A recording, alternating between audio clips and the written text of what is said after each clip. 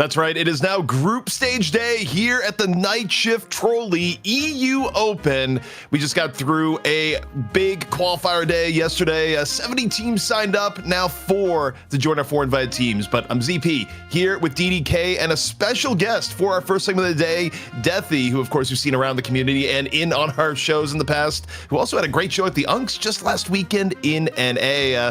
First and foremost, welcome, Deathy. Hey, how are you guys doing? Excited. I'm excited for EU. The meta's different, and I want to grill you about that. But ZP, okay. it's your show to host, so I'll let you dictate the pace here.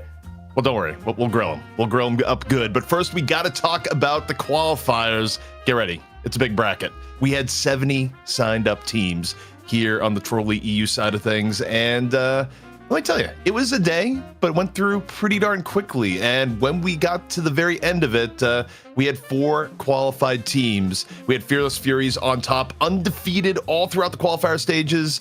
And Yosho Hoi Yoi, or the other way around. Name's a little bit weird. Eternity and Kunkka were our 4 teams here, going up against, of course, our 4 invited teams. Familiar faces there in Buff Enjoyers, Abrahams, Lodos, and Mel team, where we've had some roster changes, but we'll get into that just a little bit later. Bethy, are you a botanist? I see some maybe some botany background. But my wife, she likes plants, and yeah, when I set up my streaming room, she was like, "Hey, I can have some plants," and I was like, "I guess." And now I have a bunch of plants, and they all have names. And this one, which you guys can't really see that much, but you can see it. But it's named Ivy after the Deadlock hero. Nice. Okay. So yeah, the botany is acceptable for the show. That's good. Thank you. All right. Now, one thing that we weren't expecting here today, we were going to go into the first matchup, be like, "Here's the first matchup with the rosters." No. We got to set the stage here because we've had a shift in the Deadlock community. That's right. It's kind of a special if you follow Valve games. We got a patch mid-tournament dropped yesterday after the qualifiers finished up, and we got some patch notes to go along with this here, and a new fancy patch note screen on top of that. But I'd be remiss here if I didn't open things up to our guest here, Deathy, where we'll start the hero changes here, and it seems in some cases pretty significant. Yeah, I would say that obviously the hero that probably got hit the hardest is definitely Victor. So we saw Victor being essentially like handshake agreement first banned like every series in both NA and EU pretty much. Like it is, when the regions agree on something that it's truly broken because when both NA and EU are like first banning something like Kelvin or Victor, like it has to be broken because NA and EU never agree on draft priority other than that. So both of those heroes were basically just banned. Kelvin didn't get hit hard enough. I personally expect we're still going to see Kelvin banned almost every game because what made him broken, especially at the high levels, didn't really get touched too much. But Victor not only got nerfed himself, but on top of that, we saw a massive E-shift nerf, which I'm sure we'll talk about later. Other than that, I think that we're going to see some slight priority adjustments, but I don't think most of the changes are going to affect draft too much. The Infernus change is actually like also pretty hard, so I think he's probably the second hero that got nerfed the most after Victor, so we might see a little bit less priority on him as well. Dan, speaking of the nerfs here, the other thing that was pretty big in here is that Gunman got reined in a little bit. Yeah, definitely. I kind of like it because we get more scaling on the call bell, obviously. But yeah, I think maybe the identity was a bit too much between the gun and the spirit, and perhaps the design vision was to have him be more of a spirit-based character. And I suppose that's where the builds would probably lean because the Gundor man seemed like really popular. Was definitely pretty strong. I don't know in this game. Oftentimes when we switch between gun and spirit, if I care too much, because I just enjoy the oscillation between those two different play styles. But for you, Deathy is someone that has obviously been playing where at the level where this stuff is exploited more. Yep. How does this change feel to you? I think that the Doorman change is good. I mean, a lot of people were complaining about Gun Doorman. Realistically, I don't think Gun Doorman was so OP that it was like super abused at the high level. Like we saw, I think Saf was one of the people that played it the most. But a lot of the times when the teams like Buff and Jors, when they picked Doorman, they almost never ran Gun Doorman. They would always run like Spirit Doorman and stuff like that. So I don't think it was truly broken, but I think people felt it went against the spirit of the character. And a lot of people were really upset about it. So I think this is more of just like, okay, maybe Doorman, a character that has that much utility, shouldn't do that much gun damage. So let's just, nerf that a little bit and bring it more in line with other heroes. Of course, it wasn't just the heroes that got changes. The items got hit too. And, I'm doing a little bit of hosting here, but I'm going to go into the analyst part for just one thing and say, thank God E-shift got hit. And you stop and think about heroes where you're going like, man, oh man, these heroes are really good. Victor got hit on the hero note, but Victor also got hit in that his, what has been by far his most synergistic item in E-shift finally got knocked down a peg. And, to me, Dan, as I look at this one, is that it's not just that the E-shift cooldown went up, but it also completely hits the synergy that you're getting between Transcendent cooldown and E-shift, where you were getting E-shift off, as many times, like 3 times in one fight. It was ridiculous. Yeah, it was definitely pretty ridiculous when you get to that late game and you can unlock that E-shift. And I'm kind of curious actually as well, as we have Deathy here, how you feel about this. Obviously, you already kind of hinted at it previously, but also like how you feel about the collateral damage here, because obviously this was kind of key in other like low cooldown heroes like Pockets and Calico and so on too. Yeah. I mean, obviously the E-shift change is a good change. Having anytime the game is an E-shift meta, people don't like it because it's just like a bunch of invulnerable people like all the time in fights. It's just not fun, especially for my boy Lash, who can't do anything at all. If Lash is like literally like useless when it's E-shift meta. So that should help Lash a little bit. Although Majestic Leap got nerfed, so rest in peace. But overall, I think it's a great change for the game. And Valve has been kind of like moving towards making these longer cooldowns for a lot of things that are really, really impactful, not only items but also ultimates, right? And also we've got, like, I don't know if you guys are going to talk about that next, but the jump pad change too, right? Which is another way for Valve to kind of make the game feel a little bit more MOBA-esque. Like, they're consistently nerfing every movement option, as well as the Shiv alt-fire got nerfed a little bit, stuff like that. So they're consistently nerfing movement because it feels like they want map movement to be like more impactful, and like where you position yourself to like matter more without all these free escapes and these free items. You know how I see that overall in the movement end is that people keep min-maxing movement and finding like more and more ways to get more out of the movement. And I just feel like from the Valve end, they're looking at being like, well, look, here's actually where we want the movement to be. And as you continue finding more ways to like go outside the bounds, like we're cool with having the skill curve here. We're just going to limit your top end because we don't want you just, zooming across the map at Mach 10, think back to the old 4 zipline era and, some of the movement tech and that. It's like, whoa. Let's calm that down just a little bit. But you know what we shouldn't calm down? Our love and support for Trolli. Gotta give Trolli a shout out for making all this happen. $20,000 between both NA and EU. Of course, today we're getting into our EU portion, but thank you, Trolli, for making all this happen. And today, this is the bracket we're looking at here today, Dan, and we got some familiar names here. We got our 4 qualified teams, and as I'm looking at it here, we may be opening with Lodos versus Fearless Furies, which is probably going to be our closest of the initial 4 matches. But if you look at Group B and you actually get the Abrahams versus Mel team matchup, that one is going to be ridiculous. Our number 2 versus number 3 seed. Yeah, and ZP, you're teasing to me that we might have a particularly interesting stand-in, maybe somewhat of a throwback. Can you tell us more about that? Oh, yeah. I mean, for Lodos, Lodos has a sub here today, and Rayake is out, and Play With Me is in. That's right, Play With Me, who has been out of competition for a while, I think been more focused on streaming, is coming on in. So for those who've been watching competitive Deadlock since the beginning, that is a throwback and a half. One of the more dynamic playmaker players, back in the day. And, Deathy, you've been watching this, of course, since the beginning. And, seeing Play With Me back into it, what does it mean to you? I guess we'll see Hayes. Probably. I mean, that's what he's known for. I mean, Play With Me, in my mind, when I think of Play With Me, I think of the guy who made Hayes work when nobody else was playing Hayes. Like in a meta where Hayes was considered essentially kind of like a throwaway pick that you would pick last and wouldn't matter, we saw Play With Me's team consistently, pick Hayes top 3 and make it work when seemingly it didn't seem like the hero was that good. And obviously now that you look back with kind of hindsight glasses, I think that as a community we kind of underestimated Hayes, especially like in a competitive level with how good invisibility is. I'm not sure why Page is his signature hero there, but we'll and we've also got Wazaster. Now me and Wazaster, I mean, we go way back. There's one game, it's kind of like Jason and I, you know what I mean, where there's one Infernus game where Wazaster played. I was watching on stream and he literally did like 50 afterburn damage for the entire game.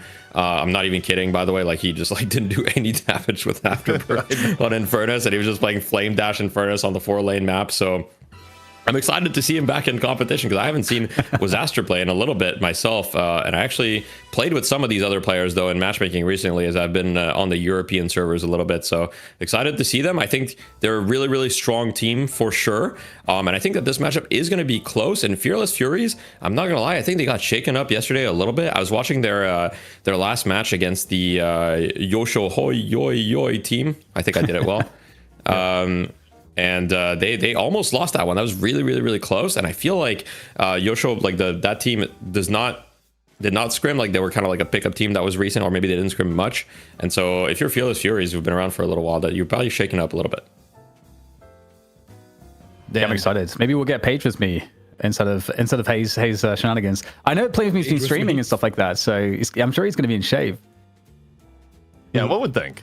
I mean, I'm just excited to see Play With Me into it. But of course, we got to talk about the competition. The team that did go undefeated through the qualifiers, Fearless Furies. And, you know, as I look at notable players on here, some of these players we've seen before, you know, especially go back to the old one-win bombshell tournaments on various different teams. Like, you know, Dan, we've casted Fargareco before. We've seen Eplifine, we've seen Apocycle, but now Surgery is coming on in. And, you know, Deathy, the funny thing about Surgery that always sticks out in my mind is that a little bit of a tech innovator where, you know, the most famous one, of course, was, you know, you want to get on top of a walker and start punching it a lot. Surgery kind of made that his thing. Yeah, he did. And, you know, Surgery is one of those players where it's funny. We don't really have, like, okay, we used to have, I would say, an NA Surgery in a way, but we don't really have like one of those players in NA. But when I play in EU, you know, he's just kind of like running it down, but it works. It doesn't work as well because he keeps kind of getting it nerfed.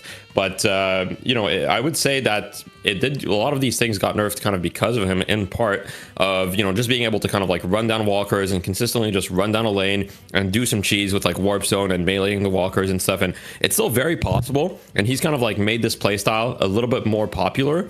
And he's obviously like a very like macro focused player where he's not, you know, even though if you watch him, it might look like he's running it down for no purpose. There's actually a rhyme and reason to it. Right, where he pushes specific lanes at specific times and basically creates a ton of space for his team. And I think it's very beneficial to have a player like that on your team. Kind of like, I guess DMB would be the closest comparison to NA, but much less like, I guess DMB doesn't run it down as much, so to speak, but I think he's a similar playstyle in that way. Yeah, I'm excited. As someone that doesn't get to see the teams and players much outside of the typical lineups that we have, it's going to be pretty fun to see because it's such a good opportunity with these open tournaments to provide a chance to actually take down some of the more regular teams that we get at the night shift tournaments. So super excited to see that with Surgery, and now you guys have hyped him up. So a lot of cool stuff going on here today as we get a deeper look at the region. And you know, as you guys have been mentioning already, the metas are often largely in disagreement, and that is something I'm definitely going to want to be talking about today. But we're going to be into the draft, it seems, between these two teams. And I mean, this is of course, you know, the first point of disagreement. And I'll be curious to see how these nerfs, especially with Victor, if that's going to remove that insta ban priority coming into this.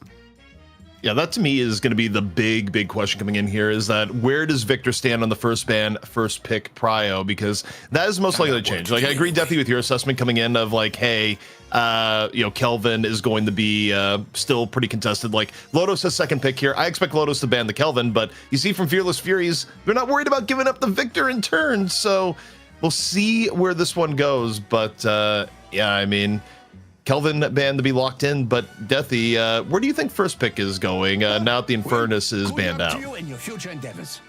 It's a good question. I'm not actually sure what these teams are going to prioritize.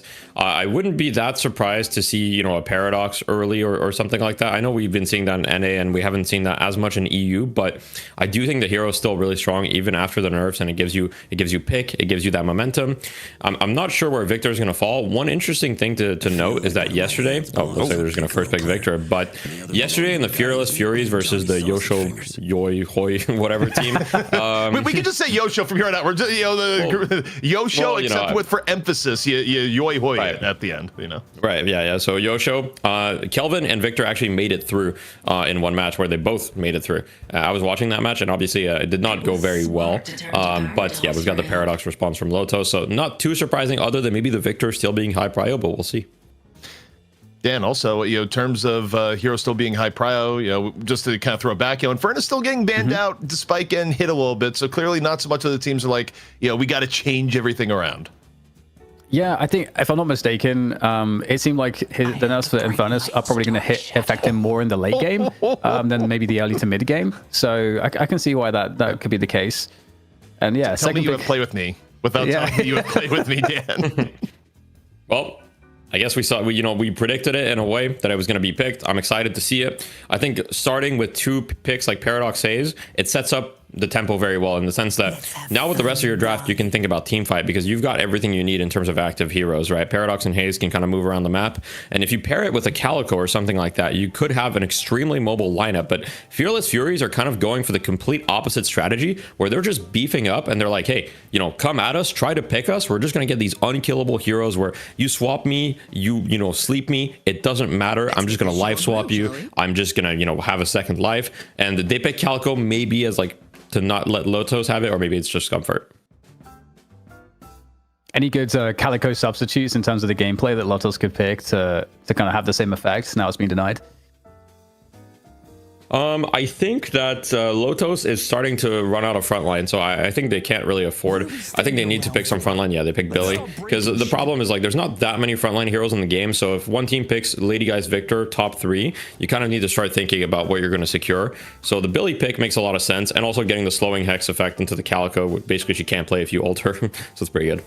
What I'd expect here, I kind of feel like you come in and maybe ban the Holiday. Holiday's actually, I think, been one of the most popular mid-stage bans, where, especially for the team that gets Paradox. But okay, in this case, this side, we want to get rid of the Vindicta, who's been getting picked a lot more for pick potential. Like, she's kind of wormed back into the meta, especially in qualifiers. I was kind of taking a glance over a lot of the matches, and Vindicta was pretty popular in EU in qualifier day. So she is, you know, back into the mix after taking a bit of a siesta. I need to get some more training in. Well, you know, I don't want to say that we started a Vindicta wave. Okay, we probably didn't in EU, but like, you know, we were picking Vindicta every game. I think the hero's really good. I mean, obviously Aiden's really good at Vindicta, but I do actually think the hero is really good. Viper pick is interesting. Now, my view on Viper is that Viper does fall off, but she's actually a really, really strong laner right now. And at the highest level, lanes are kind of everything. So I can see the Viper being like a viable pick. And that's also one of the reasons why Dorman, I mean, Dorman's a strong hero in many ways, but with the call bell change, his lane shouldn't be too affected by the gun nerfs, because it's mostly like growth changes, although the headshot nerf does, you know, hurt him significantly, but his lane should still be really, really, really strong. So Lotos, you know, gearing up for that. Yeah, I'm liking how this is developing so far. The Billy one's been an interesting one, because the priority has changed, I feel like, in around Billy pretty enormously. He was in vogue massively, and then he kind of fell off in favor of Abrams, who is now also since fallen off a little bit in terms of priority. So I'm kind of not sure where Billy stands right now, as we see Yamato get picked up there. Yeah, I mean, oh, go ahead. all right, I was just gonna say, like, as far as Billy goes, I think he's very high prio, or maybe not very high prio, but he's definitely top 3able. I mean, Fearless Furies are literally just like going for the unkillable comp, like Yamato, Lady Guys, Victor, Paige. Like, I don't really see how Lotos wins team fights against this comp. Like, and the pickoffs are going to be so hard. Now, Paige is a little weird here. Well, it's not weird, but you know, she is quite vulnerable to the Haze Paradox herself. But at the same time, she can save anyone that gets swapped, right? So as long as you position yourself carefully, Pocket, incredible pick against the beef, right? Like the Affliction is going to be a ton of value, but you're going to have Divine Barrier on Paige as well.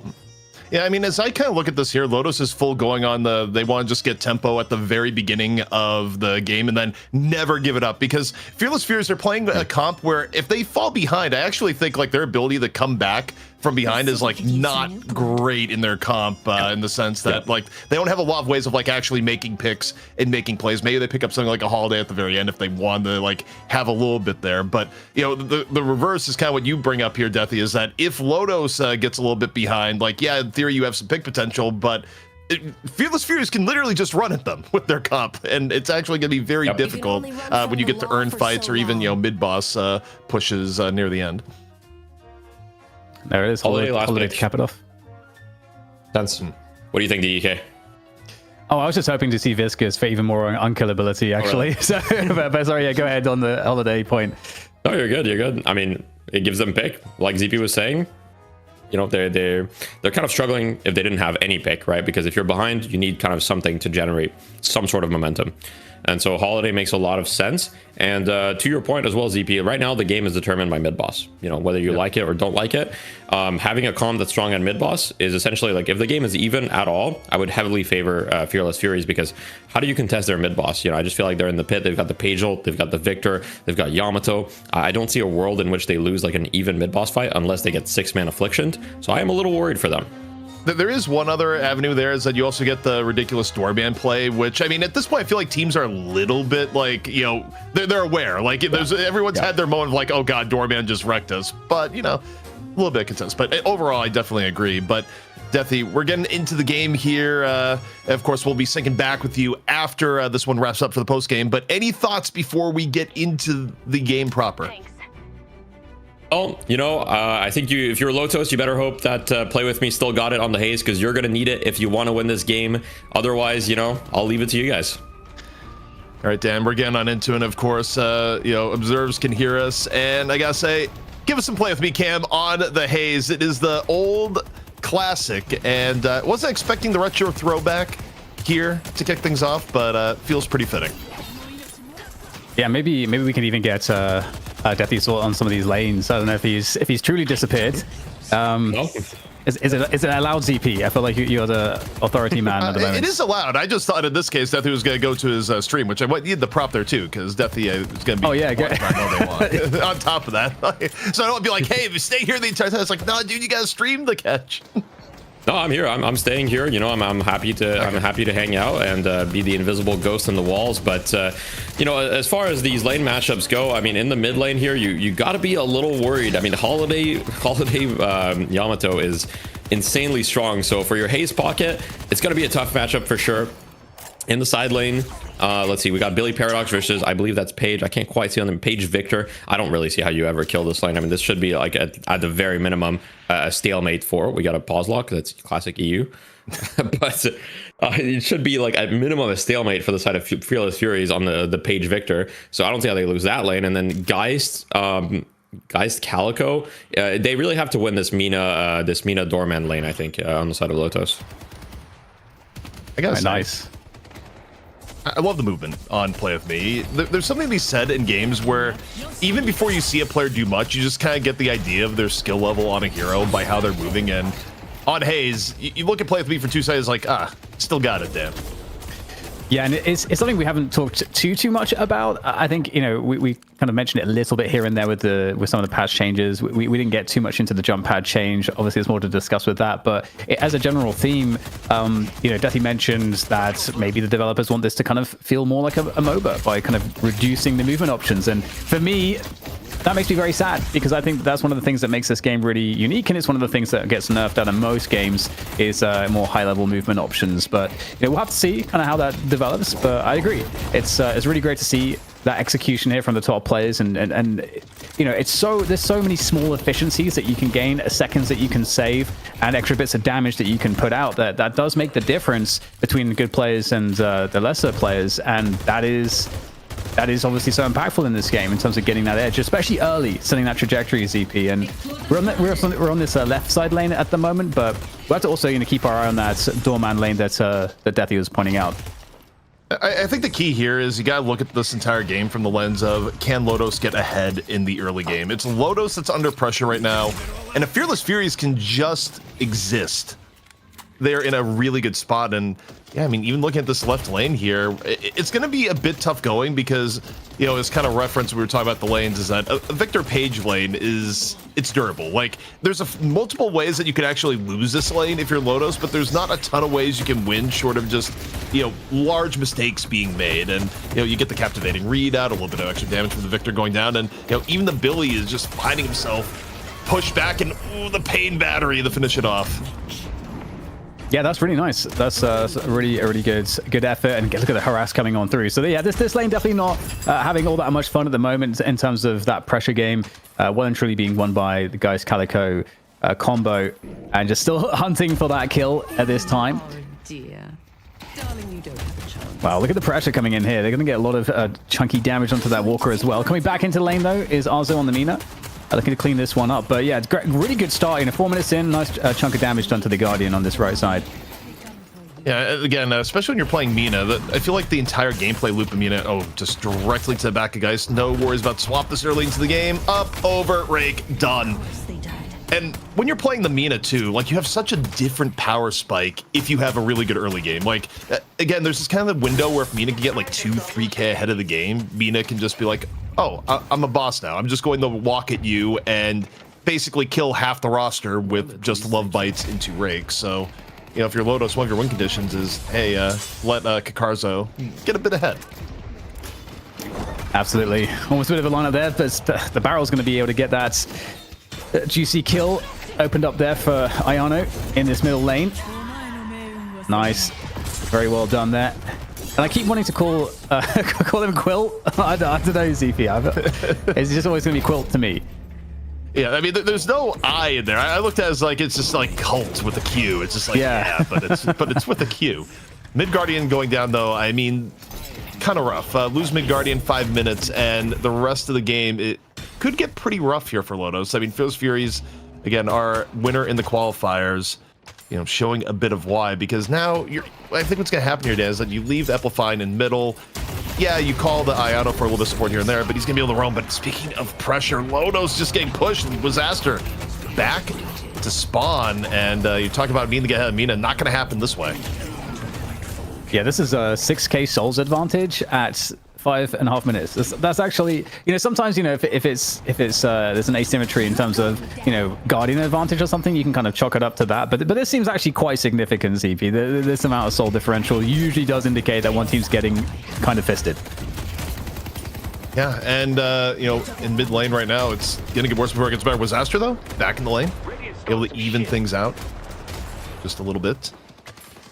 But what I have to worry for here for Lotus is just the containment breach in middle, and what's going to come as a result of that. Just the openings for Fearless Furies to rotate a little bit more effectively. But back over here onto the left, Perry comes on in, enough to get the shocking reanimation out of the Victor. See if there's a little bit of extra fall through there as Lotus may be willing to just back out a bit. But the dangerous part here, Dan, is I'll just go back to how we set up this game. Fearless Furies should not be the team that's necessarily this far ahead right now, because it's Lotus that's under the pressure to be ahead in the early game. Yeah, and especially with, you know, having you know, the paradox to pocket, you know, a lot of opportunities to get active in that early to mid game. It's going to be unfortunate to fall behind and be in a position where that's going to be way less impactful because you're just a bit too far behind too soon, so you can't really get things going with Colt. We'll see, you know, the Majestic Leap nerf is going to slightly affect the pocket. I'm curious how much, because it was a 28 second to 32 seconds cooldown difference. I'm curious how much those 4 seconds are going to make in terms of, you know, the usefulness of that item, though. I would not expect to see it not be still in the builds, for example. Well, I think for Leap, the change there just makes it so it's a little bit nerfed for mobility. Like, if you're going to use it to, like, go across the map, then now you might have to wait a little bit to use it on the engage end, which is the biggest thing, because it's kind of dual purpose. You use it for engage and also for general map mobility. But 6k up right now, Lotus still looking for their first Guardian. No, a little bit of pressure in your secret shop. Was Astor going for the teleporter? It looks like, nope, not going to be chased down Calco-wise. But now up over the top, seeing Arzo a bit under the gun, gonna drop the Nox Nostra under pressure and not fully gonna shake things. Wait, actually take the back. The Rake at 8 HP not only takes down the Geist, but saves Arzo's life in turn. Yeah, Rake is pretty good. It's a pretty nice ability. Wow, that's look at this map control that we see from Fearless Furies right now. They are so deep on that right side lane, and the attempts from Lotos to kind of push them back haven't really been working, and you can see the result of this, where we have very aggressive play into the enemy's Sinner Sacrifices right now. The steals coming on through here in favor of Fearless Furies. Lotos in a spot where things could start to snowball out of control. They're trying to force respect here, CP. They're trying to go for these engagements, and Lotos will be able to take down the Victor at the cycle, and they did get the bag. I didn't see quite how large that was. What, 800 souls maybe? Yeah, I mean, a little bit of what Billy had, a little bit was in the bag, maybe like 500, but yeah, I mean, you at least have more room here to start getting real damage onto the Guardian. Just the Page isn't going to be able to do too much to stop this. And you don't really care about the Pages coming in, you're just going to deal with the Guardian. However, the turnabout here could be pretty rough. Reallocation of 3 members from Fearless Furies off into the left-hand side. Just, again, kind of overlooking to get the Guardian and dive whoever still remains here. Victor on the hunt, Coffin. A little bit out of position here, going to try and get a little bit of cover to the Guardian, but still under pressure. Captivating Reed is in and just getting run at by the front line of Fearless Furies. Oh my goodness, that was wow, Coffee is so low. I can't believe he managed to escape that one. And look at just how unbelievably just so aggressive, diving after dive after dive. like a swimming competition or something. It's just not stopping this aggression right now. Fearless Furies, you know, they were up a lot, ZP, but they've actually managed to now fall behind a couple thousand souls. It's kind of insane to see how quick that was, that turnaround of 6-7k souls.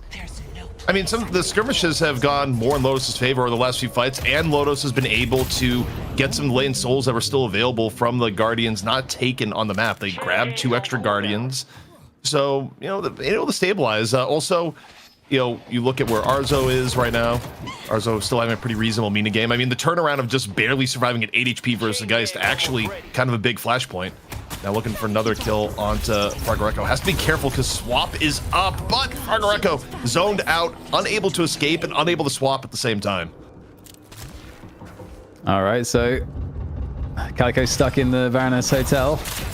And here is the follow-up. Nox Nostra ready to go. Somehow not taking too much damage. Able to juke this one a little bit. Any teammates around? Yeah, we do have Ayano on the holiday that's nearby here as well. And it looks like actually can't convert off of the Baroness Hotel there. So Lotus will have to fall off of that attempt.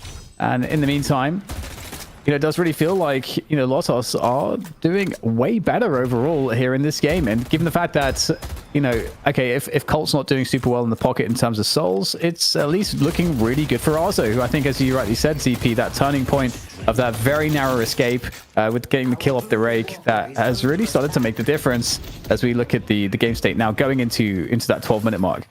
I think the problem is Lotus needs more. When you look at these compositions and how things are going to scale and how the late fights are going to go, being up just 3k is still kind of within the win conditions for like Fearless Furies and how they want this to go. Now, you're going to grab Urn and control the Urn. Lotus looking to contest. Things taking place here near the neutral camp. Chain Gang coming out here from Pyro. Lotus looking to keep the pressure up, get the shocking reanimation charge out. We'll see if they get a little bit more play with me.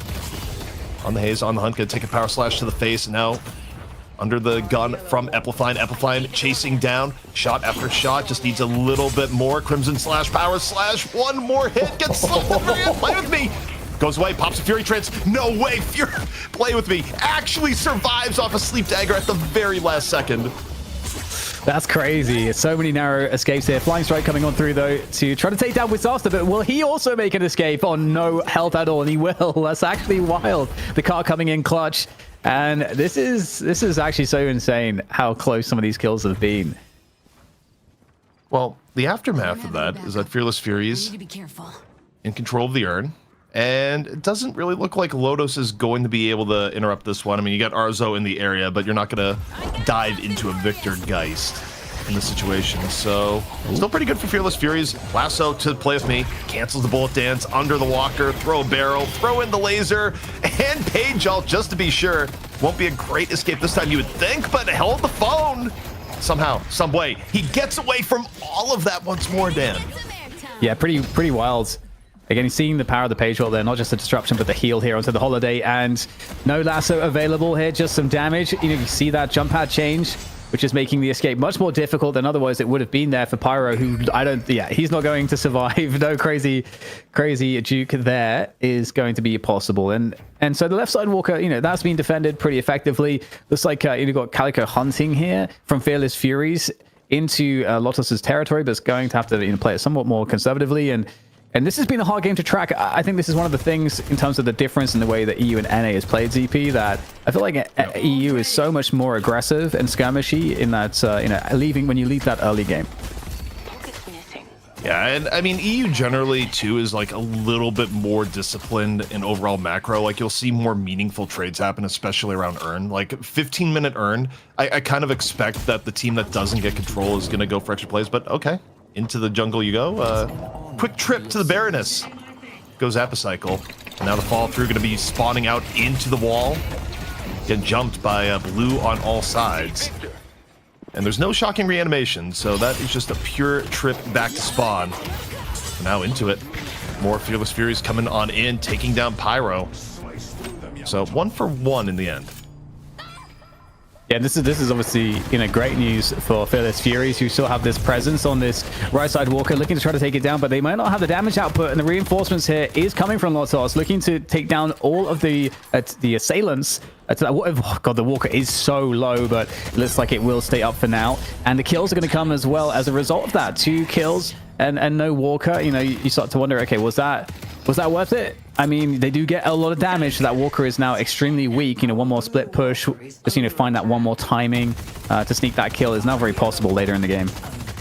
I think you're very okay with this right now as Fearless Furies. You're keeping the game close.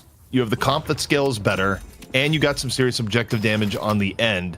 I think by comparison, if you're Lotos, you need to win next turn fight, and ideally, you know, I would, if you can somehow bait Fearless Furies into a fight near middle, turn in the mid boss. I mean, that's really what you're looking for here, because you just gotta have that internal timer kind of ticking in your head of where this game goes if you're not able to get a serious advantage in the next 10 minutes or so.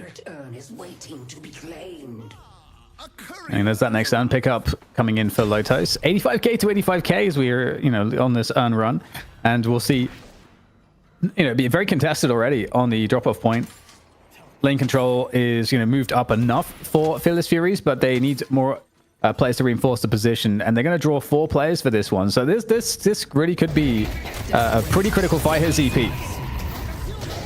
Up and over we go in the earn turn, and Fearless Furies looking to defend.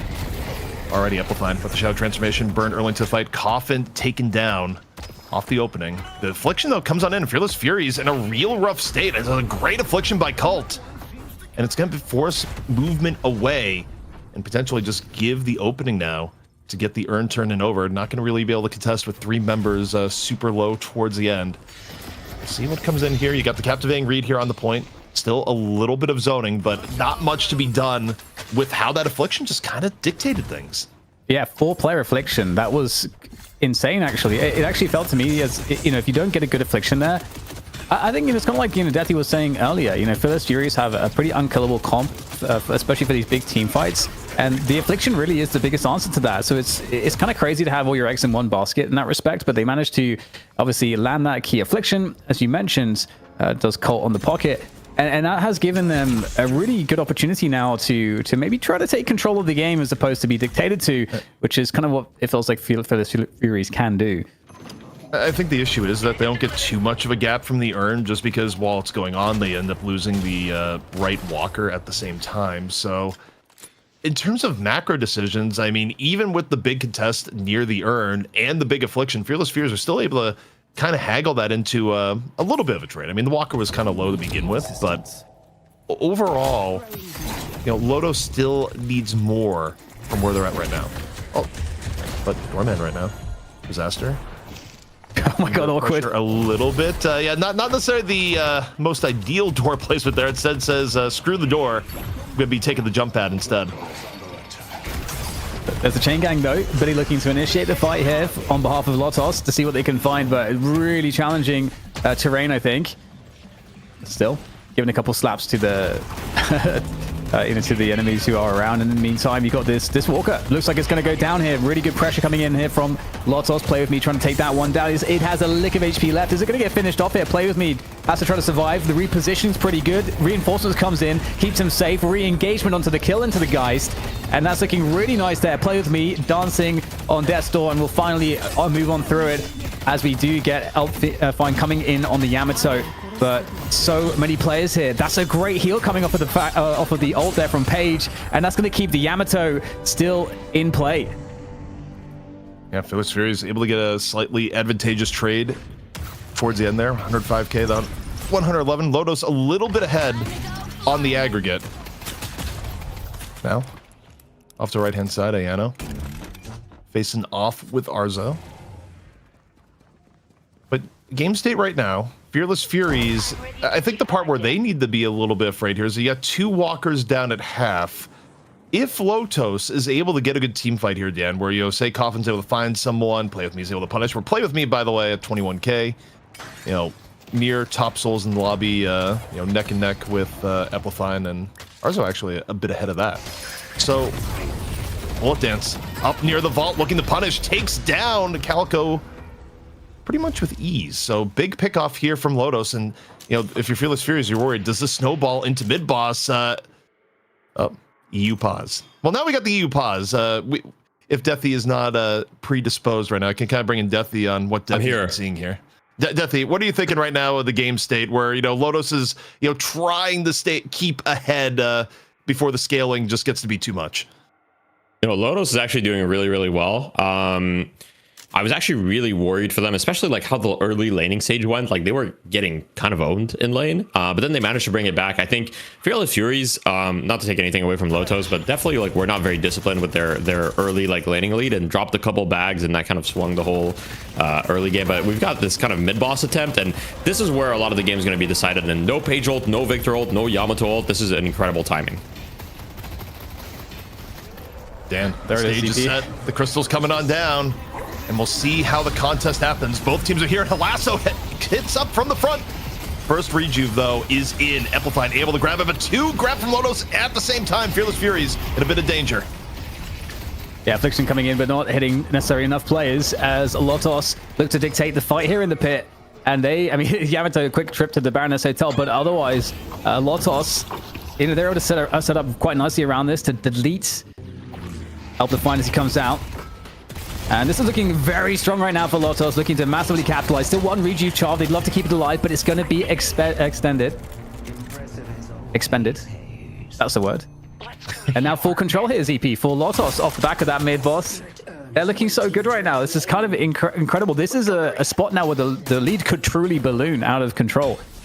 It's exactly what they needed. They needed to get a good fight into mid boss while their comp was still viable. They got it. They have a big lead in terms of just like stat check fights now. So it's a good spot as once again we get the EU pause coming on in, Dan, where look, we wouldn't be properly ordaining the group stage here in EU without having a little bit of pause lock action.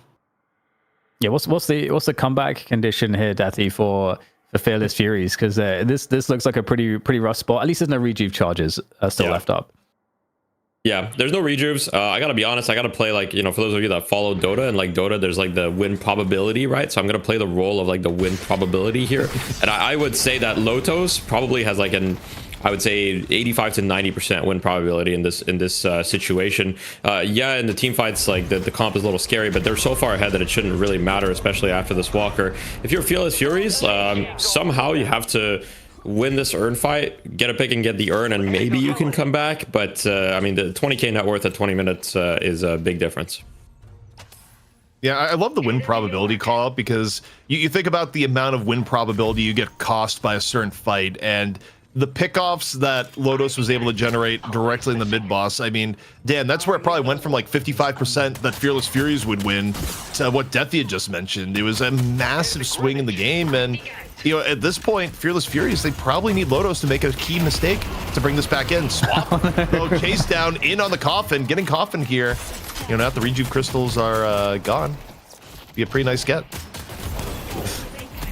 Yeah, there we go. You gotta love the effort. It's so funny too because the guys, is getting just ever so close, just a little closer every time. Eventually gets the swap off. And Play With Me is gonna drop little bags.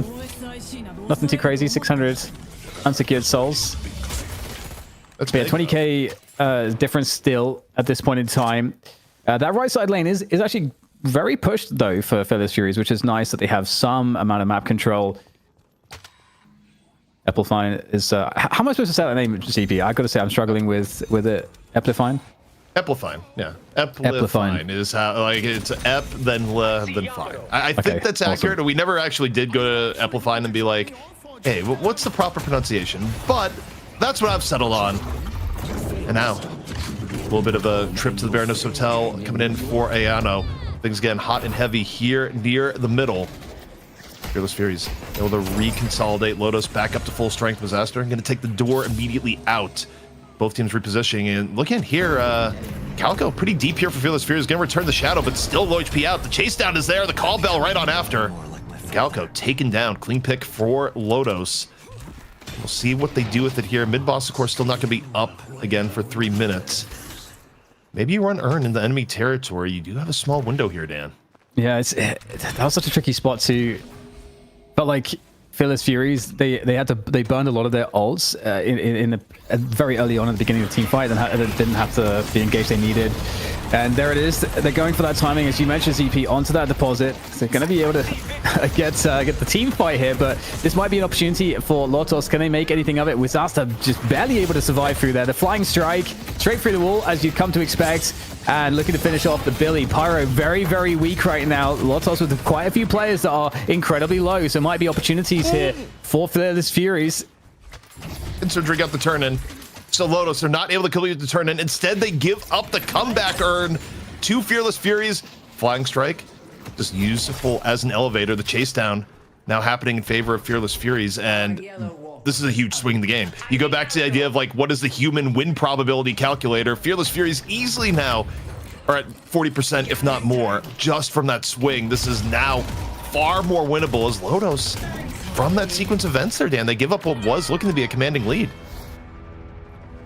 Yeah, it's now looking a little bit more sketchy, you know, around those series of fights. And Lotos, they do have presence now to attack this right side walker if they choose to do that. I mean, obviously there's so many players dead on Fearless Fury's side, they can't defend that. In the meantime, there's a walker that might go down to the creeps on the left lane there for Lotos, which is going to be a little bit disastrous, but it looks like it should be fine.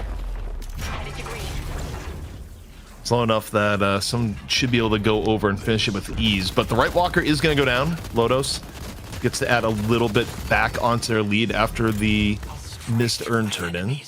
So Lotos still working with an edge, even if a little bit less than what they had before. If you're Fearless Furies, you're kind of okay with like how some of these things have gone. Maybe not as happy with the pickoffs towards the end of the last fight where they truly could have gotten things back to even. But next mid boss is in a minute 30. And you know, the reality here is that you have the earn, Dan, and you don't want to do something with the earn that puts you in a spot that you end up giving up mid boss for either side, because if Lotus gives up mid boss, then they're going to be struggling in an even game. And Fearless Furies, if you give mid boss, you probably just lose. And it feels like, you know, you're in a spot where both teams, you know, you want them to hold on to those ults as well, unless you can convert, you know, into a kill that leads into the mid boss. But otherwise, you need to have that full fighting strength available, and that's a potential catch here. This is at least going to force the Calico to, you know, burn the ult, obviously low cooldown, but to try to escape this one. The reinforcements is coming though from the rest of Fearless Fury, so this might be the game-winning fight potentially, depending on how committed these teams get onto this one. And just dropping the bombs from up high here is Yamato, and already they've lost though Ayano on the holiday here. So Fearless Fury's operating in a 5v6 effectively, though trading it onto Pyro, so he's going to go down. Nox Nostra is now committed high above. And this is looking like a pretty crazy skirmish here, ZP. I mean, it's going well for Fearless Furies. The front line has just been giving Lotus all sorts of troubles. Apocycle just won't go down. Was diving in, like a ton of space. Frog Recco over in, drops the bomb. Arzo running for their life. Cult super low. Wasn't able to find a good opportunity for Affliction. Affliction still being held in reserve. This Fearless Furies, a great opportunity right now. If they could get another pick, they could cycle this over into mid-boss. Cult bit low, and Amplified may have gone a little bit deep. Call Bell in off the Shadow Transformation, trying to get the pocket towards the end. Gets a little bit healing off the Crimson Slash, but Arzo finishes it off in turn.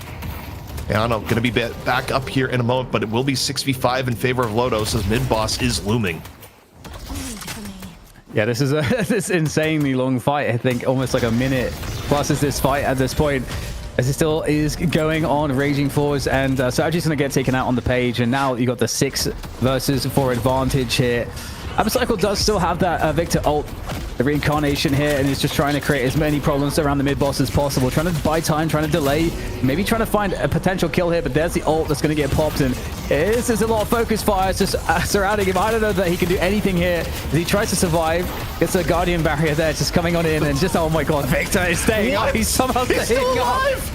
Yeah, go down! Victor's ridiculous! You're gonna tell me this hero just got nerfed? That is absurd! Somehow bringing things back. Okay, Fearless Fury is all gonna get wiped, but the fact that Apocycle even was able to do that towards the end, that was nearly disaster for Lotus, but Lotus, they clean it up. No worries for them in getting all 3 charges, and still in a good spot game-wise, but that, I mean, that had to be scary for Lotus for a split second. They're going like, oh god, he's doing it. Yeah, 3 clean rejuve charges. So it feels like this is where, Lotus really should pull away. But I mean, there was like a 2-minute stretch there where it felt like there were opportunities for Fearless Furies. And I mean, we're going to see the unget run here. And I feel like, bringing Deathy in would be interesting to, hear your thoughts on how this last few minutes went down. Because it kind of feels like it probably wasn't as you would have expected.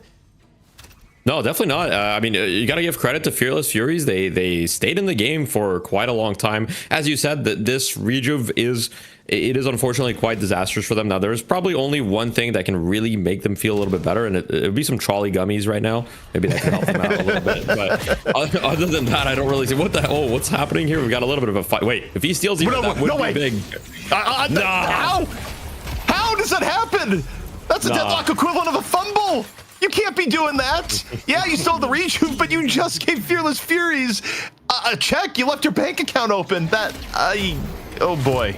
I mean, he's gonna die for it, but like that is pretty crazy. But I mean, it's still the odds are insanely against the side of Fearless Furies right now. And even though Victor had some pop-off moments and like we've seen some good individual performances, it just feels like they're it's might be too little, too late. But I hope they can stick it out. Yeah, lots of just peeling off some of those objectives around the side. They still got their mid walker up as well. They've got a lot of farm to fall back onto if that's what they want to do. Obviously, not always necessarily the correct decision if you can keep the pressure on, and there is one player still down for Fearless Furies, but yeah, we've got some time on the rejuve. Yeah, I mean, the upside of rejuve is that you get a very significant time to plan things out here. You still got 3 crystals for Lotus, and if you're Fearless Furies, you're just kind of waiting out the storm as best as possible. I mean, yeah, you got Victor. You had a great infuser play just a bit ago, but can you pull the magic here once more? This upcoming fight gonna be real difficult. Infuser popped early on, not quite gonna be the high value from what you had before. Arzo, Nox Nostra, Lodos, hot pursuit, surgery caught out towards the end. The rest of Fearless Furies still reasonably healthy, but there's not gonna be much to stop Lodos from pillaging the rest of the base. Absolutely not.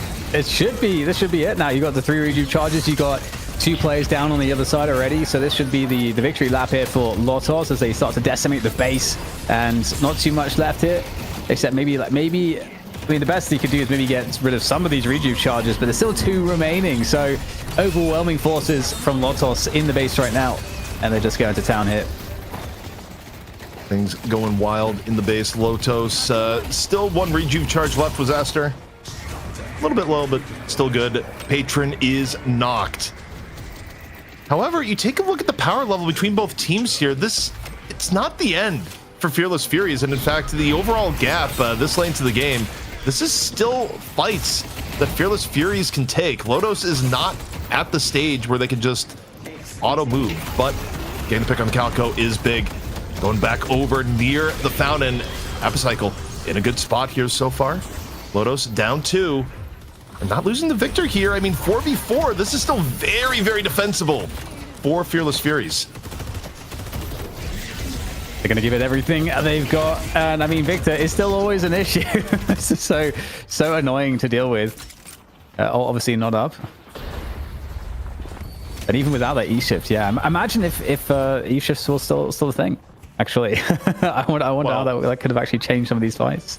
It would have changed it because Victor would have gotten banned in draft. I think that's how it would have changed. We wouldn't be seeing Victor get played right now is my take. But this is interesting. For as good as that was for Lotos, the fact that, one more good team fight and they end the game, the general game state right now, I think, is somewhat worrying. They have control of the urn. Fearless Furies actually has more up here at the moment. This urn turn-in is not guaranteed. And if Coffin just runs us in... Yeah, okay, Coffin quickly realizes, wait, I actually can't do this here immediately. Still, honestly, a contestable game. Yeah, go ahead. I feel like I got to do an updated win probability.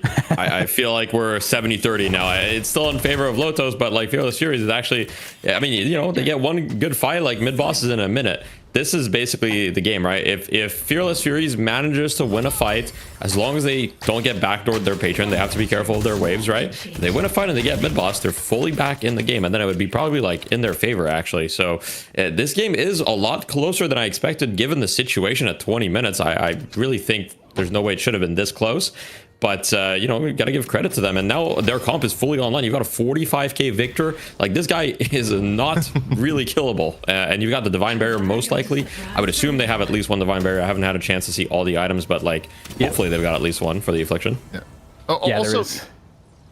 Also, you talk about who you want to have farmed. I mean, yeah, you got a 50k Mina on the other side, but 50k Mina just doesn't quite hit on the same level as a 45k Victor. You know, one of these things is not like the other. And what it's going to do in a team fight this late into the game. Yeah, this got real interesting. Oh, and there's a catch on to Swap. Fogarico. Is he going to be able to survive this? Looks like he's good on the guys. And there comes a Nox Nostra. The silence there. Pretty annoying. Going to force a reposition there. Reptifine. So they come back in off the Shadow Transformation. Doing a lot of damage here. Mina gets caught. E-Shift comes in to save the day. And this is going to be pretty awkward coming out of the ult there into the Baroness Hotel, and that's not fun. The save at the very end keeps Arzo alive. What could have been a 2-for-2 here, but play with me. Gets caught towards the end. You got to deal with the raid boss. This is a Victor that just won't die. Able to walk forward, does not care about the wall. Has shocking reanimation still up and ready to go. Is going to be burned out. You get the second life and move on forward. Off on the other end, Paradox dealing with Bob here on the Calico, dancing through Leaping Slash, down he goes, and Fearless Furies still have 3 up, Lodos have 3 up, but the 3 that Fearless Furies up here, not something that Lodos can easily deal with. Yeah, this looks really, really rough here. Deathy feels kind of favorable right now for Fearless Furies. Uh-oh. I think it's I think, guys, this could be bad for the side of Lotos, as Fearless Furies is trying to do mid. I mean, we'll see. This is going to be a contest, but I don't think Mina can backdoor alone, and Calico's kind of dealing with that, so I don't really think it's a huge problem. I guess we've got the side cam seeing both, but this should be a free mid in theory, unless Dorman pulls off something crazy. Dorman's going in for the contested mid. Meanwhile, you got Mina pressuring the base here at the same time. One Rejuve gonna go over towards Lodos. This is an interesting play here towards the end. Calico still looking to contest the Mina. 2 Rejuve crystals of Fearless Furies, and the one that Lodos got was instantly popped. And you still got Victor just running around, knows he has the Rejuve, gonna use it as Epifine takes down Cult. And yeah, I mean, you go to win probabilities here, and I feel like Fearless Furies, they may have just crossed 50%. Guys, it's 50-50, I think. Yeah, it's kind of crazy because after that play, I mean, there's one Rejuve still left, but it feels actually somewhat obviously even now. They get the Rejuve, they're 20k souls behind at the same time. There's no real way for Lotos to win the game off of this, and it kind of feels the Furies taking control of the map here. They could actually catch up in souls now with the earn up. This game has gotten very interesting. I think for Lotos, you're kicking yourself a little bit that you're in the situation, and Fearless Furies, they're back, they're rejuvenated. You got Victor warping up, doesn't care about the stun, able to just crunch Wizaster off to the side. 2 down for Lotos. Fearless Furies in control. Now it's their turn to do a little bit of base pillaging of their own. Base Guardians going to be going down soon. Shocking reanimation back up for Apocycle here in a moment. The Shrines just getting carved out, and first stage Patron Dance soon to follow. This has got to feel bad for Lotos here. Unable to do too much here. We'll get some damage coming on in. A nice rake for some AoE. There's an Nox Nostra from above as well. Try to just get them out the base. Get rid of these guys and buy some time for Wizaster to respawn in as well. 20 seconds for him to come up, and we get a re-hit coming in there from Fearless Furies. Looking to try to actually take some of these kills, and they're going to go for the Patron here. This is unbelievable, CP. They're actually going to get the Patron. Oh my goodness. What a comeback from Fearless Furies. Unbelievable game here. Man, oh man, the Fearless Furies, just when you think they're down and out, they go, hey, Apocycle, you got a little bit of juice left in that Victor, infuse it up and bring it back. They did not give up and found a way back in. And, Deathy, as I take a look at this, it just kind of feels like to me that Lodos, you make a few key mistakes when you have a lead like that against a comp that scales like Fearless Furies does, and you can very easily just see that lead go to the wayside. Yeah, I mean, you know, just a small little thing, like giving them the urn for free, like that could be the difference maker, because that could be the difference between them getting a tier 4 item at a specific timing and being able to win those fights. And I do think that part of it will, you know, I definitely think like Lotos misplayed their lead, but also like at some point when you get late enough into the game, it is a little bit of a draft diff where, you know, Lotos were on a timer against the Scump. And as you can see in the late game, like even if they had an advantage, like they started the last fight before mid boss with some picks. And they still weren't able to win it overall. Like they insta-killed, I believe it was the Yamato died pretty quickly as well as somebody else, but you know, overall they weren't able to win because Victor just like gets in there, it just feels like an unkillable force. And yeah, I don't know, this game was really scrappy, and I think that it really shows the difference between the kind of like, you know, really good EU teams but aren't quite on the level of Abrahams and Buff Enjoyers, who really feels like if it was Abrahams and Buff Enjoyers in like that winning position, I think they would have closed out the game like pretty reliably. Yeah, and I do wonder too, you know, we see this sometimes where you saw that pretty huge advantage, just like 6-7k souls in the first 7 minutes or something like that, which feels quite stompy for Fearless Furies. And then you know, they got very aggressive into that 8-minute mark, which is, you know, something that you expect to see. But did they get over aggressive? You know, did they get overconfident in their lead and sort of give too many good fights away to their opponents to close that lead back up? Because it was a swing of 7k souls within like 2 minutes to bring you know, Lotus back. Yeah. God, the infuser here. I think they did. Oh God. He's just like, yep. I'm not only am I not going to die instantly, I'm going to take 2 down. Still the fight that goes for Lotos, but the power of Victor on display. Also, I gotta say, chat, we gotta talk about statistics. Just because you have an 80% chance to win, that means you're gonna win 4 out of 5 times. It means you lose 1 out of 5 in turn. It does not mean 100%. This is how statistics work. Just to be clear, you could have an edge, but there's still the chance to throw it away.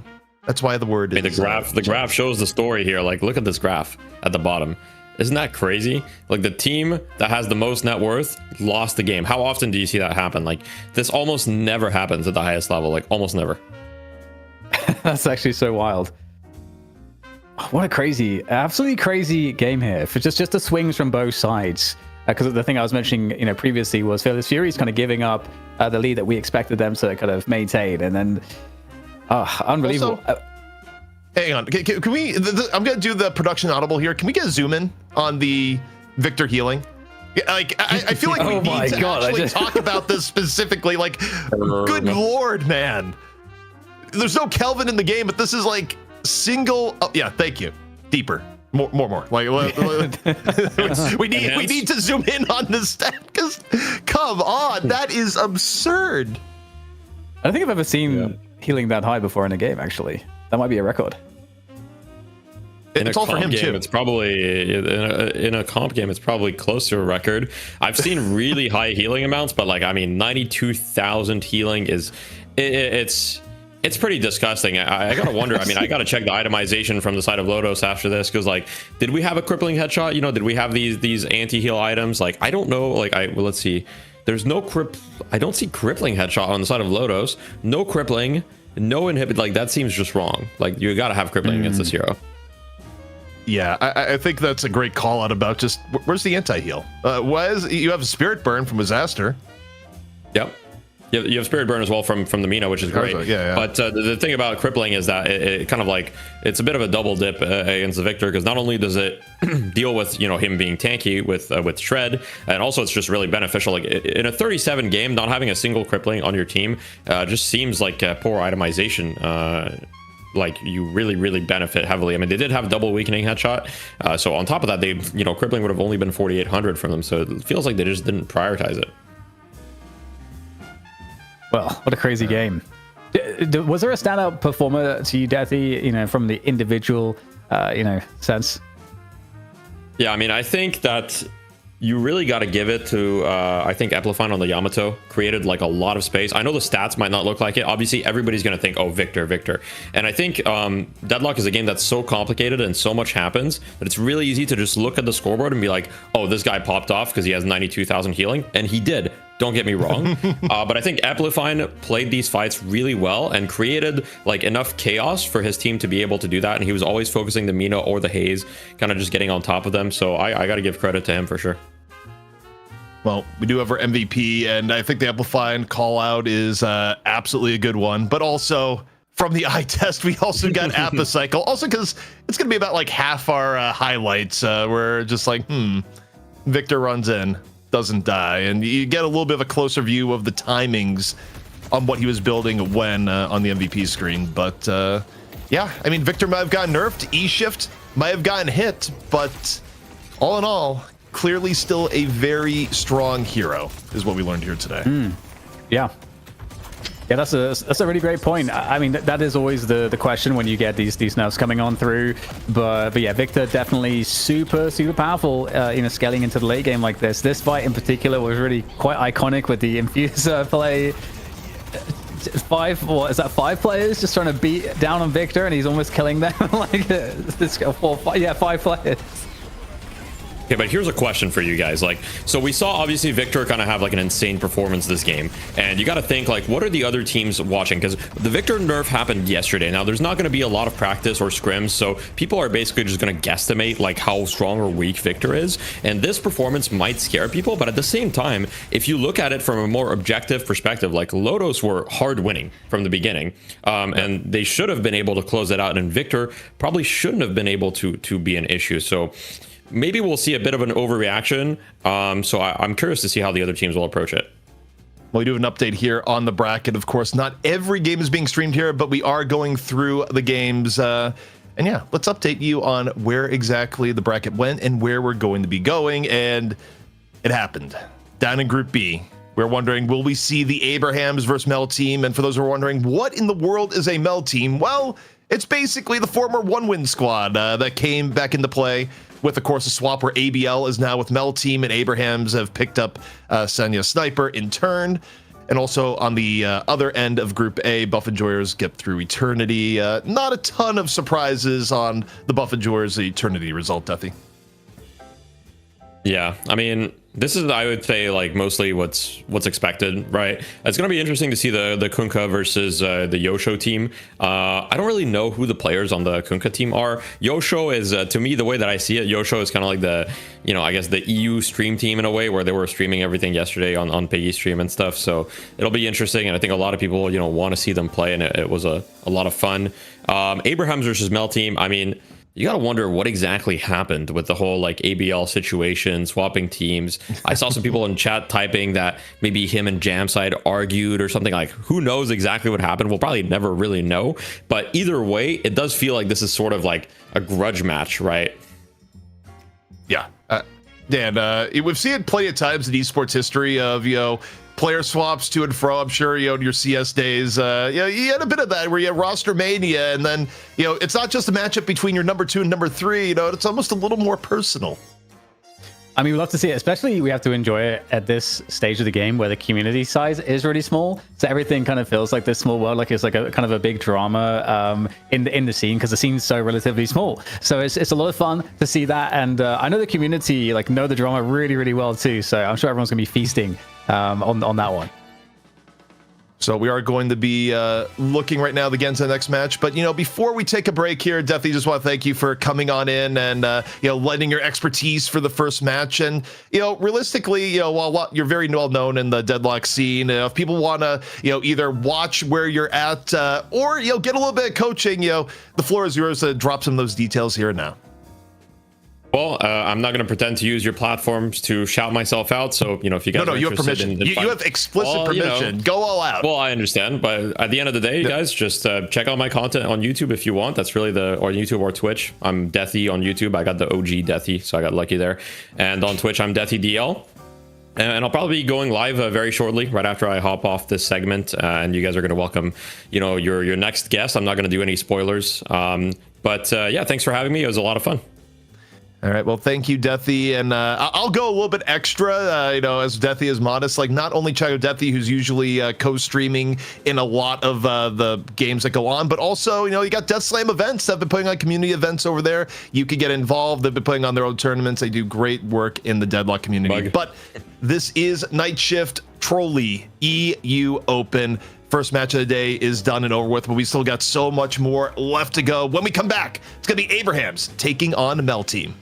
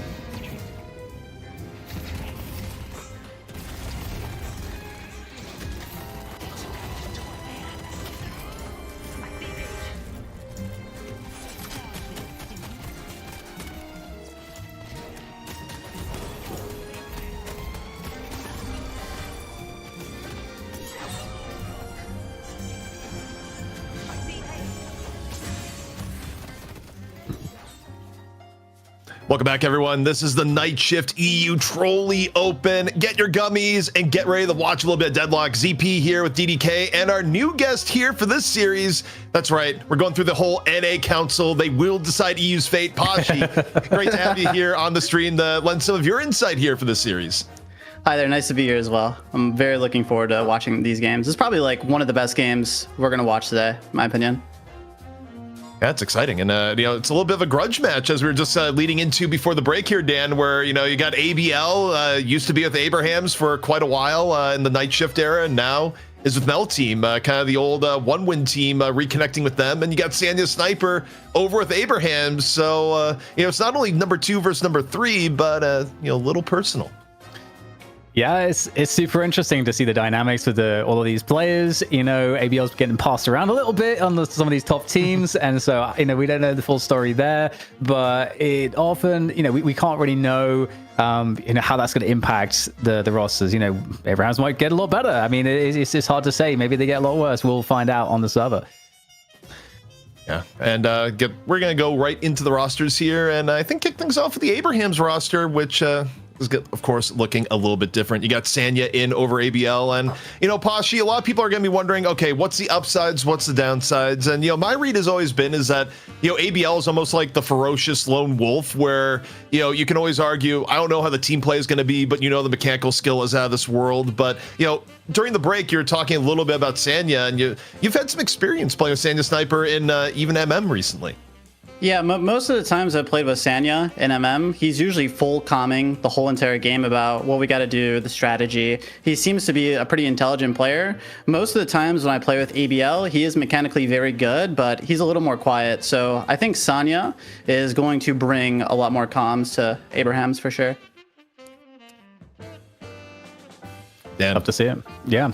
It's interesting, right? Because, one of the I forget who it was that mentioned this. Maybe it was Sane. I'm just going to say a random player's name because I can't remember who we interviewed, but they're saying how the difference between the ABL and Hoot in terms of star players is that Hoot brings a focus on the team despite being a star player, whereas ABL's more of the selfish kind of star player. And a game like Deadlock, obviously that's very, very team play oriented. We'll just have to see if there's a similar effect with Sanya Sniper coming on in, being more team oriented in, with that description.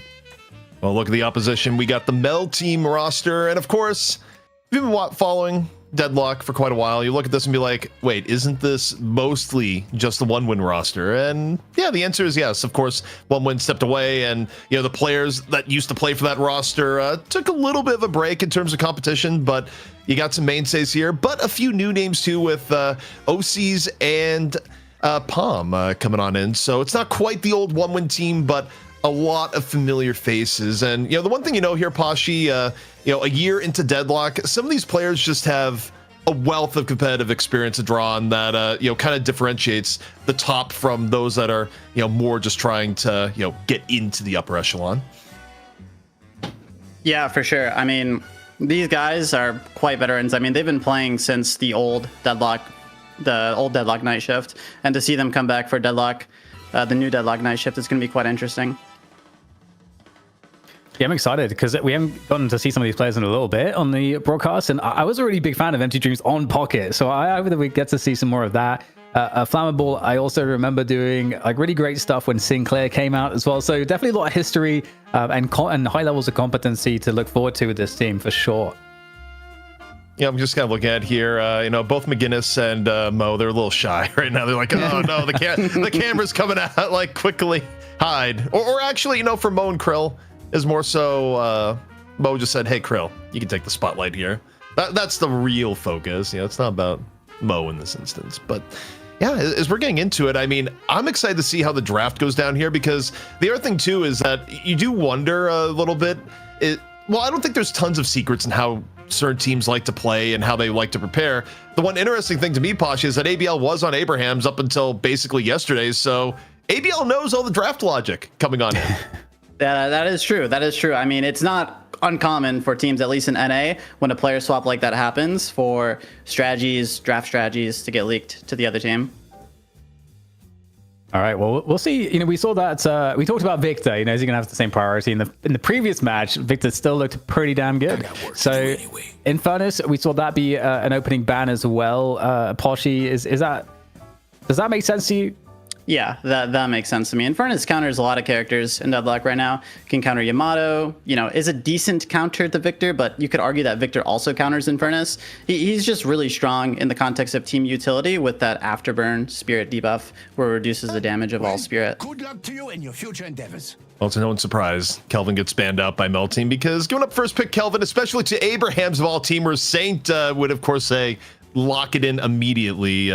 Doesn't seem likely. I do wonder in terms of first pick prio, a lot of teams are going Paradox, but Abrahams may be, to me, the one team that say, no, we want to go with the Shiv, lock it in for Together, where it's been one of his most favorite picks of all time. But instead, they also say, you're going to leave Victor up, we will grab the Victor. And on top of it, to your point, Pashi, you get rid of Infernus, who can kind of mess with his game a little bit. So, Abrahams all in on the Victor. But what do you give up in turn when you invest first pick in Victor? You're gonna give up Pocket. Pocket with the Ethereal Shift nerf to Victor. Well, that's like the only character I was really using it a lot. It's a decent counter for Victor now, Pocket. So you're gonna give up Pocket, and you're also gonna give up Paradox. It looks like here. Awesome, and again, I hope we get to see the Empty Dreams on Pocket. So bring the Pocket. Are there any other big changes? Partially, we didn't get your reactions to the patch changes. Actually, is there anything that jumped out at you that maybe we didn't already discuss? Not really. The Kelvin HP regen nerf, him having 1 HP regen in lane will significantly nerf his laning phase. That was the only other thing that jumped out at me, but there was just a lot of small changes here and there with the patch that I didn't really view as that important. Maybe I missed a thing or two. So. Interestingly enough, Mel Team decided, no, we kind of want Vindicta coming in here, and Vindicta was getting picked a lot in EU group stages. Doorman, though, also going to remain a high priority for Abrahams. If you think back to the last night shift, Abrahams was really prioritizing Doorman as their number one. EU in general, like Doorman, he did get some pretty big nerfs, especially to the build that Saf likes to play, but clearly Saf still says, you know what, I still think I can truck people here on Doorman. I do wonder if they grab the Pocket here, though, and instead, no, they go for Shiv. Again, going back to the idea that, hey, Together likes playing the Shiv also means that it's not going to be Together on the Victor this time around. Yeah, I mean, it's pretty interesting to see how these teams draft. It's not at all like how NA drafts, I'll tell you that, but it seems to me that a lot of these picks are comfort, I guess you could say, or maybe they have some kind of a strategy with like lane synergy, team fight synergy, and to see Pocket not picked on third is also interesting, so... All right, what are we looking at for the bans here? We're not really seeing a lot of Viscous, I gotta say, lately. Viscous is like an interesting one to me, where his priority goes in and out, it oscillates pretty quickly. We didn't see any priority put on him earlier today, but Hayes gets a ban. We saw a Viper ban in the second phase in the previous match as well. So, how do you read this, Poshi? I mean, I'm going to be honest. I have no idea what's going on in this draft right now. These picks and bans are insane. There has to be some kind of mental games going on with picking and banning the enemy team's characters. I have no idea. This is probably just full comfort for both teams here. Okay. 10K tourney. I'll add on to I don't know what is going on here where you're banning Holiday now as Abrahams. If anything, I thought Abrahams may be the team that would go for the Holiday here, because generally speaking, it's a team that goes Paradox early that would target Holiday for a mid-stage ban to get rid of another playmaking option for the other team. Because, okay, yes, you can run Paradox Holiday, and there was a game recently where you saw it, but it's not as common. Moan Krill, though, going to be picked up for Mel Team. So, to me, this is kind of going as hey, we want to get our ult online, have high tempo in the early mid game between swap, combo, the finish, and go from there. Whereas, if we draw a comparison to the last game, Abrahams right now is more so in the realm of, well, we don't have a ton of playmaking ability, but we will outscale you. But you had the bebop in at the end. It's pretty good, even though you don't have the ability to combo at the Mo here the way they were doing previously. And it's a really strong hero for Overseas, right? I mean, do I recall correctly? Overseas is kind of a beast on bebop. I do think so. I think back in the day, that was his signature hero at the time. I'm not sure what he plays now or if it's still his main, but... The chapter I was on.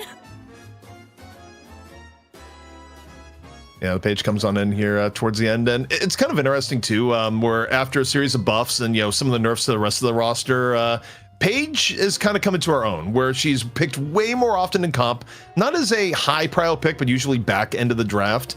And even if you look at win rates in pubs, Paige has just been way up there. And to me, Pashi, it feels like part of this isn't even some of the recent buffs she got, but there was almost like there was a learning curve across the entire player base of how do you properly both itemize Paige and also like play around her with your lane partner and, you know, some of the early to mid game. Yeah, I mean, I was talking with AVG a little bit about Paige. We were just theory crafting, and I mean, what we came to the conclusion of is because Paige has like no mobility, no health, no real self peel except her barriers, I guess you could say, but you're using that on your allies. She's probably one of the hardest characters in Deadlock to play right now, arguably. So picking Paige right now into a comp that has so many ways to kill you, Yamato, Calico, Makrill, Paradox, Vindicta Snipe. I mean, this Paige is going to have to put on a pretty good performance, I think, for her to do well. Also, I need to clarify for those watching, when we're saying Paige is hard to play, we're talking about like the way it's played in comp with a more support build and helping your team. We're not talking about the Paige in your games that may be going split shot build and being like, you know, auto attack, go burn. That is not the hard to play version of Paige. But Dan, Wraith comes in, final pick for Abrahams. What are you thinking right now? Well, I'm thinking that the split shot build is actually kind of fun. So anyway, yeah, Wraith is interesting because definitely got a lot more play recently, and I think overall I'm liking just the versatility from Abrahams. They have a bit of everything, and for Mel team, I love the lockdown that you have with this team. Like you've got some really crazy combos and burst damage between the the stake, the swap, the combo. You know, we always see like Yamato pair really well with characters like that, and so there's a lot of burst spirit damage that's going to be kind of interesting for the pickoff game for Mel team. But yeah, Mel team, they're up against Abrahams, who are, I mean, they're basically, you know, night shift Jesus. They, you know, these guys are second only to buff enjoyers. Pashi, you know, before we let you go here in the middle of this here, give us your breakdown early to late game here in terms of what team wants what, because as I take a look at here, even though Mel team does have, you know, the scaling of a Yamato, I feel like the comp they've picked, especially between the Vindicta, the Paradox, and the Mo, there's a little bit more pressure, I think, on them to make plays in the early to mid rather than Abrahams by comparison. Yeah, I think Mel team's comp is very early to mid game focus. They have the Makrill, the Calico that can just like roam around the map permanently very fast and with no vision, right? Because Calico can go cat. While Abrahams has the Wraith, right? The notoriously horrible early game character, the Victor, the Shiv that needs a good lane to get online. So I'm definitely looking at Mel team's early to mid game. They definitely need to do well.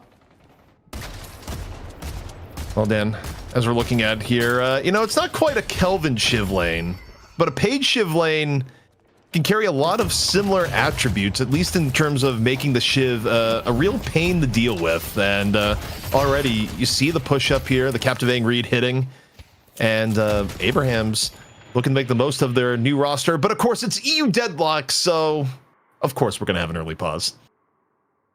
Is it OCs or OCs? Because OCs and overseas is kind of evil. Put us in this position, ZP. Highly inconsiderate. Ooh, I think it is OCs. I mean, again, we probably should ask for clarification at some point, but we could say OCS. I don't know. That doesn't sound right. I think we just have to accept our fate, our doom, as it were. Fair. All right. Okay. Well, in terms of the lanes here, you know, Poshy, who do you think has the edge just off of the lineups? Like, do you feel like one team is looking at, you know, 2-lane advantage, you know, etc.? I definitely think Mel team has the much better lanes. They have the notorious Paradox Yamato mid, which is pretty unlosable. I mean, I've won lane with that duo in like a matter of, in a span of 3 to 4 minutes. You have the Ivy Makrill lane, very good stalling, probably the best stalling out of any of the lanes right now in the game. And in that lane on the left for Mel team, you have that very threatening Vindicta and Calico lane. So much burst when they hit their power spikes, especially when Vindicta gets level 2 snipe. Yeah, that snipe build has come back into fashion, and no longer are we maxing the crows and doing more of a control build there, it seems. We're back into it, and yeah, laning phase here gonna be very interesting how it breaks down if Mel team is able to, you know, make the most of things, especially once ults come online. Mechanically between both teams relatively even historically, but you know, you also talk about blast from the past. You know, with Abrahams, you didn't always see ABL and the Yamato when they played it. Oftentimes Dan would go together, but ABL now back with Mel Team, and Yamato's playable, and ABL says, yeah, just give me the Yamato. And, the interesting thing for me is that ABL as a player, has one of the highest mechanical ceilings that we've seen. And you can talk about, okay, team play this, team play that, but if ABL just finds himself over-farmed, there's a world where you just see, oh, hey, this is the Yamato that's just taken over the game. Totally. Yeah, I think that ABL and Yamato, that's like the first impression I ever got of him as a player in terms of his carry potential. On a separate note as well, I'm kind of interested in, because obviously one of the items that got nerfed a little bit was Mystic Shot, which I think is a really good item in the early game because you obviously just get this burst damage that's kind of guaranteed. And it's especially good, I feel like, on shotgun characters because it gives them more threat in longer range where otherwise they would not normally have too much damage threat. And for me, on the Shiv lane, which is, a character that would pick up, Mystic Shot for that purpose, is up against Vindicta and has Page to help the Shiv out. And Vindicta can just, be kind of unhittable against those two heroes, all except the Shiv knives. So I'm going to super curious to see how that lane actually performs, given that if Flammable has a good start and gets kind of snowbally with the Vindicta, that's kind of a problem for Abrahams. Yeah, I mean, the interesting thing about Mystic Shot, I think it's like highest value in the early game. It's not only just extra poke damage, but it's also no fall off poke damage. So even if you're playing far back, it allows you to add pressure to your lane, even against things you're up against that might otherwise be really high threat, where you can still, continually chip people down. Obviously took a little bit of a hit in this patch, but there's nothing else that gives you fall off less poke to that extent. So I think Mystic Shot is still going to be reasonably highly valued. Like, I don't think the damage nerf of 10 is enough to kill it, but the way Valve tends to do a lot of its balancing is that you may get another nerf of 10 sooner rather than later, and that would just roll it, at least in the early game. And you can see that, everyone watching this people right now, you see the regen, extra regen, and you see the healing right. This is already a result of, as Poshi was saying, you're up against the Paradox Yamato lane, so you just need to make sure that you don't allow them to kill that Guardian really quickly. And so, yeah, you need to sustain. You need to sustain. Look at that bridge control right now. Look at them, just up there on the bridge, not a care in the world. The interesting thing, though, is when you're up against Bebop Doorman, is that things can be going really well, and you've been getting really good poke, and you're going, okay, they're more defensive. They had to go forward, and they had to invest in green early on, and then you just get hooked through Doorman shenanigans, and things suddenly go very, very poorly for you. But yeah, I know itemization-wise, on the left, still Mystic Shot can be picked up from Together, and looking very healthy, as it is kind of a survive lane if you're not able to get meaningful poke onto the Shiv, who's continually just every page shield going to be in your face. But first blood does go down Jam side, falling to OCs off in the Ivy lane. So Mel Team looking pretty reasonable at the beginning. Kind of interesting too, because you know that your Victor is gone for the buff, so you're alone on the lane, and that the ults are coming up for the Mo and so on. So kind of we didn't see how it happened, but surprising that did happen.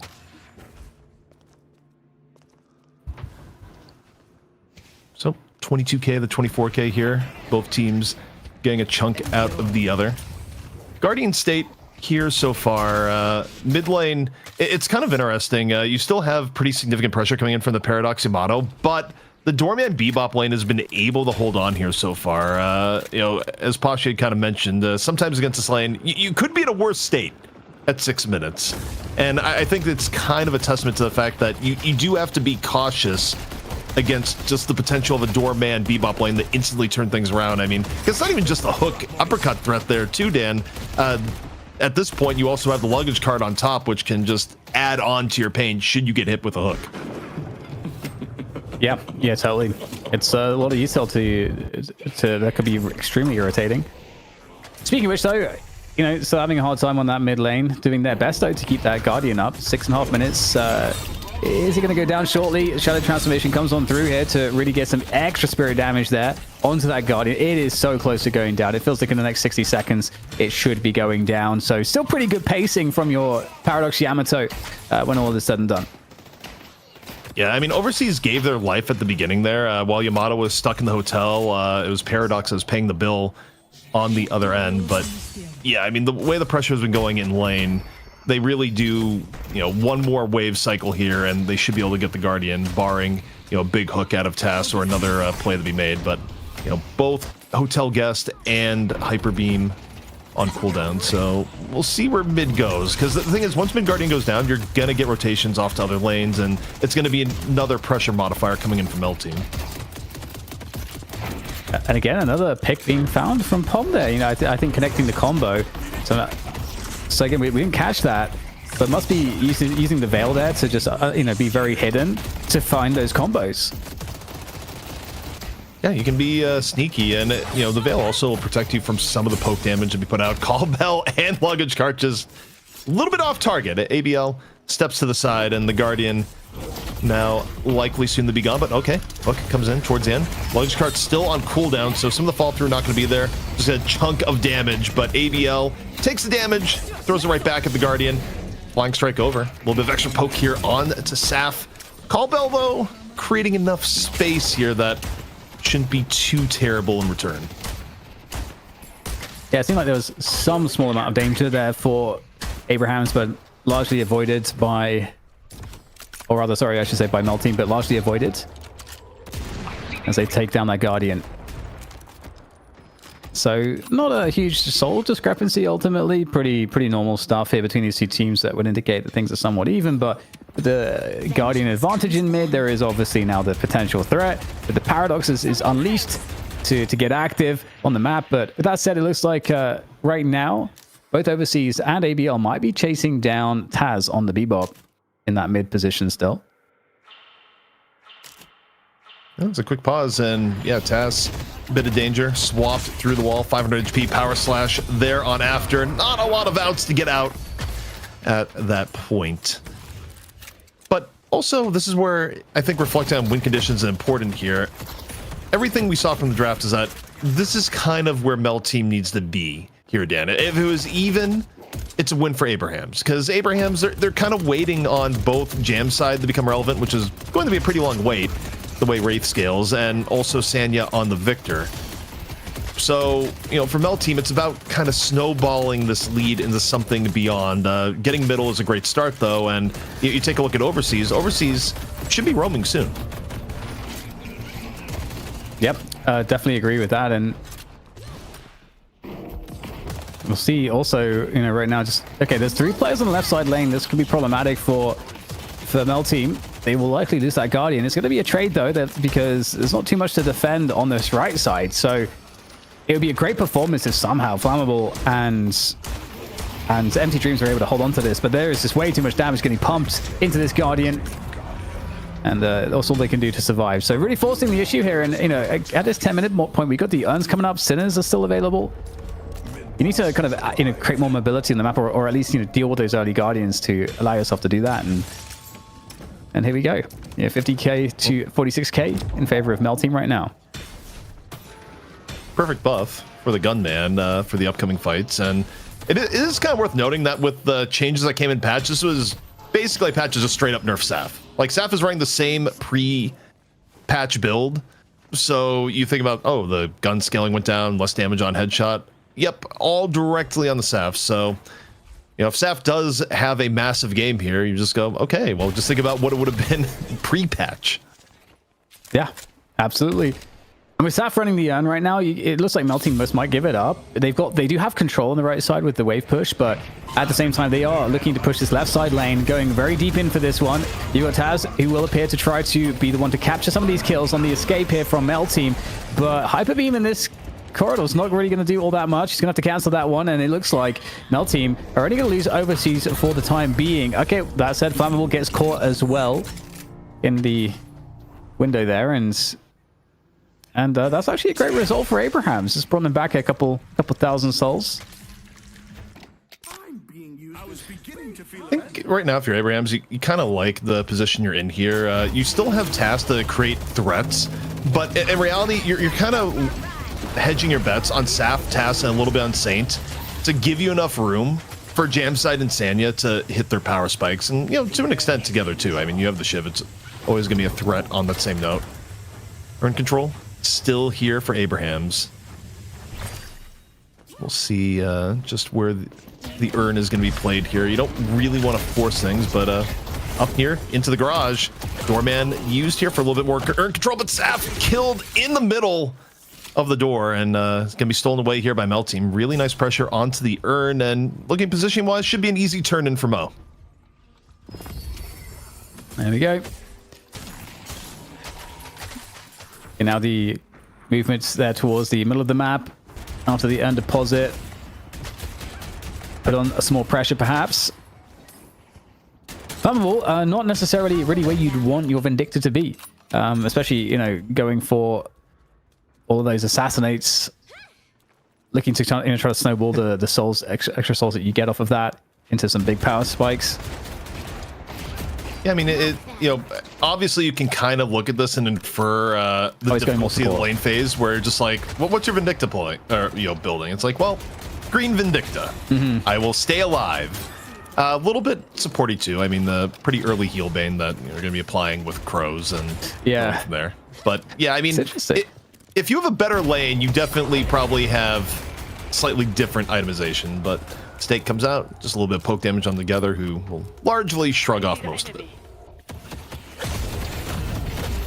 Fighting around the urn. Oh, escaping through the door there. That's so close. So very close. Captivating read, almost a huge problem.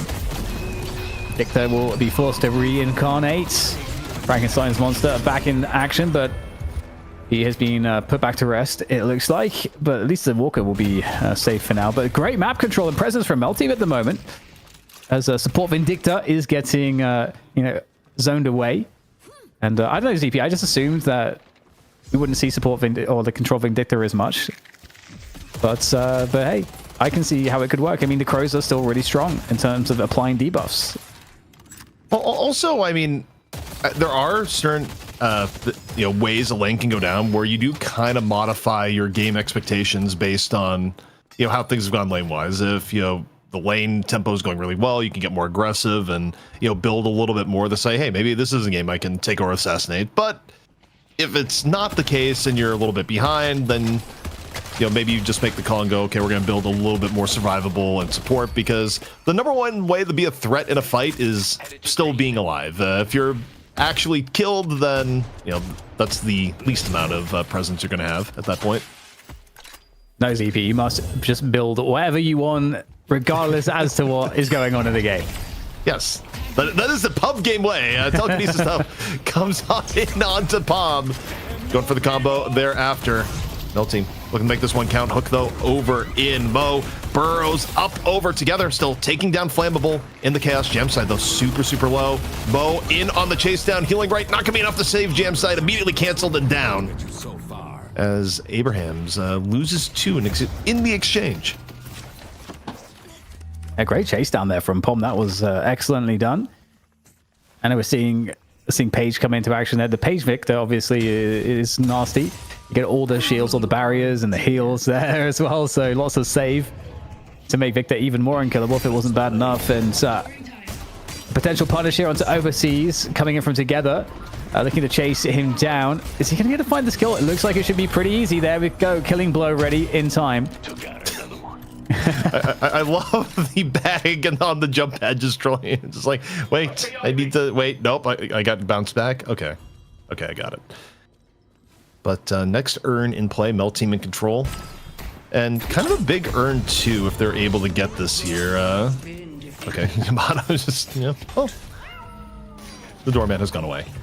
But yeah, I mean, if Mel Team gets this here, it'll add on to their lead. And, you know, again, you think about win conditions here, Dan. I think they still need more. Well, the urn's going to be collected again, and it's going to be sent across. So there's going to be an opportunity for a fight potentially. It depends on whether there's another trade in mind. But all that thought, we got that fight in on mid there. Shadow transformation from ABL, looking to be a threat. 19k souls. He is certainly a threat right now. The richest player on the server.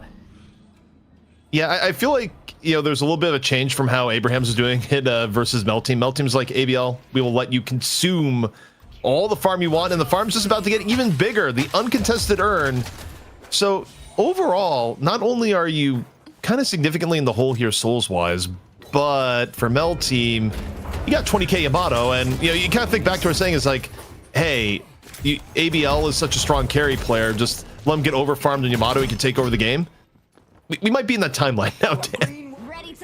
Yeah, and to make matters worse, OCs has also got the same amount of farm as ABL, so it's like the farm is massively stacked onto what could be 2 hyper carries for Mel Team. So that's a huge problem if we're thinking about the future here. So Abrahams need to be much better on the objectives. And as I say that, they pick up the left side walker, but look at this, 3 players coming to try to kill them as they retreat, and they want to get away without losing a single player. Is it possible?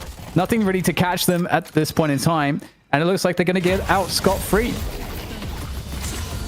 Other side of the map, ABL, the power slash is in a little bit harder at the level of farm. Crimson slash towards the end, Saint falling.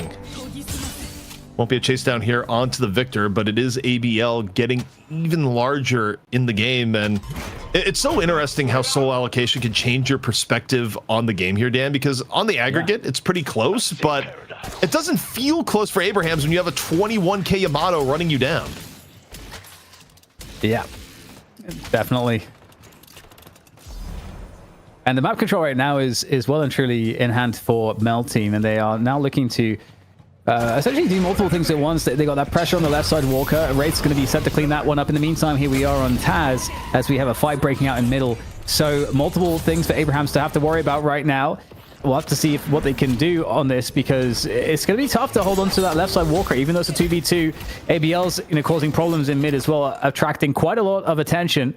And you've got that ever-present danger of the paradoxical swap at the same time. So this is a very delicate balance for Abrahams right now.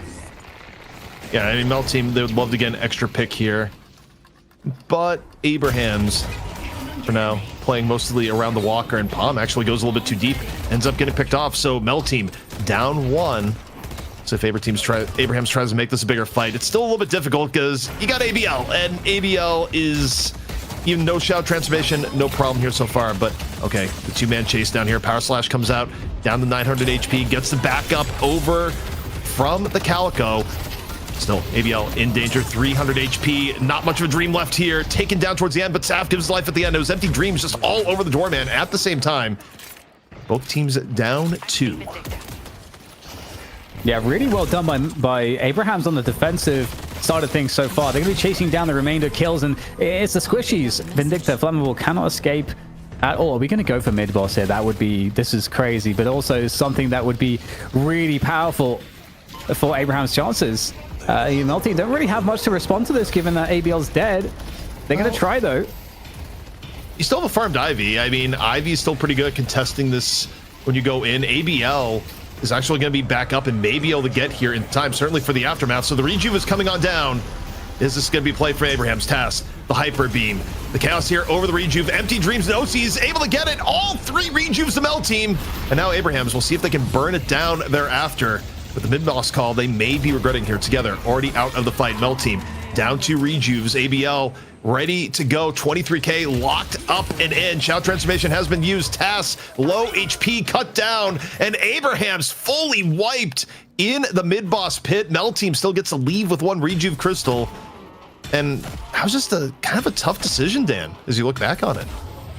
It was definitely a really bold call, and those calls are definitely always a little bit tough to look at, because the other team doesn't have obviously the overview that we have. So, and I've seen Buff Enjoyers take those calls, and they sometimes seem really marginal, but they make them work usually.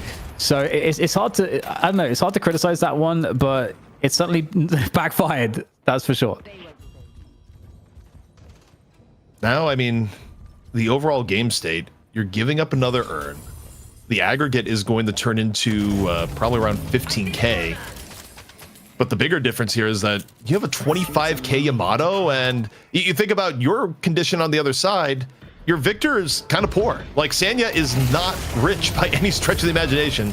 Into double vault we go, and just got a little bit more poor there. Went to gamble and busted out. Yeah, and there's a mid walker going down as well. So you've got the encirclement from Mel Team. Now they're looking to just surround their opponents. There's the Cauldron coming in for the kill now. And I mean, so many objectives are going to fall at this point in CP. Also, ABL's still playing the villain. Like, ABL just dropped the ha ha ha ha ha in chat.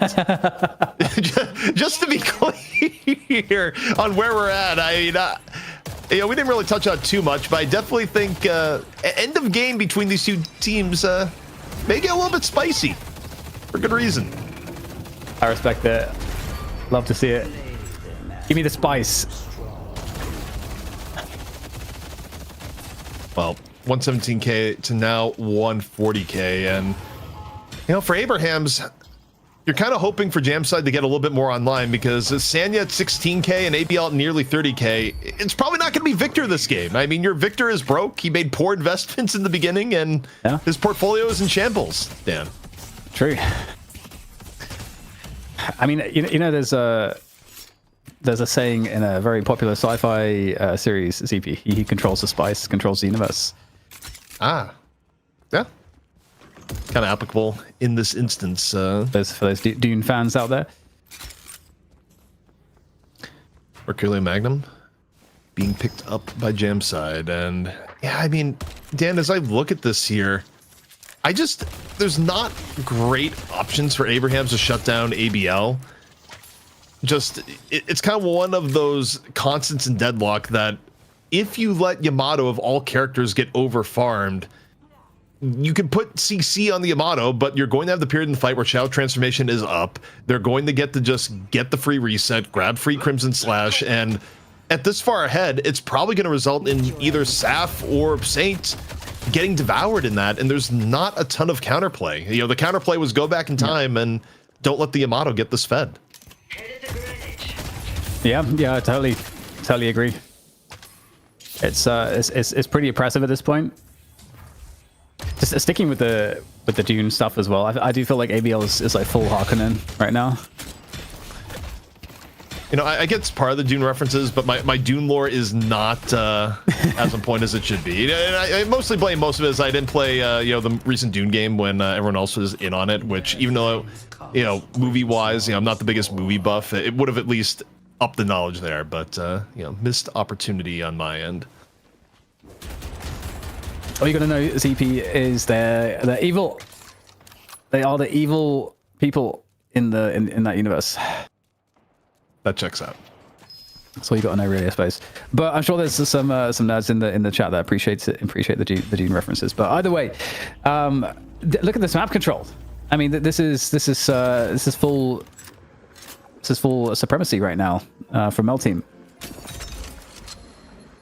Yeah, I think Abrahams at this point, you kind of rely on your experience, and you know, specifically, you go to Tass and go, Tass, you got one in you. I mean, the problem is that there's plenty of targets from L Team right now that if you hook in, aren't going to result in a kill. You don't really want to hook in Calico. You don't really want to hook in Mo. I mean, he's one of the more killable at 20k, but it's not great. And if you hook in ABL, he may just tear your face off. So realistically for Tess, you're looking for a pick on the flammable overseas. And that's mostly it. You kind of want flammable or overseas. And, you know, maybe here while we're in a lull is a good time to bring in Pashi. And, you know, Pashi, you're looking at here, you're Abrahams. What in the world do you do? I mean, it looks like to me that you need a pick around mid-boss spawning so you can force that 5v6. But unfortunately, in Abraham's drafts, they don't have any, like, big team fight ult that can change a team fight. They don't have a Pocket. They don't have a Dynamo. They don't have a Billy. The only thing they can really do is rely on Taz to hit a crazy hook right before mid-boss spawn and just take the 5v6 and hope you win. All right, I don't like the sound of that, ZP. that sounds pretty desperate. The prognosis there.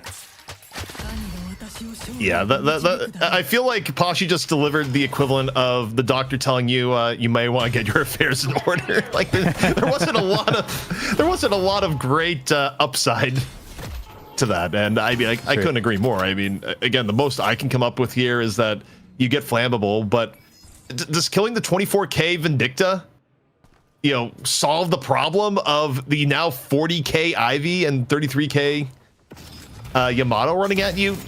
Not really. Like, Mel Team wins those 5v6, Dan, if it really comes down to it.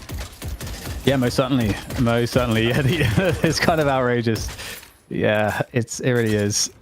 Mel Team have never really slowed down with both ABL and OCs, so we'll see. We'll see how the fights play out. here.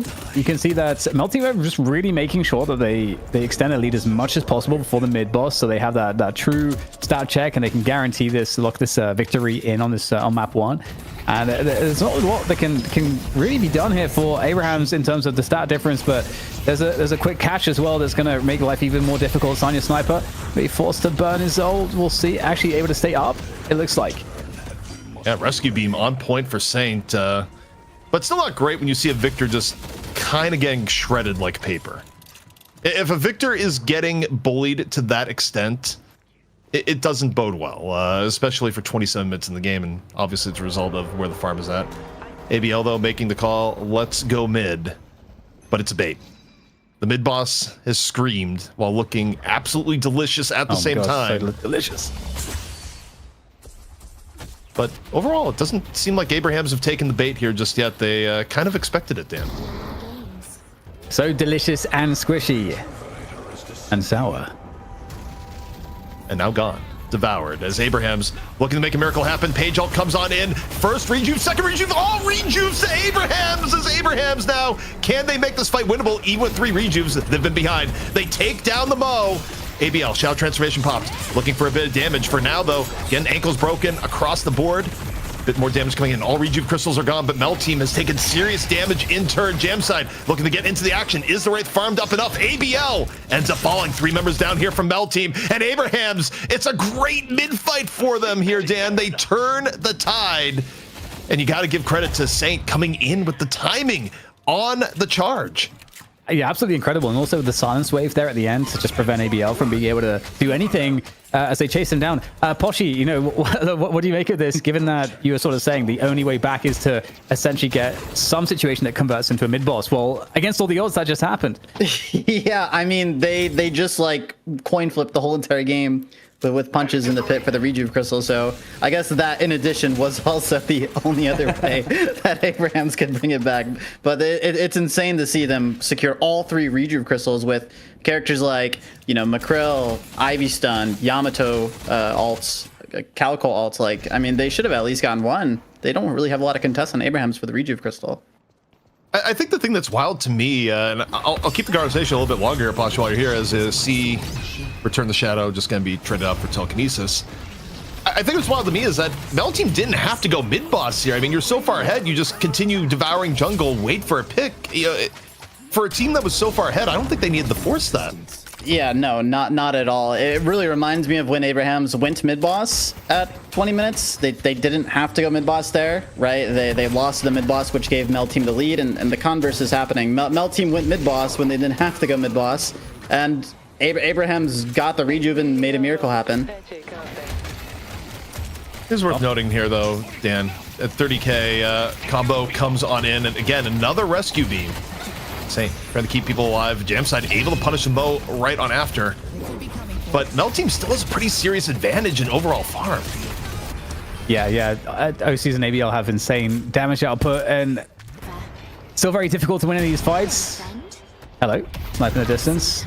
A little awkward, but Melteam still in a pretty rough position with Together just barely able to survive. Keeps the numbers advantages up here for Abrahams ever so slightly as they look to convert this one. And Abrahams is not a team that you want to mess around with. You don't want to give them an opportunity to bring it back. With that said, Melteam looking to pick up the urn here, and I don't know what, like, do they want to go for this turn-in, or are they just trying to force respect and rotation from Abrahams? I mean, ideally, you just make sure that Abrahams doesn't get the urn, because, I mean, with the comeback modifier, if Abrahams were to get urn, they'd just be back in the game, period. They're still behind. You still have to deal with this complete raid boss of an Ivy. You still have to deal with the fact that Victor, you know, has gotten out of bankruptcy and is still, you know, trying to rebuild their wealth. So, I mean, Abrahams, they're not loving their situation, but it's definitely a lot more winnable now than it was pre-mid-boss. This is a good defense from Melteam on this right side Walker so far, actually looking to push the issue in straight into Abrahams. Now that ABL is online, coming into this fight. So this is going to be problematic, actually. Abrahams trying to control the fight with the repositioning, using that util to full advantage. And there comes the combo as well, locking down one player. And this is looking very difficult right now for both sides, actually. the health bars for both teams are still relatively good, but finally, Abraham's starting to lose health on Taz. Taz might fall as he's being chased down. Flammable to pick up that one. Victor causing problems in these fights, still has the reincarnation. Captivating Reed's going to come in, but that's going to whiff. And this is looking very scary indeed. Lots of players low right now for Mel Team now. Suddenly they're in trouble as well, ZP. This is a pretty unbelievable fight at the moment that could decide the game. Abraham's down 3. Mel Team working with more of an advantage here overall. That is still a full HP, complete armory of an Ivy. Laying in the damage here on the chase down. Still ready to go. Now looking for Jamside, looking for Saint. Jamside unable to get out of the line of fire, and Saint still in real danger. Down to 2 HP. Is Saint somehow going to be able to slip things around? Going back and forth, and no, can't fully get away. 5 down for Abrahams. Mid boss, a minute 20 away, so they're going to be back up in time for that. But Mel Team, we'll see what they gather building wise, because this is still a pretty reasonable opportunity. Ivy too much damage output, it seems. They will return, and we must be ready. What's ABL up to here? Just a little bit of Guardian pressure, waiting for the wave. And now Shrine's going to be next to go here. If anything, though, it's a little bit weird with only Seth up. It almost felt like Mel Team should have been pushing a little bit more aggressively here. Game gets paused, and okay, you got Task back up, but I'm a little bit surprised Mel Team didn't take more in that window of opportunity. And I'd probably mention it to Pashi while waiting for the pause to get resolved. Did that surprise you a little bit there? Because I kind of look at that. It seemed like you could have gone a little bit more if you were Mel Team. Yeah, it seemed like that to me as well. I mean, I think Mel Team was worried about their left wave in their base, so they needed one person to go do that. And unfortunately, they sent their Ivy, which is the highest DPS they have, the buildings and structures, the right side of clear waves. So maybe if they brought Ivy to mid with them to break those base guardians and shrines, they would have maybe gotten more. But it's so risky as well with Together up in 5, because if they die here on this push in the base, they lose mid boss, and they might lose the game as a result of that.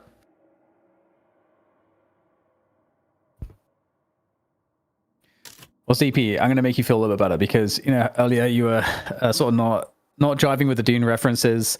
I remember back in the day, I would reference Lord of the Rings on Counter-Strike broadcasts when I was casting with James. And I do this whole long reference, and then James would be looking, he would say, I don't know what Lord of the Rings is. I was like, James, how is that possible? And he's like, I don't watch anime. And, it's just like, that's a lot worse, I feel like. Yep. So for those who are wondering right now, we're just changing voice servers, I believe. Some Discord related snafu is happening where the players will log in Discord. So we're changing the Discord voice server is where it's at right now. That's the best I can gather, looking at the player Discord and combining it. As far as you guys know, ZP's making it up, though. Could be lying to all of you. Just want to throw it out there. It's true. I could. He's just selling you a narrative. But also, it's good to hear the deep lore and just like, hey, this is the long Dune reference, and long history of casting references going even deeper, where it's like, does the casting partner get it full or no? Think about the dynamic that you and James had. James at times would go off script too, just like, James, here's this entire thing. And James would be like, Dan, I don't care. But now let's go to this other thing. Yeah. It's like, you left me out to dry, James. What are you doing? Yeah, you got to break the fourth wall a bit, because whenever that's always the risk with the references, is that the other person's like, yeah, I have no idea what you're talking about. So you got to find a way to make it somewhat interesting. So yeah. I almost let you out to dry there again because my Discord started getting exploded by the players, and it's like, wait, I just completely just powered through what Dan just said because I was looking at the Discord stuff. It's like, oh wait, we're going back to it.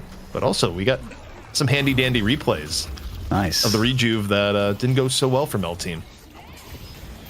Yeah, this is kind of crazy. Very very interesting situation. To see some of the mid-boss fights so far today. In fact, both opening maps we've had have actually been quite long, I think, by the average standard that we tend to see, and have all included these like interesting comebacks. So I wonder if that'll be the theme of today. And And I'm curious, Poshy, as we've got this pause here as well, do you watch a lot of EU? Do you guys like steal a lot? Because I know EU and NA tend to differ quite a bit in terms of the interpretation of the game. Yeah, I would say we do watch EU a lot. We really pay attention to what they do, but at times, like I said with the draft, no pocket being picked or banned or anything like that. It's confusing, and what I credit it to is these teams have certain synergies, certain comforts that might not make sense in the context of someone that doesn't know their system. It's so interesting to, sometimes people when watching Night Shift, for the weekly shows, be like, oh, just, 3 teams, what do they know meta-wise? And then, you have an open tournament like here that, Trolli is so generously sponsored and, made really awesome. And, you ends up with those same teams are still kind of dictating drafts, but there's a lot of ambiguity and things change from week to week. So it's just, it's an evolving ecosystem where I think it says a lot to just how complex Deadlock is to solve.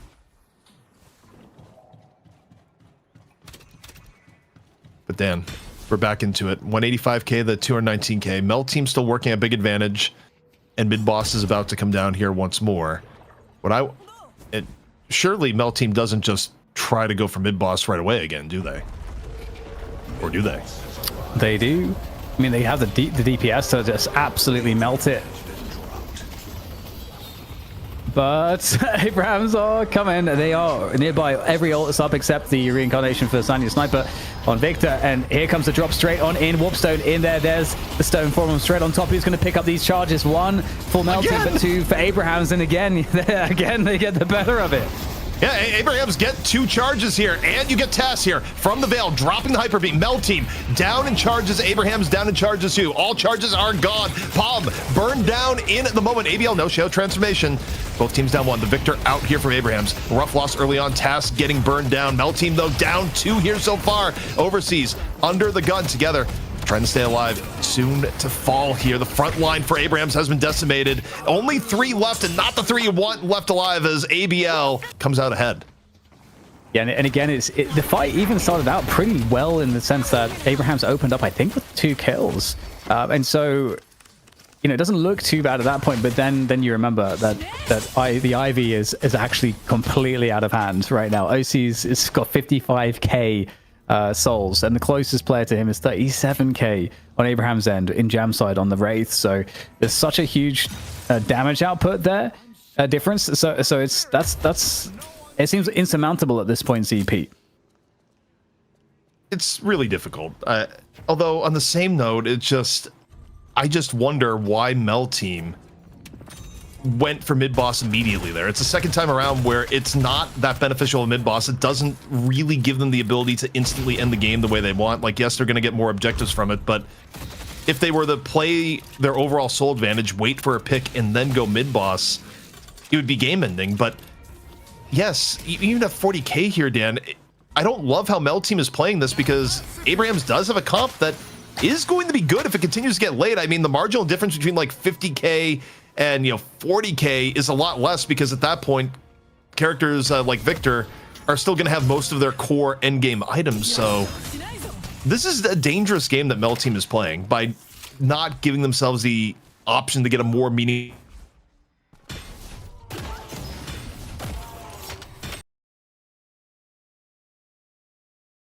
Also, would just end it out. Are you still there, Dan? Oh, I am here, but my feed has stopped. Yeah, Okay, I was afraid because you stopped talking and the feed froze for me for a second, and I was just like, I'm dead. Like, my internet has left me. Don't scare me like that, Dan. It's very existential fear as we look at Ava just doing cat things. Yeah. Meet your end. Well, this should be really the end now at this point. 50k soul advantage. And the map, you could clean the map up more, but at this point, it's not even necessarily 60k Ivy. You have a 60k Ivy. That's pretty just too much, right? There's nothing that can really stop that at this point, and they should be able to shove it into the base. They can farm more though. They can always farm more. The interesting thing about the overfarm, though, is that when you start getting the 60k, your build starts getting weird, where like you've hit your core items and then you have your items that are generally pretty good that you now start have to swapping out for more expensive items, and it's good, but it's also, marginally power spike wise, it's not as big of a gap as being like 40k to 20k as opposed to like 60k to 40k. What I want to see is ABL buy a magic carpet. That would be really nice. That if we're talking about the spice, okay. Yeah, I mean ABL buying magic carpet, that's just straight up a declaration of war at that point. What do you sell for that though? Is that Mystic Shot? You can sell Mystic Shot for that. I mean, Mystic Reactive Shot. barrier. The scaling is better on it now. Like technically, Mystic Shot is better late game than it was pre-patch. But yeah, I mean, as you look at this here, I mean, the sole difference between the two teams is rather wild. And even if you start going to, hey, the ultra late game, you're not getting quite as much. This is a pretty wild gap, and Mel team, I mean, it might just end up mid boss again. It's 25 seconds and third time's the charm, right? Yeah. I like those pumpkins. They sometimes make a spooky noise when you crunch them now too. Yeah. All right, well, there we go. We're ready. Set up for the mid boss. Can they get all the rejuve charges this time or no? I can't believe we're doing this a third time. I mean, they have the biggest lead that they've had by far. For going, it just instantly screams. The rejuve is coming on down. Abraham's getting ready. The rallying charge is about to come over. Here come the horses. But this time, ABL gets first charge. Second charge again, going to Abrahams. Abrahams gets 3 of the 4 charges. But is the team fight going to go the way? They took down OCs. OCs died. Didn't get a rejuve charge. You lose your 64k Ivy at the very beginning. You lose ABL. 4 down for Mel team. This is pandemonium. You were down 70k. You forced the mid boss. And Abrahams, they're in it, Dan. This does not actually make any sense. I don't know how to pass what I'm seeing. This makes actually no sense. Okay. My mind's Pochi, blown. do you know what's going on, Pochi? I don't. It's just I think like you have to understand that Abrahams they're down even more than 70k. They have two flex slots they can't get. Well, now they're about to get them. The walkers were up. There's no base guardians destroyed, so they're even more down than what they are. And Mel team's just doing mid boss and giving Abrahams a chance back into the game when they can use their Calico, Makrell, Paradox to look for a pick and turn into a 5v6. Honestly, I feel like my face is for this is like the most ridiculous game. 3 mid bosses. What is the definition of insanity, Dan? Yeah, the mid boss storyline today is kind of mental. That is to be sure. Are they going to go for this?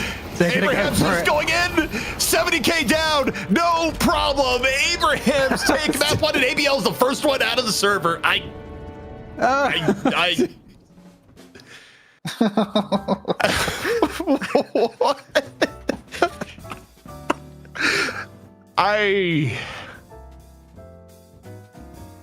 I don't know. My ZPC stopped working. Please, someone say something. I feel like we were robbed of ABL, just like trash talking at the end. But what happens now? Does ABL? Okay, so I don't want to. I don't know ABL, but does he quit the team right now? Like, what happens? No, please, please do not quit the team. I'm in shock, guys. I'm in shock. I don't know what to say. I don't know what to do. I don't know. Maybe we just don't understand. Like what's going on. Maybe there's some like deeper thing that forced them to rush mid boss like that. I don't know. I don't know.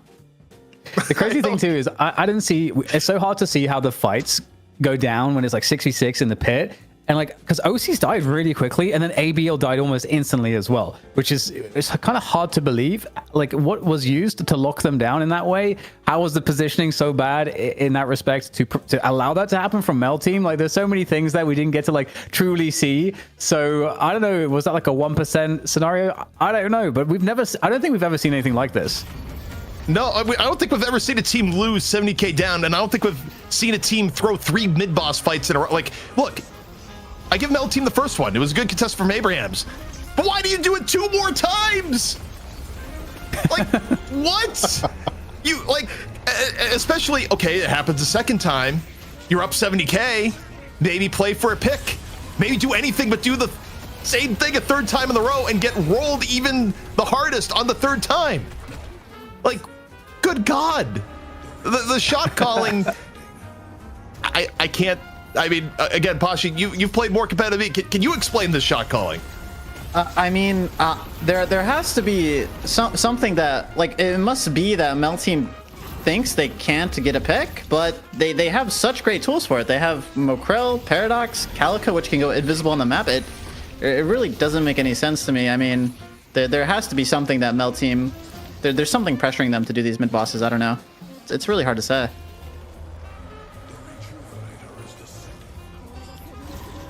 Damn. Thoughts of any sort. My brain is still rebooting. I'm going to be honest. It is. This is just. I mean, it's an all-time game of Deadlock. There's no other way of putting it, but it's also just. Okay, this is the one, right? Yeah, this is the one. So where is OC's right now? Where is he? Getting melted. Is he in the pit?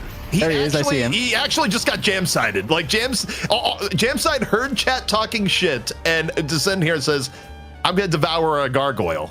And they're not going to get any rejuve. Was he in the pit? I couldn't even really see where he was. But he must have got caught by the silence or something. I think he stone formed in the pit to help secure. And as a result, I mean, he's in Bebop Beam, Wraith cards, Wraith gun bullets, like... he's not in the spot that he's supposed to be, but he has to because they're flipping mid, you know? Right. That's it. Oh my God. Okay. You know, mentally, ZP. Can ABL here's a good thing. Return? You know, and bring it back. Here's a good thing, Dan. This is a best out of 3. And I remember in my tour of duty here as host is that after stats, we get to throw to a break. I get to full reboot. I get to recover, but also the stat screen is wild. Look, Bell Team, the gigantic soul lead, and they lose the game. I mean, I can't think of many games I've seen where this has happened. Even if you extend it to even pub games, top player streaming. I mean, Pashi, teams don't lose with a lead like this very often at all under any circumstances. No, usually the only circumstance this happens is mid-boss, like we just witnessed here. That is literally the only way that something like this can happen, if they get mid-boss. Well, CP, I don't know what to say about this. Obviously, we could see that, ABL did a great job in this game, just crushing his role. OC's was able to farm up and do super well behind all of that. Just that, I guess, like that macro shot calling wasn't the way. It wasn't the one, and it's sad for them that is the reason why they lose this one. But I suppose that they can take otherwise some consolation in the fact that they were otherwise able to get ahead, and they should be able to close the game out. So that should be repeatable as long as they don't kind of operate with these types of macro choices, which it feels like that should be pretty doable. Yeah. I mean, look, I think the upside that you take away from L Team here is that it's not a fun fact to look at, but you'd be like, you should have won the game. Like, you can go in the post round, like, we should have won the game. We just made some mistakes. You made the same mistake 3 times, but hey, I mean, if you identify the mistake, Pashi, you get to go forward and correct it the next time around.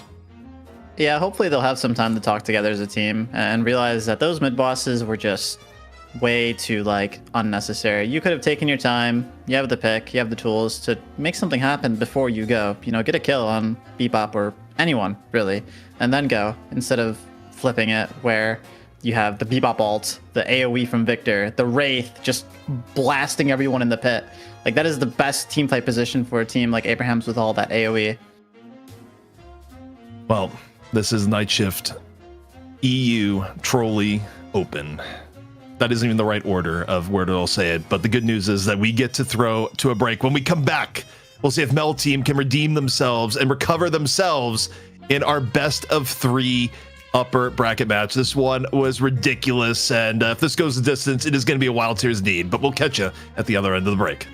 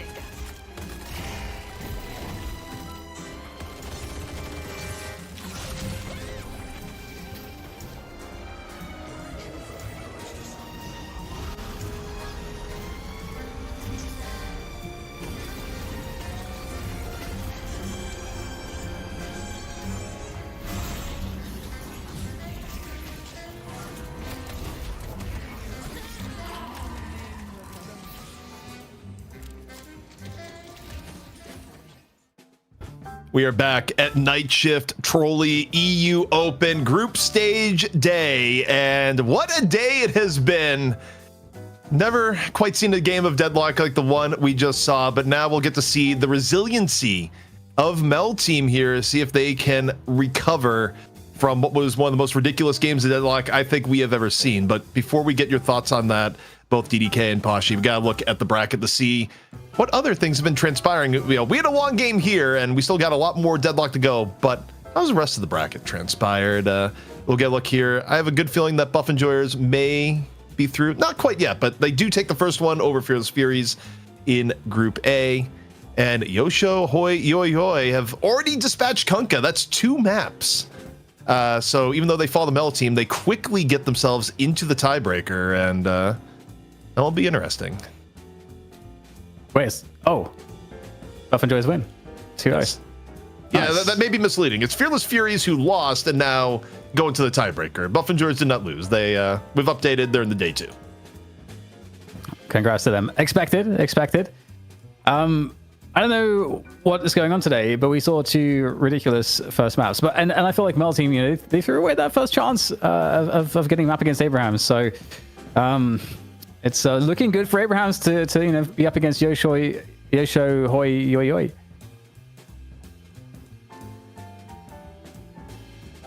Pashi, we're getting into it here. Again, I'll kind of rely on you as you've been, involved in competitive Deadlock. Let's say now, I don't think you've quite experienced what we just saw there because not many teams have to be up 70k and 3 mid boss throws in a row. But what are you saying comms wise to get people back on track after something like that? I would say let's just take a 5-minute breather, walk around, go smell some fresh air, and just put it behind us. Move on. The game's lost. All we can do is improve and hopefully have a better mindset into this one. Whatever. Interestingly enough, Dan, as I look at here, I feel like if your Mel team, okay, I was gonna say maybe you don't change up too much draft wise, but they immediately say together you don't get to play Shiv. I have to wonder if you have ABL and comms just being like, together can only play Shiv. Get rid of the Shiv but it's weird to me because I don't think they lost the last one off draft. I don't think you have to change your draft strategy if you're a Mel team. Just change your execution. Good luck to you in your future endeavors. Yeah, maybe they just want to kind of just change the trajectory of the pick ordering for Abrahams. I guess we'll find out, but obviously I do like that Mel team are using that first ban appropriately, given that kind of Kelvin, you always force your opponent to kind of ban the Kelvin right now. So we'll see what Mel team decide to do. They may try to go with a different approach. Obviously ABL just absolutely owned it on the Yamato, and they opened up with the Paradox, which I know Poshi you were saying is or was it Deathy? I don't know, but Paradox is good, basically. Yeah. But Pashi, the problem that I have with this is that, okay, you ban Shiv because you want to get rid of Together's good comfort pick, but surely you've just given up Victor Infernus here, right? Yeah, maybe they're not too worried about Victor because of the performance that he put on last game. And the Infernus is definitely something I would be a little concerned about, but maybe Mel team doesn't think it's as strong anymore, given the patch and what happened, but we'll have to see. Kind of feels like, yeah, you do want to pick it. Here's EP, especially given that it can be kind of nice against Victor. It's nice against quite a lot of different potential picks here. The pocket was missing too in a way that I thought was kind of curious. So I wonder if the pocket will make an appearance into this game. Obviously, both teams have excellent pocket players. It's pretty high impact hero also. But it actually, pocket didn't even get banned. It didn't get touched. There's no priority last game, so I don't know what to make of that, to be honest. It's weird. I mean, Pasha, you called it as being weird. Me and Dan called it as being weird. A difference between NA and EU, or at least these particular EU times or teams. The Vindicta continually being, picked as a high prio, and I mean, it kind of makes sense. I mean, Vindicta was a key part of Mel team getting some of their early momentum in the last game, both in laning phase and the mid game. So, the Vindicta resurgence seems to continue. All right, so we opening. Yep. So basically, same opening picks for Mel team. I think this makes a lot of sense because they were kind of crushing it during the game. Like they opened up really effectively on the lanes. The Yamato Paradox kind of guarantees that you get that really awesome mid lane, and that you have the ball in your court pretty much the entire time. So it makes sense to just run it back. Pasha, as you're looking at here, the haze comes in from Abrahams. Now, we've actually seen this in the other EU game. Now, it was with Play With Me, which made a little bit more sense, given that, Haze is his eternal comfort pick on the same level as, someone like Naked playing McGinnis, if you go back to the beginning of time. What do you make of the Haze, though, being picked this early in the draft? I think it's a pretty good answer for the Yamato. You can sleep the Yamato in Silence Waiver. You can also sleep the Vindicta out of flight. So maybe, and I'm pretty sure Sanya is also very comfortable on Haze as a character. It's one of his comforts. So maybe they just want to put him on something a little more comfortable compared to Victor last game. And maybe Abrahams is worried that Mel team might ban it.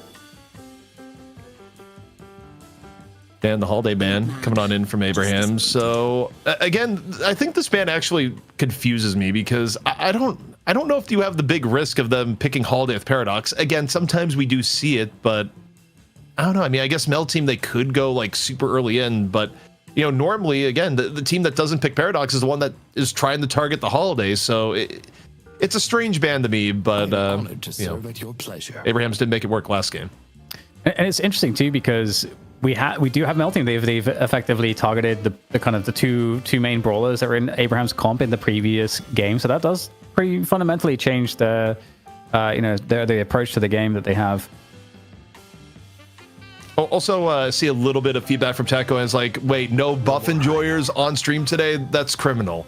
Buff Enjoyers rolled every single game they had today, so far as I know. Like, I don't think any of the maps are close. Like, the goal for TO stuff is, you know, if you can't show all the games, you want to show the close games that you have here. And, you know, Buff Enjoyers, by virtue of being number one seed, had a pretty easy schedule. And, you know, that is one thing Poshy tournament-wise, that seeding, you know, does make a difference overall, especially in Deadlock, where it seems like even the difference between like the number 3 and number 4 can be pretty severe. Yeah, for sure. I also like how Mel Team here is picking up the pocket, and they also have that same combo kind of going on with the Paradox and the Mo Krill, so they're going to have a very strong early to mid, and they're also going to have a decent late game with the pocket existing. The only thing that concerns me about their draft right now is they don't have any M1 scaler like a Wraith, Infernus, or Haze, but maybe they'll pick Wraith last year for someone like Empty Dreams, or maybe Empty Dreams is on the pocket, we'll have to see. Yeah, I think that's a really good point. And we get the Sinclair coming. Sinclair, that's really cool. The Sinclair is not a hero that is. I feel like he's like on the edge. Like, he's pickable, but he's not. Doesn't really seem meta right now. Is that your read, Poshy? I think he still has a lot of viability based on the comp you're versing. So Mel Team has that pocket, and maybe they just want to take Sinclair because, one, he's a good laner, has good CC. Think about that mid boss fight with the bunny AoE, and can also steal the pocket ult, right, for team fights. People's what I do. There's All that right. idea.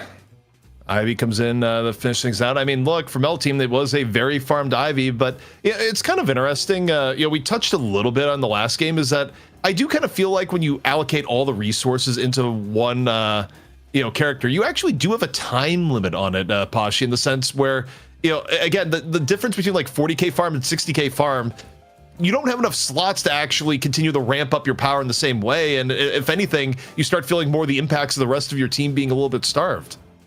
Yeah, for sure. And especially with how those fights went at the end, the Ivy on the Mel Team put themselves in such an unfavorable position, especially in that last team fight where he was in the middle of the pit where all that AoE was coming out. So these 60k over-farmed carries need to be very careful with how they're positioning.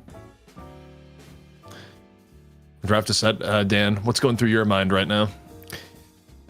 I really like the Mel Team draft overall. I think, you know, especially adding the pocket in there, it's still really strong. We have no reason to believe that it's not going to perform really well, just in the same stages of the game that it did previously. And, you know, I think Sinclair does add a lot into the early game, in the early laning phase. Abrams is also, or rather Abrams is something that is, you know, we didn't get to see also.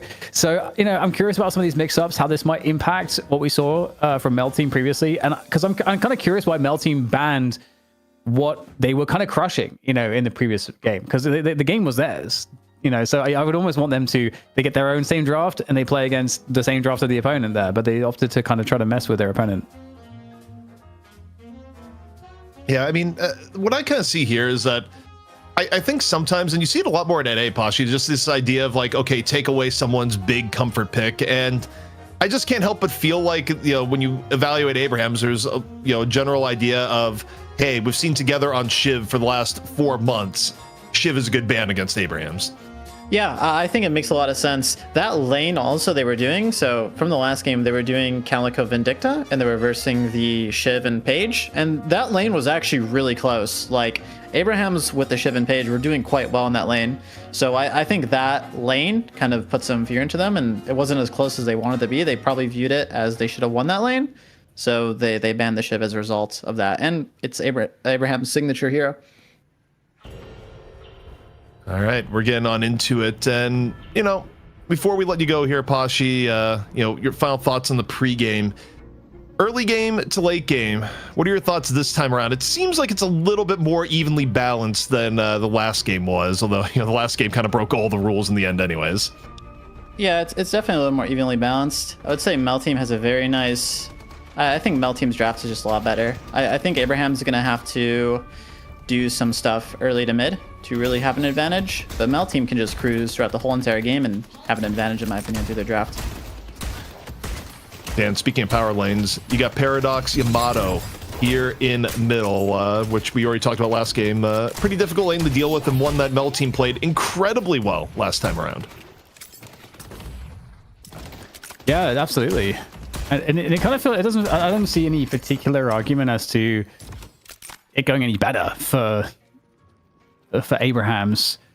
Obviously, they had the Bebop on this lane previously with the Doorman as opposed to the Haze. And it feels like Bebop is going to be, in some respects, stronger in terms of lane pressure, you know, with the uppercut and the bombs. But with Haze, you know, you get the Sleep Dagger, of course, which can be kind of a nice way to play defensively as well. But they're definitely not going to be winning an offensive game there. So I'm kind of curious what the durability is and the sustain is going to be like. Because what was it, like 8 minutes, 7.5 minutes when the mid Guardian went down? So I'd be curious if Mel Team can kind of beat out that pacing and get a better time on the mid Guardian.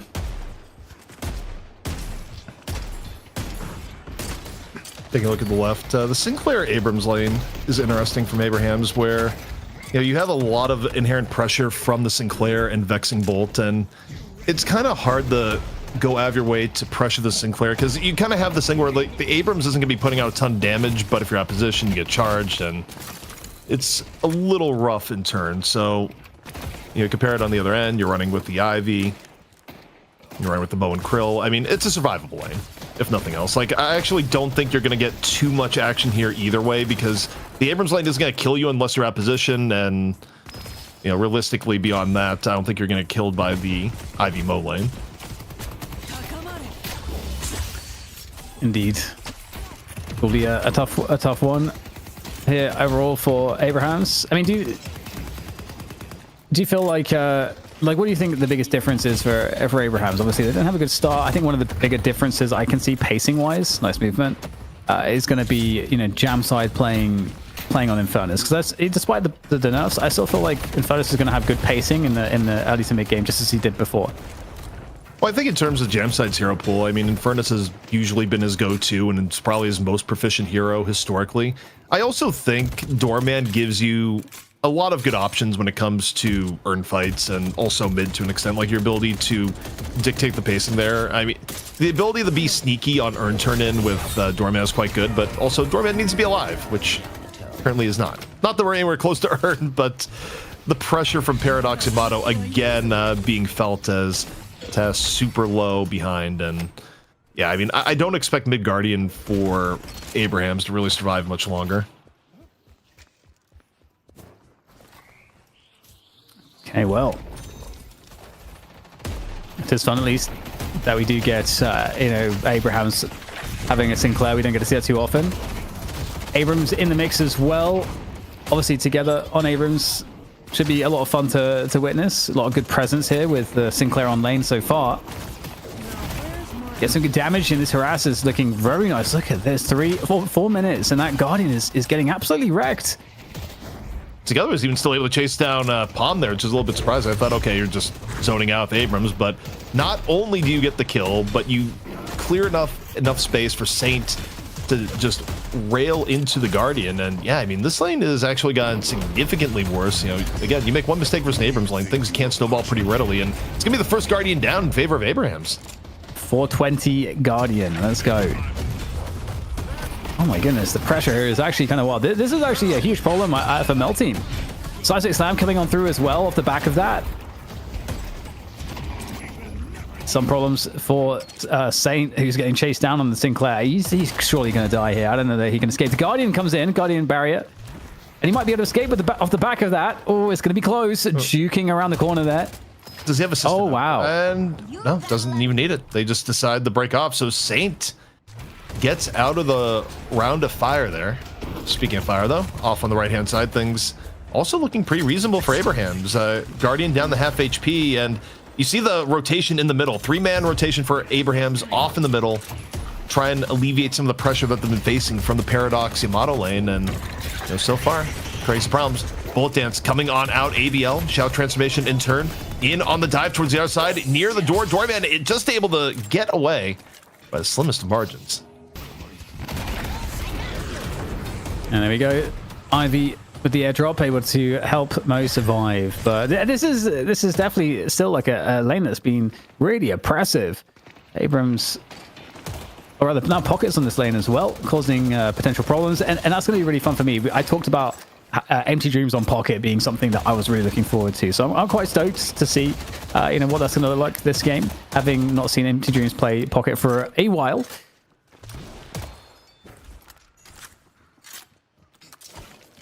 26k to 24k. Ultimates, of course, just now coming online, for the entire team. Flammable. Again, Assassinate up here on the right-hand side, and we'll see how things develop here between both ends. Orsi's swap about to back up, and quick charge in coming in from Together. A little bit more pressure on the Mo, and the clone combo. Mo getting beat up by his own doppelganger. Sometimes you gotta fight your inner demons. Charge out in turn. Palm unable to get away. So between the combo and charge, left lane continuing to be a bit of a problem.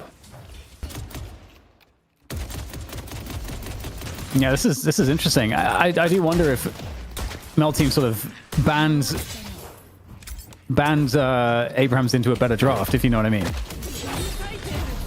Yeah, I mean, it's interesting so far. I mean, I think Mel Team... Wait, right now.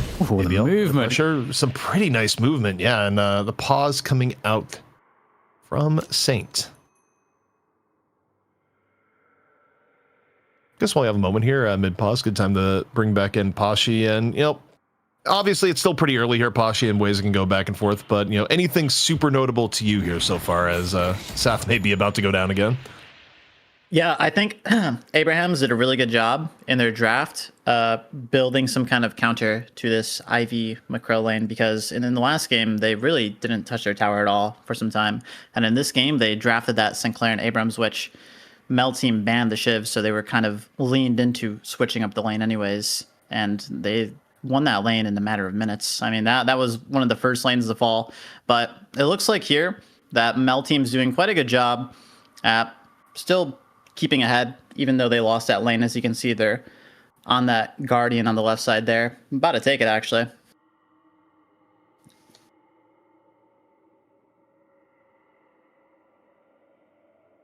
All right, so waiting for the reconnects here. Saint out of the game for the moment as we get the very cinematic shot of the power slash here. It goes so quickly, you don't realize all the bits and pieces that go in animation-wise, but there's a lot of polish beneath the hood here in Deadlock, Dan. Yeah, it's really cool to see the just the animation particle effects in the pause, because I could see a world where that doesn't persist. Some of these don't persist, but yeah, super cool. And we're back into the action, and it does feel like a good start so far for Abrahams. But that said, overseas, will they be able to take down not just will they get the Guardian, but they get a kill there as well. And okay, Together on the Abrams, really creating a problem, being a nice threat against ABL so far, but ABL is going to have the last laugh here, it seems. Potentially. Oh my goodness, getting a little bit troublesome there, but able to take down Together in the end. Oh my goodness.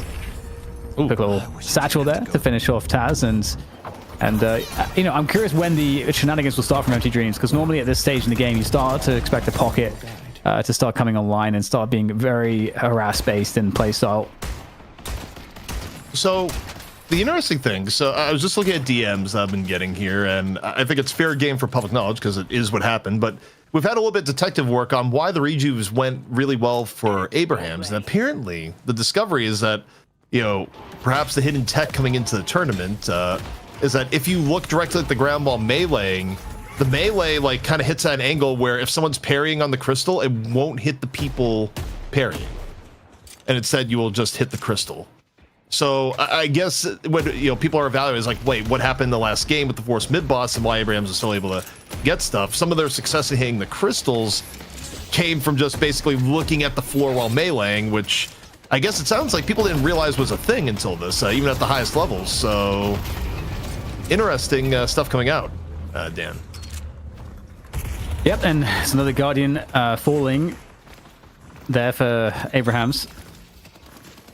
And it just generally feels like they have way better sort of map presence, and I think one of the presence that I think we've been seeing also is Together, who's been moving around on the Abrams. They obviously get that first tower pretty early on, then Together moves to that mid lane, creating some problems for ABL, making his way across to the bridge there. There's the paradoxical swap, creating some problems for Together. Good damage output. That's going to make him play a bit more defensively. And, right now, that's right side Guardian is the next focus. This is where Together was going. His job has been to rotate and create this pressure. So, off into the right-hand side. 45k, 45k, even across the board as far as souls goes, but you look at the Guardian situation, both teams down on the left. Meanwhile, get the sleep dagger on the ABL. A little bit of a card after, and ABL did not enjoy the service from the doorman, and the doorman says, let me treat you to the complimentary hotel room back their way. ABL out of the fight. The rest of Abraham's looking to make something happen in the interim. ABL, though, fresh out from the checkout, and once more, trying to make a little bit more space to the back as the Guardian falls. Yeah, really important fight coming in here on the middle position. Outnumbered, though, Abrahams. So got to be careful. Coming back into this one now. Taz, without assistance from Jam side, able to take down Palm. That's some good pressure. In the meantime, you know, we're still seeing a lot of work being done on the right side as the urn gets collected by ABL on the left. But this right side lane, I think, is going to attract a lot of attention from Abrahams, both to defend the deposit spot and because this is the final Guardian. Yeah, last Guardian left here on the map, but we have ABL. This time, the urn carrier, and, you know, again, you look at how the urn fight is going on here. Mel Team's urn fight is actually a little bit horrifying between not only the Mo and Krill and Vindicta pressure, but also just Empty Dreams gonna be looking for Affliction right away. Charge coming in here from Together, though eats a ton of damage on entry. Seismic Slam actually abducts Empty Dreams, gets with, no, doesn't get away with 5 HP. Carbine from overseas, gonna finish it off. Abraham's down 1 here. Urn still yet to be turned in, picked back up. Now up and over, luggage cart comes on over, not quite able to turn in just yet is Mel Team, but overseas going back over once more, and the luggage was fully delivered, Dan. No more left to disrupt. No, and Mel Team are ahead on the souls by a few thousand. And I think, you know, the thing we have to remember too is that also that does have quite a bit to do with the fact that OCs is just farming unimpeded on the Ivy, which is part of the game plan in the previous game. And so long as the rest of Mel Team are able to provide the pressure on the map so that there's no disruption to OCs on that farm, that becomes a problem. And so overall, if you kind of take OCs out of the picture, some of these objective fights, it's definitely pretty even at the moment. Income allocation wise, very different from the last game is that you don't quite have ABL being absurdly overfarmed. I think like ABL was well on their way to being 19k at 12 minutes last time around, but do have the cloned Affliction coming on out, enough to get the Guardian, as Saint is just going to Spectral Assistant out of there right thereafter. So all Guardians down on that end. Swap though, in on the Sanya. Sanya getting chased down into the Veil. Up and over, not going to be too big of a chase now, especially as he has shocking reanimation up. Not the best of targets.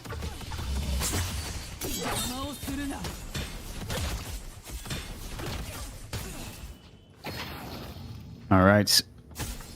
Some cleanup across the map here for both sides, but it feels like Abraham's looking at the map control are looking a little bit stronger in terms of that presence. Oh, nice connection there from the Power Slash, and we're going to see now the Baroness Hotel as a destiny for ABL. Must be so annoying as he's taken out of the fight for the moment. Comes back in, but enough time was bought for a retreat. But a combo's been landed here, it looks like. Is there any follow-up? ABL can't get there quite in time. And it looks like Abrahams will avoid any accidents.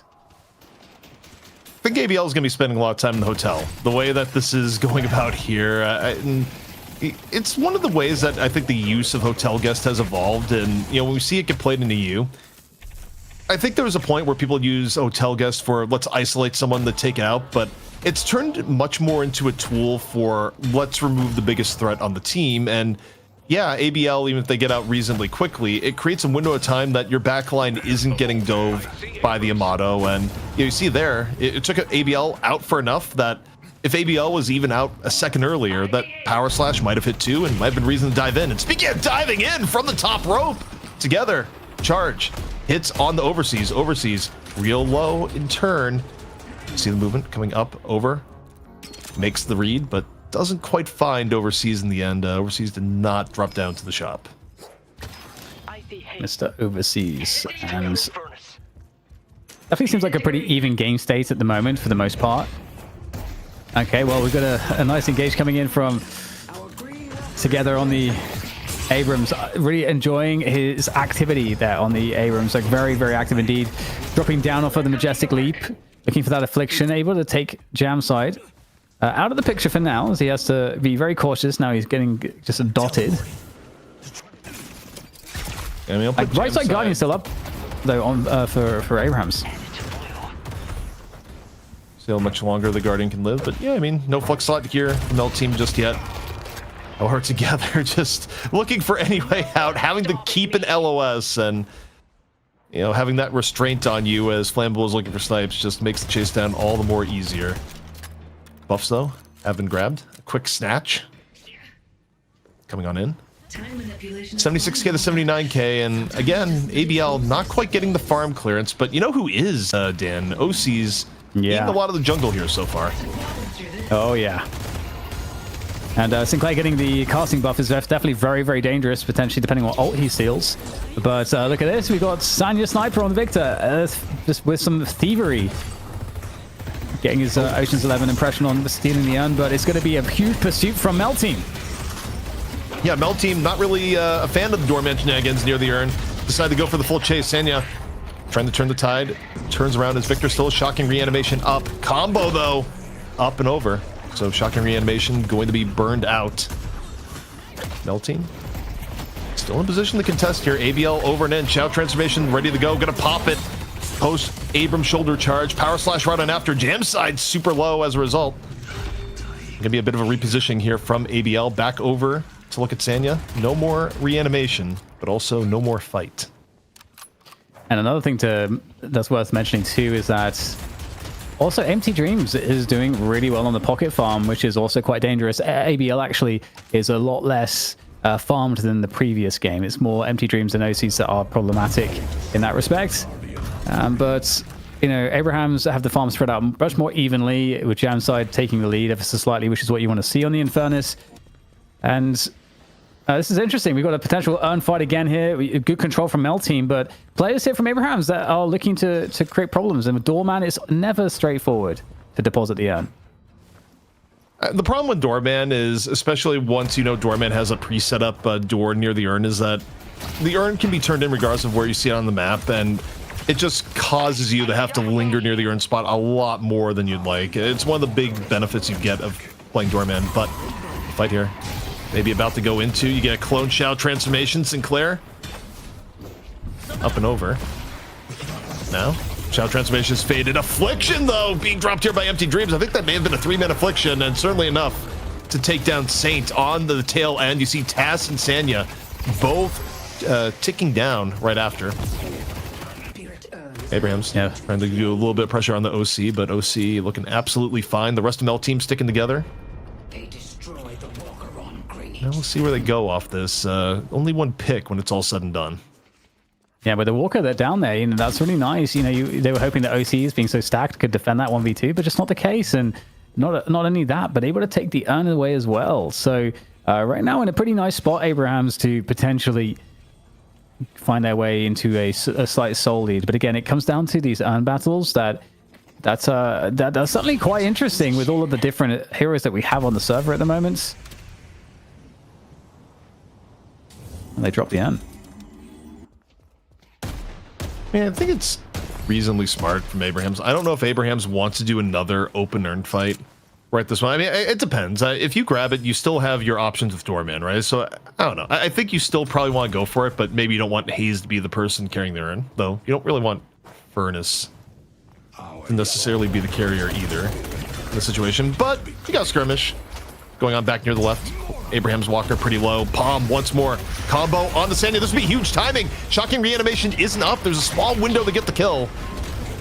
But Sanya able to get back. Meanwhile, Flammable coming over. Knows there's a low HP Victor in and around, and Sanya can't get away before reanimation is back up and in. So Mel Team up one here so far. Shadow transformation. ABL still on the hunt, looking for more. Cuts down Saint. Mel Team really punishing Abrahams behind the destroyed remnants of their Walker.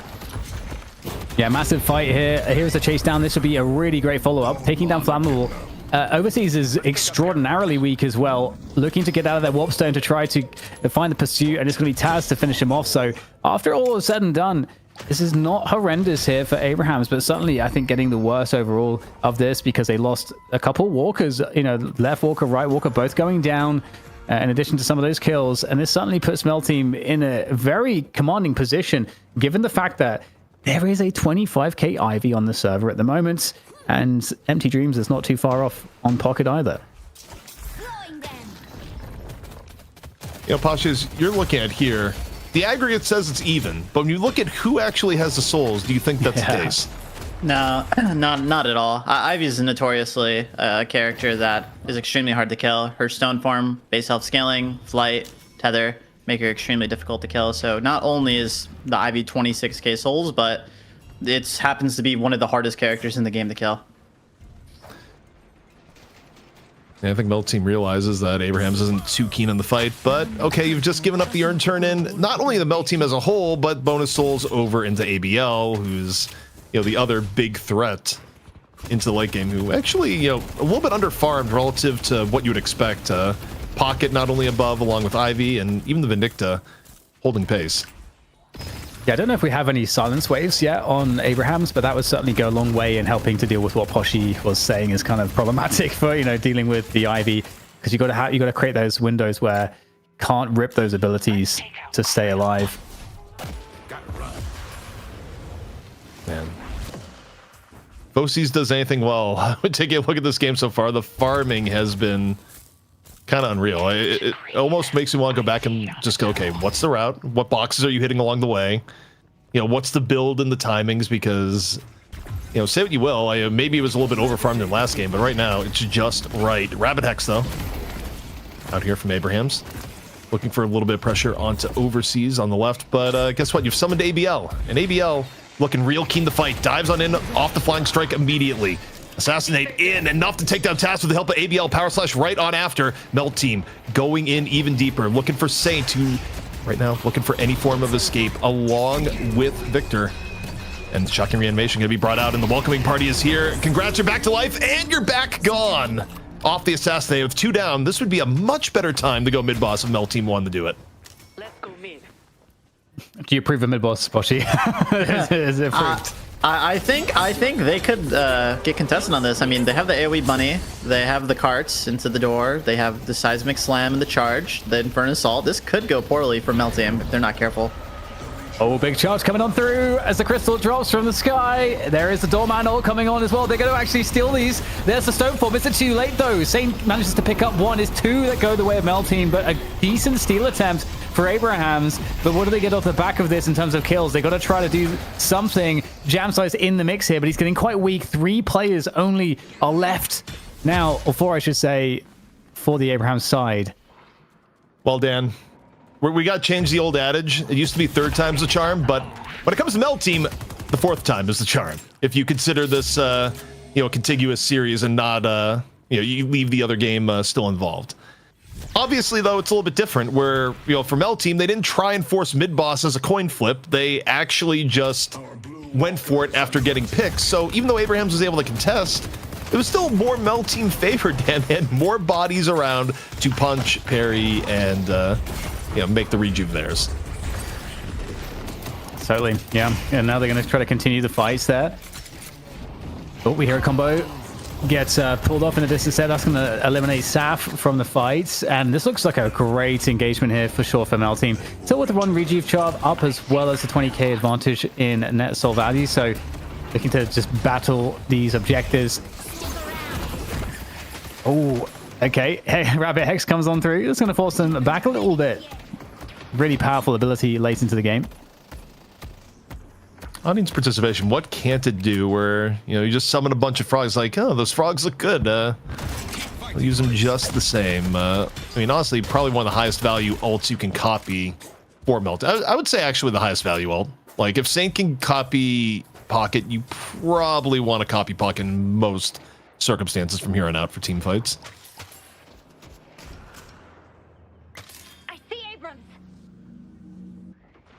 I don't want to call... I feel like it's not safe to it's not safe to think any game is an advantage or disadvantage based on what we've seen today. I don't know what to make of this. Yeah, well, once you see a 70k lead get thrown, you just wonder, is that, do advantages exist anymore? It changes your perspective on life, really, doesn't it? It's like, maybe I can become a multi-billionaire. It's like, is my home really safe? I've added 12 security cameras, but is there a blind spot somewhere? Man, we both went with very different angles on that, to be honest. Like, true. That's what happens when you have a 70k lead get thrown and your brain just breaks. I mean, everyone's going to take their own path to understanding. But I will say, this is feeling pretty good from L Team here so far, especially in terms of income apportionment and where it's at. I mean, you're kind of at the prime point where an Ivy can take over the game at 35k. ABL was able to catch up. You still have all the team fight power of Empty Dreams in the Pocket, who's been pretty solid on the Afflictions here so far. I mean, I guess the question is for Mel Team, you know, what more do you do with this last charge of Rejuvenator? You're down to your last 25%. You've gotten all walkers on the map, though, so, you know, realistically, you might be okay if this one falls off and you just continue to grab farm. all right, well, the urn is going to make its way across.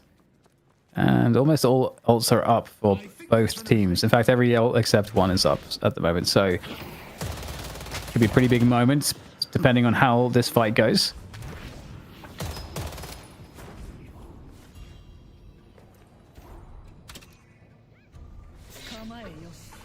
Turn. L Team dealing with the door, the window to harass, but not enough to prevent the turn in here from overseas. You know, the power difference is pretty palpable when you're able. Oh, good lord! That's an affliction. I don't think there's going to be the follow through, but it is certainly enough to send the message to back off, Dan. Yeah, you got to go back to base after that one. Not really too much choice in the matter. And now the rest of the map can be cleaned up. So Poshi, it looks like Mel Team are going to win in this game. Question mark. Yeah, I mean, it definitely does. And compared to the last game, they have a much better comp with that pocket involved to scale gently into that late game. The only difference is instead of having your Yamato really fed, you have your pocket really fed for the late game. And I think that's a good trade. So, wow. Rough times are flammable. Take the wrong turn and the luggage cart just runs you right over. Yeah, I mean, I agree with what Pashi's mentioned, is that I actually like the pocket having the higher degree of farm. I mean, clearly in the last one, you know, it's one way to shut down a contest, 4-man affliction that has serious teeth behind it when it's a 34k pocket.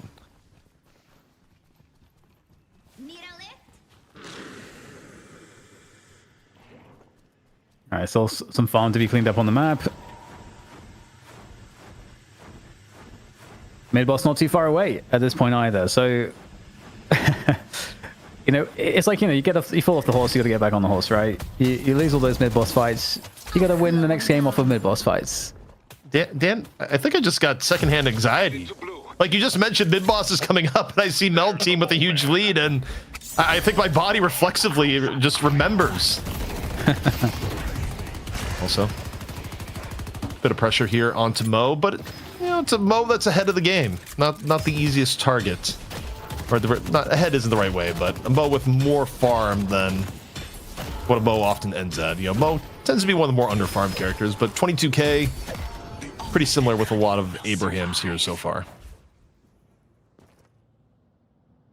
Yeah, so with all the farm now pretty much cleaned up on the map, the only thing that's left really is the mid-boss, and you can see how defensive Abrahams are right now. They don't want to get picked, as that would be a surefire way to lose the game. Thinking back, Dan, I really did get jump scared where we didn't get the initial angle of the affliction. Just we saw up to Empty Dreams. We just see 4 people just ticking down. It's like, oh, I now understand the totality of the situation. Also, I'm scared. Like, I've never quite been this scared when one team has a big lead right before mid-boss, but you know, where's this one going to go, Dan? Are we going to repeat history, or is Mel Team going to wait for a pick?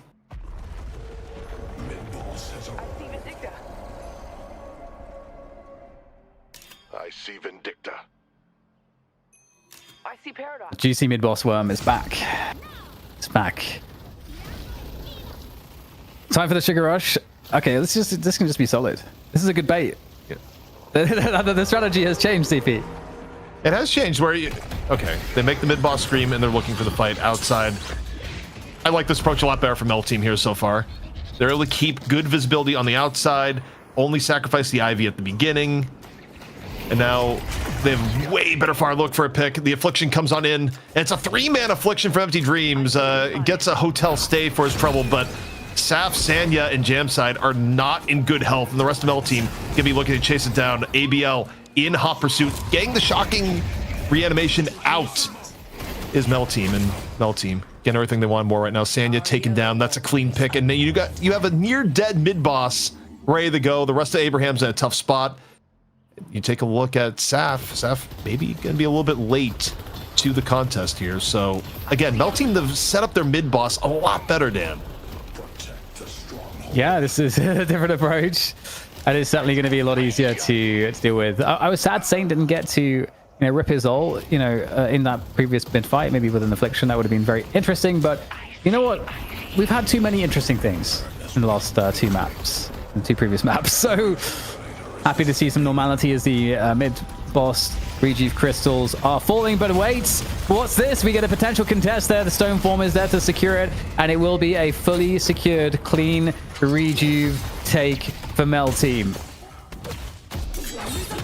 I gotta say, if you're a fan of Abraham's, I think you're a bit worried, not just for this game, but for the next.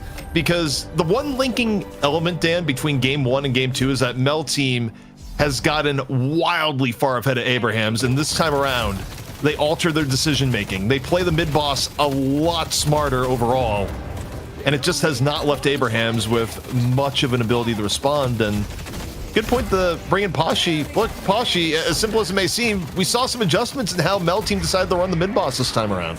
I mean, it's night and day. Like, so they must have talked pretty deep as a team on how they want to approach these mid bosses, and they're doing it exactly like as their comp warrants to have the Paradox, the Mokril. It's simply you bait out all the cooldowns. They baited out the Infernus ult, the Abrams ult before the mid boss. They killed Sanya, burned his ult, he's dead.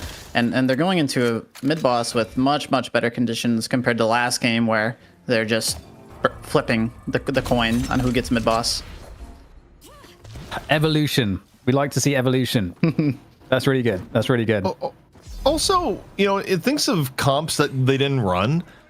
Maybe it was because of the Shiv ban, but Abraham's, in the world of Shiv being banned, they didn't go for the Page, and the Page also, I think, was a key part of their mid-boss contests in the last game, too. Like, yeah, I mean, Sinclair isn't a slouch it, but Rally Charge is good. But here we go, second stage Patron, under the gun, Mel Team, striking back, getting revenge, and sending us to a map 3. No 70k throw this time around, and Dan, this is turning out to be the series we thought it would be, although with some different twists and turns than we might have expected.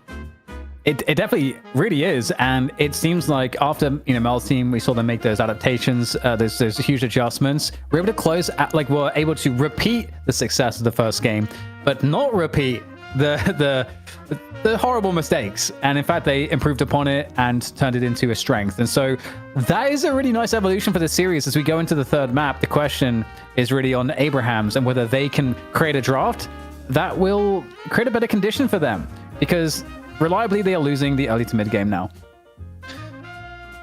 And speaking of the early mid game, Pashi, from your point of view, what was kind of the pivotal moment that put this way ahead for for Mel Team here? Like, when did things get out of hand to where Abraham's just was no longer in control of their own destiny?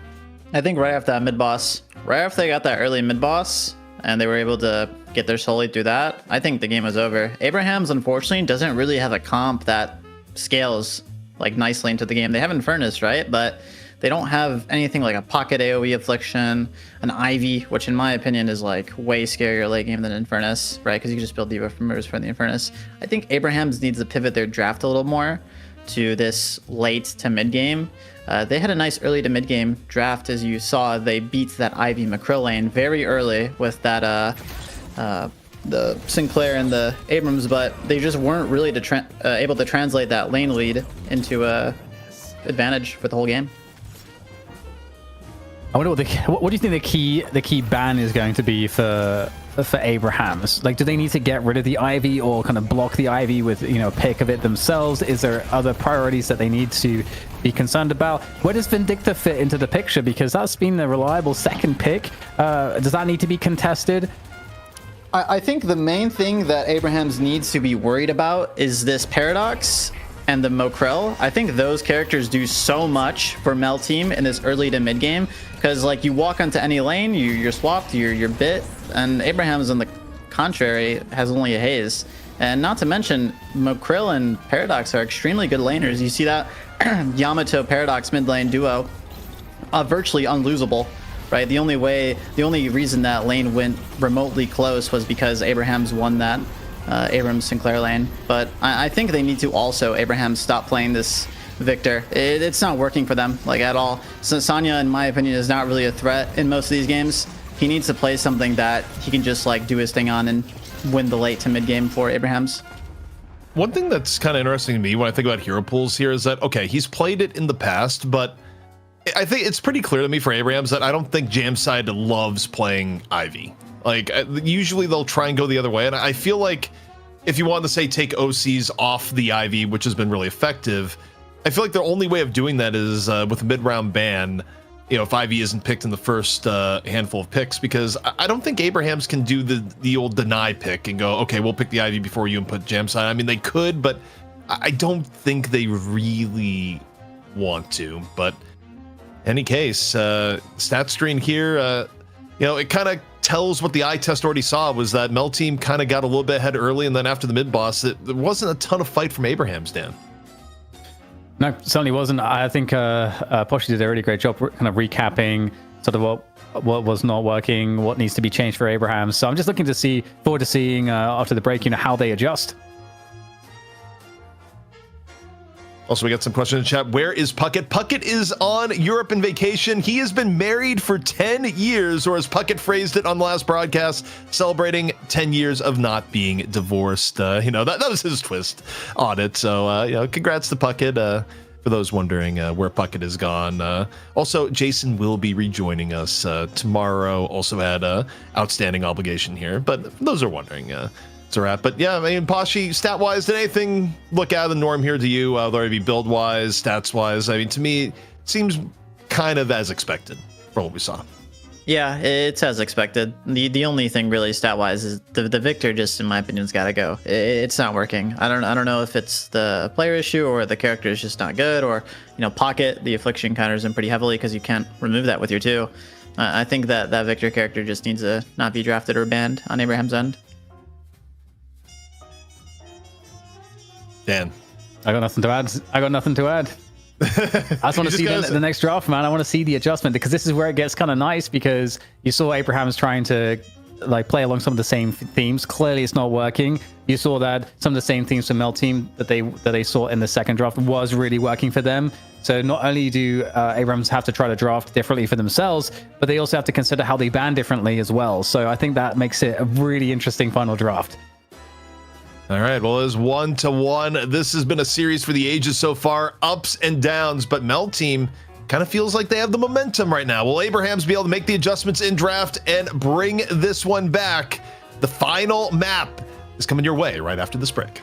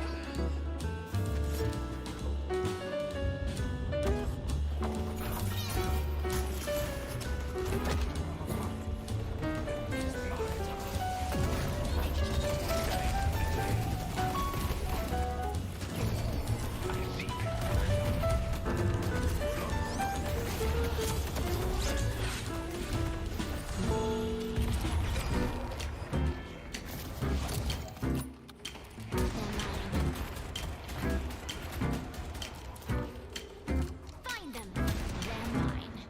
It's easier every time.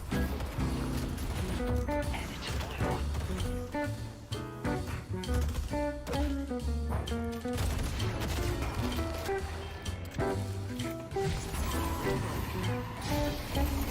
over.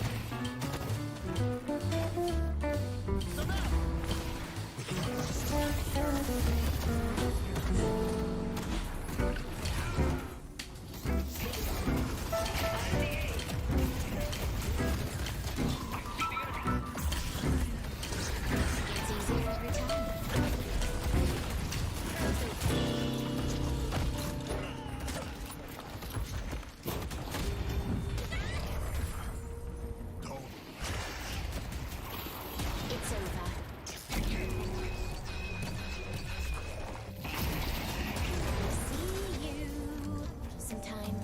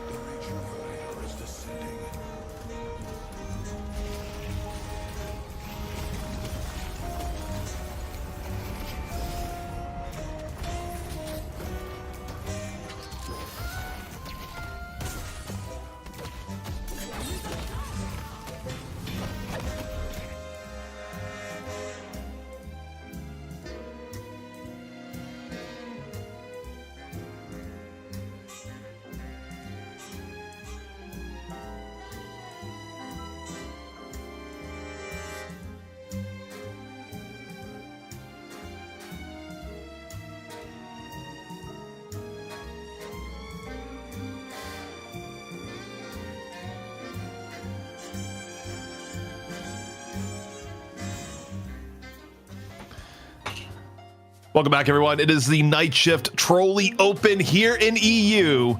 And for our upper bracket match, we are heading into Abraham's versus Mel team. Both teams taking a map from each other. It has been a wild ride here so far, but Mel team looking real good across the board. And so long as there's no mid-boss mishaps, to me right now, Pashi, they look to be the favorite.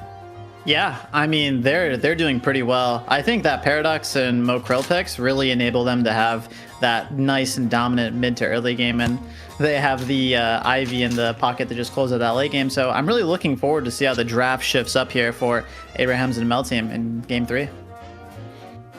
Yeah, it's going to be really interesting to see how this does shape up, because I think you know, the Sanya Sniper dynamic too that you know, we were talking about off camera a little bit is interesting. You know, if there is some whatever role overlap, we don't necessarily fully know where the trade-offs will be, but again, it's going to be reflected in the draft. So this is where it all comes down to. This is what counts the most. So we're going to see it play out in real time here. So you're going to expect to see, like, what do you want to see in terms of the bans? Like, you know, you only get one ban in the first phase. Obviously, Kelvin I mean, will Kelvin get left open? You know, are we in that territory where, Abraham's leave it open? No, well, in this case, Abrahams, they don't have to worry about the Kelvin because it's swapped here. So Abrahams, they have first ban, first pick, and they're getting rid of ABL's favorite in Yamato. They've determined that to be the threat. And this is, I think, the power of being first pick banned right now. I do think it is a bit of an advantage because you get to ban something the other team really likes, whereas the other team, they have to ban Kelvin. Especially against Abrahams. Like, there's just no way on earth that you give up Kelvin. I mean, look, if you ban Shiv and you'd be like, oh, we banned Shiv, we can give them Kelvin. Yeah, no, you don't do that when Saint is on the board. You know, it almost feels like a force modifier, Pashi, where you don't want to give up Kelvin in general, but you really don't want to give up Kelvin the Saint. You can't give Kelvin at all in these drafts. I mean, from the NA Trolli, scrims, EU Trolli, everything, the common theme is if you give Kelvin, you are going to be chopped and in a bad spot. Well, here we go. We get one of those, one of the combo that you mentioned is so powerful. It goes to Abrahams. First time they get Paradox. So they get the Paradox of the first pick. Now we get to see how does Mel team adjust. They've lost Paradox. They've lost Yamato already. So they've been prioritizing Vindicta second. I don't imagine they would put Vindicta in. I got you. I'm curious actually. Vindicta's still like in the first two.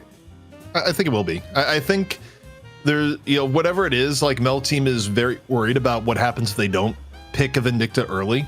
I mean, maybe you do change it up here and you call the bluff, because I think they could theoretically get a third. But I think if you're Abrahams right now, what you're angling to is that if Ivy isn't picked, I think you probably ban Ivy in the mid-stage bans. That's the ban I would be targeting here. Make OCs play something else, prove that they can be just as fearsome on a Wraith or maybe they're not even gonna go Ivy at all though. Now that I think about it, like you got Infernus. Do you want to run both Ivy and Furnace? I mean, technically you can, Pashi. Like, we have seen teams run both at the same time, but, I do wonder for Mel team if they're actually just going to put OCs on the Infernus this time around. I think they're probably going to put him on the Infernus. I mean, Abraham's just picked Shiv, and Infernus is not bad into Shiv. Pretty easy target to burn. And he also has a decent lane compared to Ivy. You can be a little more dominant instead of just clearing the waves. You can trade with your Afterburn and Flame Dash, Catalyst, all that good jazz. So, I think they are going to have OCs on the Infernus, and I don't think Ivy is really going to be picked here for Mel team. Okay, Calico and Shiv, they got banned in the previous game by Mel team. You can see that they're coming back in for, I guess, mega comfort for Abrahams, and it definitely allows them to, I think, dictate the pace a lot better around the map. So it seems like that's going to be much more preferable over, whatever they had previously, like Abrams and whatever else it was. I've long since forgotten. You can only run from the law. Okay, Holiday coming on through. Pretty early here for Mel team. Afraid that they'll get banned, I imagine. Yeah, I mean, that has been the common strategy, right? Is that you get Paradox early, and then if the Holiday isn't picked in the first set, you ban Holiday out. We haven't seen it as much today, but in previous days, that's been, a pretty common trend. But here we go. Mid-stage bans, we'll see what Mel team doesn't want to deal with. I mean, Pocket is still available. Okay, they get rid of the Mo, so they don't want to deal with the Mo with the Paradox. They don't want to happen to them what they were doing to Abrahams in the last map. Now for Abrahams, what do you ban? I think the Ivy is probably safe because the Infernus has already been picked. What do you want to get away here? And we'll see. And okay, it's still the Ivy. Okay, I was expecting this before the Infernus pick, but I guess to me this means, Pashi, they thought there was a real chance that OCs could have picked the Ivy anyways. Yeah, maybe they could have had Ivy play as a support or something. I'm not too sure who could play it on Mel team. I'm not too familiar with the players' pools, but it was definitely still a threat to Abrahams, it looks like. So we're in an interesting spot where for Mel team, they have had, they banned the Mo themselves. Yamato's been banned, Ivy's been banned, and Paradox has been picked. Four of what have been like the go-to picks for them in every single game so far, all gone. Okay. I just got Wild Inspiration that I don't think is going to be a thing because the character is still a bit on the weaker end and a little bit shunned in EU. But you think about things that Sanya has picked a lot in the past. And the fact that E-Shift has been nerfed. And you have a Vindicta where, honestly, you get a little bit more value against flyers from it. Is this the game, Pashi, that Sanya comes in and plays something like a Lash I think it is. I think it is. I think this game is going to be much more different than the last two games we watched, just given the draft. Mel team does not have that Paradox, Mokril, and Calico combo to dominate that early to mid game. Actually, there it is. That honestly, that was just a thing. It was just like, wait, Sanya's played a lot of Lash. It's available. You gave up the Victor. Okay. Lash lives in EU. I'm sure Deathy is super happy watching this right now. Okay, this is really interesting. This is such a different draft for both teams, ultimately. Okay, Mina coming on through. All right, so what do you want to cap this off with, Poshy? I think you need maybe one more front line, like another tanky guy in front. Billy I is don't know still what that could be, available. but Billy could be good. Yeah, Yeah, Billy but wouldn't he- be bad here. Abrams is still available too. But okay, Viscous There we go. coming back into the fray.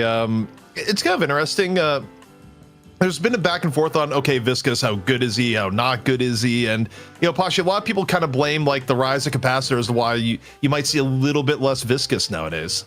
Yeah, that's definitely true, but I will say Viscous just overall as a character, very dominant laning phase, good utility, right, with the cube, with the ball, can act as a pseudo frontline, puddle punch for the earn contests and mid-boss contests. The character is still very valuable, even outside of the capacitor cube interaction. Yeah, it's great. I love Viscous. Viscous to me is like Pocket, is like, just like so iconically Deadlock. You know, there are certain like iconic characters, and Viscous is one of those for me. So unique in what he offers. So yeah, super happy to see him in this roster. I feel like we're getting to the stage of the game where maybe like give it another few months, and we'll have so many heroes that are kind of good that the drafts are going to be kind of difficult in that respect. To fully deny like a full-on archetype of a character, which we can currently kind of do in some respects. But by the way, where are we leaning with this so far? Here's what I'll say. I want to drill into like lane matchup stuff, which, you know, we get into here every now and then, but early game, especially, you know, at the time where stuff like Cube is really viable. If you're a Mel team, how much do you want to try and like correctly guess where the Bebop is going so you can put the Viscous like counter lane to the Bebop at the beginning? If at all, in this instance. He's probably going mid, honestly. Beyond mid is a very common place to put him, so. So if Bebop goes mid, do you actually want to match the Viscous in middle, to have Cube deal with his shenanigans, or do you still think it's better to, you know, in this, put it elsewhere effectively? Like, you know, is it about supporting someone else in your lane, or do you want to counter something else in the other team when you're like kind of allocating where you're putting your Viscous?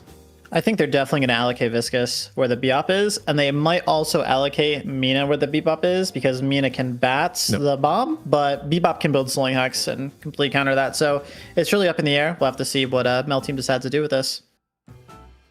Yeah, this would be where if we, you know, we had John in on this segment and be like, so John, how quick are you building Slowing Hex here? Because you think back to NA, that was one of the things that, you know, John did as an adaptation on his Bebop, where, yeah, I think in one of those games he was up against the Mina lane, and he's just like, yeah, I'm just immediately going Slowing Hex in regard to that. Just like, well, actually, oh no, it wasn't against Mina, it was against Mirage, who, by the way, is just as vulnerable there, where, you know, Mirage, you kind of have the sense of like, I can get out of everything. It's like, wait, I can't tornado for 4 seconds. Oh God, I don't have anything I can do at that point. And then you end up exploding, taking all that damage from that bomb. Yeah, it's gonna be super fun. This is a really cool draft. I love this. I imagine we're just waiting for the players to start ZP, because we've been stuck in this stream for a while. Yep. I mean, I haven't looked too closely, but seeing Discord pings kind of pop up, I think it's just been one of those days where the Discord voice server has been kind of unreliable. I think we've maybe changed the Discord voice server from various different regions in Europe, probably like 4 or 5 times for the players, if not more. Just one of those things happens. A little bit of technical difficulties, but it looks like we are about ready to go. And, you know, Pasha, as we're kind of looking at both of these teams, who do you think won the draft, if either team? I think Abraham's. I think Abraham's won the draft pretty hard. I think they have very good characters for their early to mid game. That Calico, Bebop, Paradox, those 2 pick characters combined with the Calico.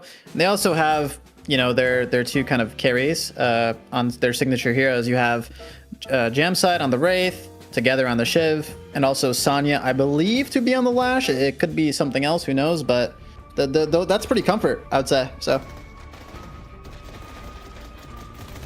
Very different, very different game then on our hands right now compared to the first 2 maps, and one in which I agree, it feels like Abrahams are going to be getting that lead. And we're going to look at the lanes whilst we're in a pause here.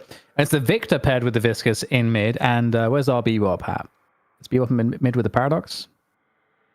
Yep. Yes. And it kind of goes to, okay, who's Bebop going to be against? And yeah, it is going to be Viscous, correctly guessing that Bebop is middle, and you run the Viscous versus the Bebop. Also, I do love the, you take a look at the hero set for Mel Team. I think the ban against Ivy made sense. Like, what Mel Team is playing here, if you're going to put Empty Dreams on the Infernus, I kind of think that they were just going to run both Infernus and Ivies. So the read from Abrahams seems to be pretty on point there, because I think from what you saw in the first 2 games, letting OCs get Ivy is probably a mistake. Yeah, that's fair. And Poshi, you know, what do you think about these lanes? Do you have, now that you've seen how they matched up, do you have any thoughts? Yeah, I think Abrahams has better lanes, in my opinion. Their lanes are much better. They don't really have a lot of space makers in those side lanes. They have mainly squishy characters, right? Infernus can't really make space. Vindicta can't make space. Holiday can make some space. Mina generally can't take space. So I think Abrahams here overall just has much better lanes going into this game. I will say, on the early lanes, I do, depending on how it works out, if you can get a little bit ahead, I think there's a world where the right-hand side lane with the Mina Holiday can get a little bit ahead, just because, I mean, you have Wraith on the other side, and, you know, Jamside, even on, like, stronger lane heroes, I don't necessarily think Jamside is, like, the most aggressive laner historically, so, you know, I think if Mel Team is going to get any early advantage off the various lanes they have, it'd probably come from right-hand side. Middle lane strikes me as more of a survive lane with the Viscous Victor, but you know, there's always options in the sense that, you know, Viscous lanes can weirdly get out of hand if you know, have 1 or 2 positional mistakes. All right. Some early harass coming on through. A lot of damage actually onto both Sanya Sniper and Taz and Jamside early on. So Mel Team are getting the better of that pressure game, at least initially. But these are just the first waves, of course. I think the ideal early game for Mel Team here is that you win this right lane, and then Flammable just gets to do Holiday things immediately thereafter, and you leave me and OCs to get a little bit ahead. And then eventually, like, you get to the break point where you have a Mina at like 9k, and you know, a lot of the other team at around like 6-7k, and then OCs actually gets freed up to roam, and you give the solo farm to someone else on your team that wants it. In this case, you know, potentially just ABL and the Victor. You end up lane swapping in that way later on.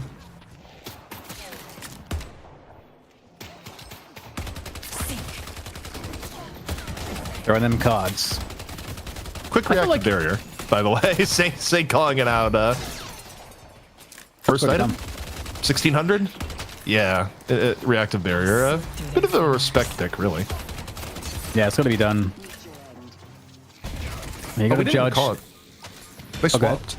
That Bebop went over to the left after starting mid. Specifically, to just not be versus Viscous. A play with Lash. Seems suspicious. True. Actually true. Like, this is not very lore friendly at all. Very bad karma. Not unless the world was about to end, and like I don't think Infernus and Vindicta would be the sort of threat that would make Flash and Bebop work together, in all actuality. All right, well, it's gonna be interesting to see how this changes the lanes. Do you like this lane change, Poshy? Yeah, the Bebop can't really play into Viscous. And I mean, it's Victor. You're hooking in Victor. He's just going to shotgun you to the face of the pain battery. So it's going to be hard to trade into him. But yeah, the lane swap here is definitely good. All right, well, we've seen some good damage output so far from Fumble. As you kind of expect out of Holiday. Well, Holiday is kind of crazy as a character. The fact that Holiday can kind of do like everything. Has like good damage AoE. He's got like catch, has, you know, disable, like high DPS, good default gun.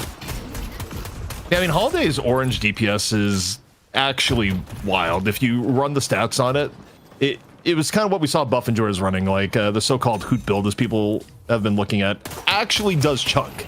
So Holiday has a lot of options to build. I mean, you also have builds that you do with barrels that you know, will just deny a lot of area and, you know, spam knockups and Flammable. Chases down Sanya. So for Mel Team, where they needed a good early lane, this is fitting the bill. I mean, this Guardian's gonna go down, and I gotta say, Dan, Flammable is gonna have the map opened up. For the collection. Huge. Really important for Mel team to be able to open up with I think good control of the early game. Based on everything that we've been discussing so far in the draft, how we favor Abrahams. Man, Saint is so incredibly low. So and the Vindictor's looking with the sniper, the laser. Oh my god. He gets out. I don't know if Bebop is like physically capable of clenching in response to fear, but if Bebop was, then that would definitely be the response. Lasso though, out, connects, finds jam site into the Nox Nostra, and it's a lot of damage and the follow through is there. That's a nasty combo. That's a really nasty combo. Okay, so looking at the Guardian situation, we are a Guardian ahead if we are Mel team, of course, in that right lane. Otherwise, not really too much damage done in any of the other lanes for either team, actually. Interestingly enough. Yeah, I mean, middle ends up being a little bit of a wash of where it's at. Left-hand side is advantage Vindicta and Furnace with how it's gone so far. The Bebop Lash lane has been struggling a little bit. Dash in. Get them together. ABL, though. Shocking reanimation was burned. This death is going to be for real if it happens, but instead, Goo Ball just providing the right amount of space for ABL to get time to take a breather, do another jump start, and look good. And meanwhile, though, Jam Side just caught out again. Oh, Jam Side. Well, the battle continues here. Looks like Flammable likes this one off the jump pad. Still getting the damage in. Oh, heavy melee to try to get into that high ground there. It's looking a little bit tricky, and Holiday can still do some more damage here before all is said and done. The lick there to send away the Calico, and just aggressively taking away the farm. It's always a strong move to make. Barrel sent out, more damage from the Sanya Sniper. Got to be very cautious here. Look at the Holiday pressure. It is so annoying. Yeah, it's a little bit too early to tell what the full build is going to be at Flammable, but maybe going more the Hoop build style. I mean, kind of regardless of what you do, you kind of go Cult Sack on Holiday early regardless. It just, it gives you not only the fire rate from it, but also ability range, which is pretty nice on barrels, and the overall income, which is why half the cast still builds it even post-nerf. But I'm curious to see what build Flammable goes in as things develop a little bit more closely. But Saf, low HP, concussive combustion comes out. Sanya, over. Applying a little bit of pressure here. The Empty Dreams in turn. Abrahams looks to get some damage onto this left-hand side Guardian.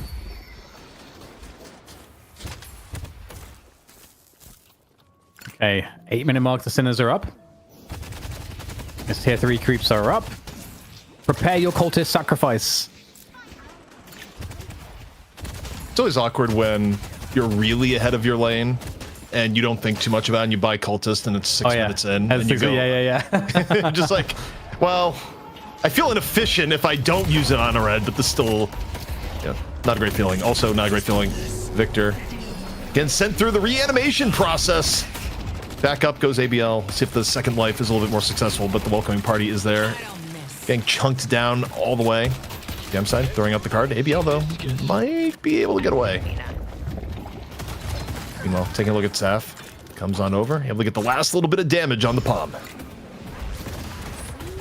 Definitely more comfortable game for Sanya Sniper so far. And goodbye Saints, burned away. There's that Flog, Ground Strike, and Calico in there as well. Goodbye. There's a nice little bag. Not too big, not too small. Just the right size. And now, okay, the bag might be reclaimed. More pressure coming in from Flammable. Doing Holiday things, just keeping the pressure on there. But still, very interestingly, almost at 10 minutes. And these two Guardians on the left side, very little damage done to either one of them. But the advantage certainly with, overall, from the macro, with Abrahams. They got that mid Guardian down. Yan's coming up soon. The bridge buff's coming up real soon as well. And the punish onto the Sinners. A really great swap there. That is massive. ABL going down. I think the big difference between this game and the last games is off the draft. Mel team, they're not running something like a Paradox Mo, which gave them just massive ability to go in and look for picks. They were previously, they have to play this a bit more passively. Like, yes, you have the Holiday and you have Holiday Lasso, but it's still a longer cooldown. You're not going for lassos anywhere near with the frequency that they were able to use Paradox in the last game. Speaking of lasso, flammable. Getting caught by Saf for a moment, is able to get out at the cost of a HP tax. Hook, though, in onto ABL. ABL, not caring about it too much. Reactive barrier, dealing with the worst of it. Just grabs the urn and runs away here, Dan. Yeah, it's got to be done. That Guardian is probably not going to survive. I can imagine. We're surprised if there's no pressure on this at this point. Although, with that said, maybe more concerned with the right side lane control. 3 players there from Abrahams now. Looking to take that right side lane control, push down that Guardian, and ensure that the deposit spot is not going to be safe for ABL. Look attempt out here from Saint on the left. The Guardian pressure continues. OCs, though, runs afoul of together. So Abrams able to get the pick off. ABL with the urn, but it's not a particularly safe urn turn in here at the moment. Still 3 roaming and lurking. ABL stuck kind of on his own, trying to make the breakaway here to the urn turn in spot. Is it safe, though? Here at the moment, we're looking at Vindicta on the left-hand side. The right-hand side, though, a little bit intense in the urn. ABL forced back and boom, over the top. Saint finally locked down. Yeah, getting that bonus 250 souls there with the assassinate, and good response here from Melting, because it was kind of feeling like, honestly, Abrahams were getting the better of the last couple of minutes with the objective play. But still, objective play still in play as the urn is looking to be deposited here. It is in the hands now of Taz for Abrahams, so it has swapped hands from Melting to be a victory there for Abrahams as they secure it. And 60k souls to 56k, so not a huge difference, but it does feel like Abrahams have a bit more control at the moment. That was a saga. You had the long and intense urn back and forth where Abrahams was finally able to steal the urn away in a brief moment, and Melting couldn't get on it, while you had the 3-on-3 over on the left-hand side that Overseas was able to get a little bit of the better of. But, between the two, a little bit more value extracted from Abrahams on the whole. How do you feel about the current game state now, Poshy? It's a very small soul edge, but yeah, how do you feel about how this is going? It's definitely a much different game. Some key things that I'm thinking about that happened in the laning phase that kind of led to this situation here is that Osis and Flammable, they won their right lane very quick and very fast, but it was actually the person that lost the lane, Sonya, that rotated to the other lane and helped the other lanes win instead of the winning lane, which I found strange. And also this game, the Mel team's mid lane is much more weaker, and they actually lost their mid lane, as you can see. ABL isn't on his character that can just like straight up win the mid lane. He's on something like Victor, which we've seen these past few games to be underperforming, and whether that's a character issue or pilot issue, I guess we'll have to see this game. Obviously part of it is how the team is apportioning it, but even in a game where Mel team has been a little bit behind, if there's one thing that OCs does, Dan, is generate wealth. OCs 15k on the Mina. However, Hook in on the empty dreams, not having any of it, concussive combustion in turn, but Leaping Slash gonna seal his fate. Up in the sky, Saint dropping the hyper beam. A little bit more of a zone out, and Overseas actually getting the business end of it super low, and Saint finishes it off. Was able to get the last little bit of tracking on the hyper beam, so Saint keeping control for Abrahams on the left-hand side, and surely that's all they need to get this Guardian. Yeah, maybe we should nickname OC's the hedge fund manager or something. Just because you're right, he is just consistently richer than everyone else. Without fail. Paradoxical swap coming on through to prevent. Oh, there's a clean blow that does cut the distance, and with the serrated knives, goodbye Flammable. Although Flammable must have gotten cubed or something, because he stopped getting ticked with that, so he's gonna survive for now. In the meantime, life might be getting a bit tough here for Shiv, stuck in the Google, bouncing around, and this is very painful, and that's gonna set up the kill from Overseas. So that fight turned around real quick. Mel team able to get a favorable trade out towards the end. Maybe not as favorable, losing Flammable at the very end. Still, with the twists and turns, pretty even game. Oh, okay. Assassinate hits, and Tass is down. Second assassinate. Gonna take him right out. 15 minutes about to hit here, and the new urn. If I could add something here real quick too, OC's isn't on a character that can survive on its own. OC's is on Mina compared to the Ivy, which has so much ways to sustain, get out of fights.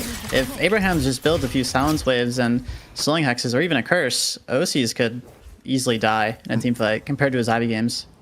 I'll say, you know, while Mina can farm quickly, Pashi, my take on her is that a Mina that gets over farmed, it kind of reminds me of old school 7, where like it was almost like built into 7's character power that they would be ahead, and seeing a 7 that was over farmed was nowhere near as scary as seeing a Yamato or something.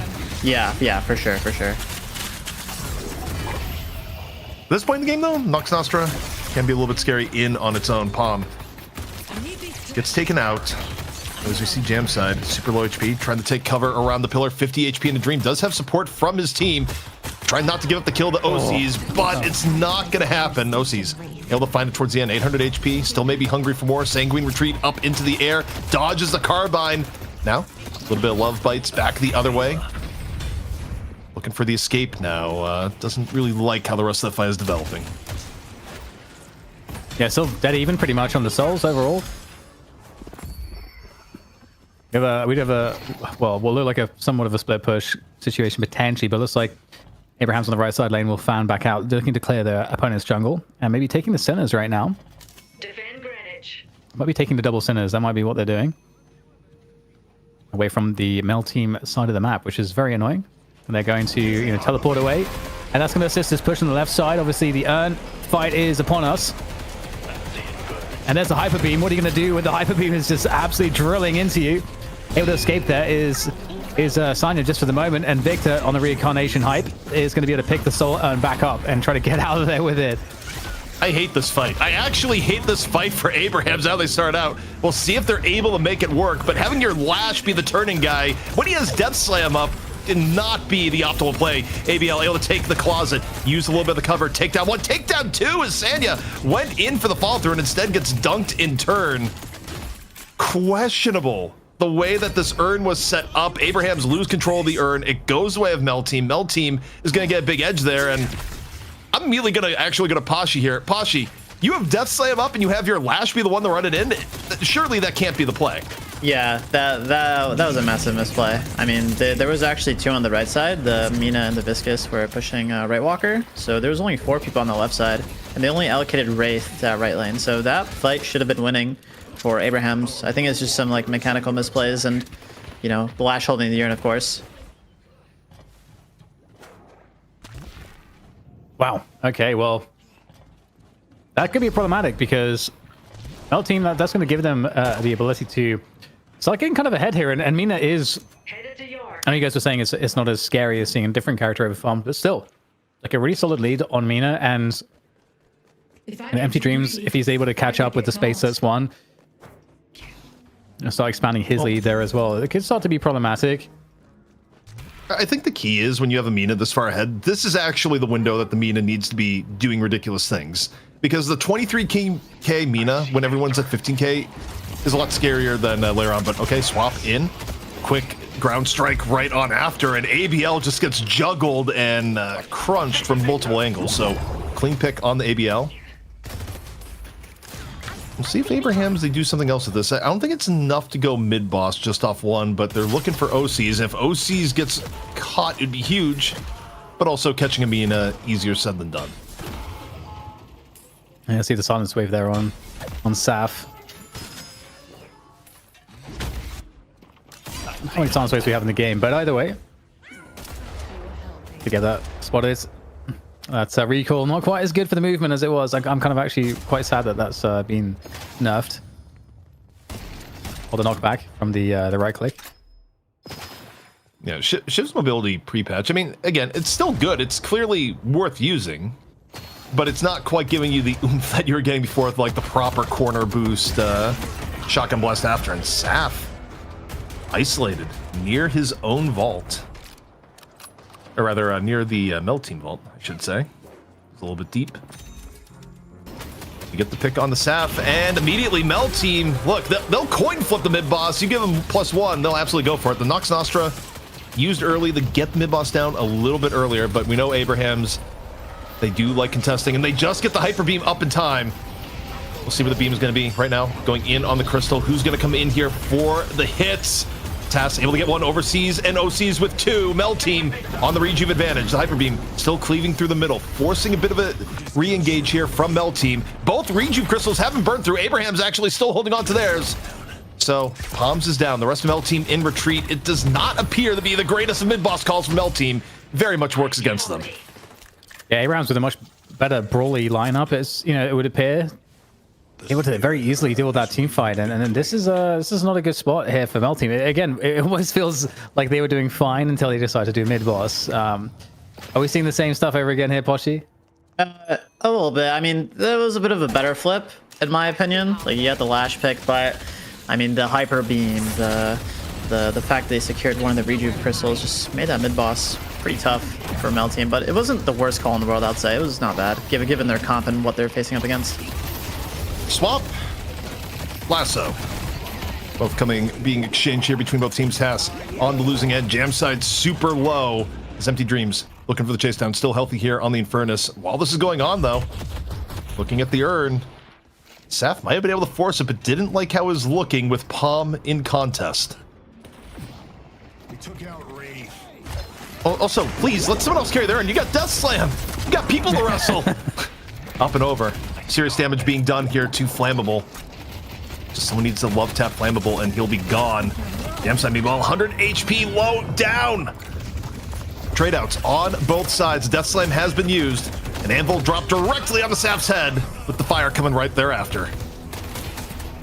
Yeah, unable to get anything out of the Death Slam. Very sad. And here's Nox Nostra coming on in for the assault onto that Walker. See if they can get that one down in the midst of all of this. That would be really, really huge win. Bebop getting absolutely burned alive here. Massive hitbox. That afterburn is a problem. Oh wow, is he just going to be able to get to walk out of there? That's crazy. All right, well, ABL's going to be stealing away this the sun again. Also, still getting chased down by Senya. At least for now. Maybe Senya has thought better. Was just going to go for... Wait, no. I mean, Shiv is there. Surely you don't let ABL just walk the urn in. That can't be a thing. I can be tough to be around. Our blue walker is under attack. I've seen stranger things today. Yeah, actually, that would not even be remotely the weirdest thing that we've seen today. Wait, ABL's just...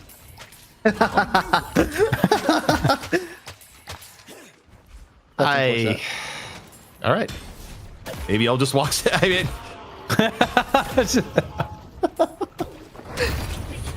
You know? However, the swap comes in, maybe a little bit of vengeance after all. Shocking reanimation is up though, so even this turns into a pick. Second lease on life for ABL. Rescue beam into the cube. A lot of ways to prevent Victor from experiencing the pain of death and rebirth. It would appear so, yeah. Abraham's kind of grouping up to look to take to this team fight, but not quite finding the engagement they're looking for. They're gonna have to disperse. Maybe giving a bit too much respect around the urn.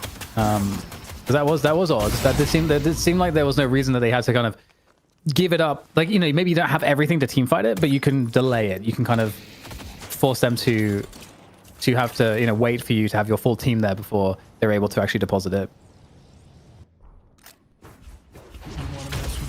Spiritual overflow being bought by OCs who still very much ahead of the game, but I think, you know, we are hitting the point where the overfarm Mina is having less of an outsized impact that she was 5 minutes or so ago, which is just, I mean, the nature of Mina. Still in a very effective spot, but, you know, not quite as dangerous as, say, a Yamato in the same situation. And Saf looking for a little bit of a steal, and I don't know if ABL is down for that. Viscous up over. The stun comes in, trying to go in, and once more stunned.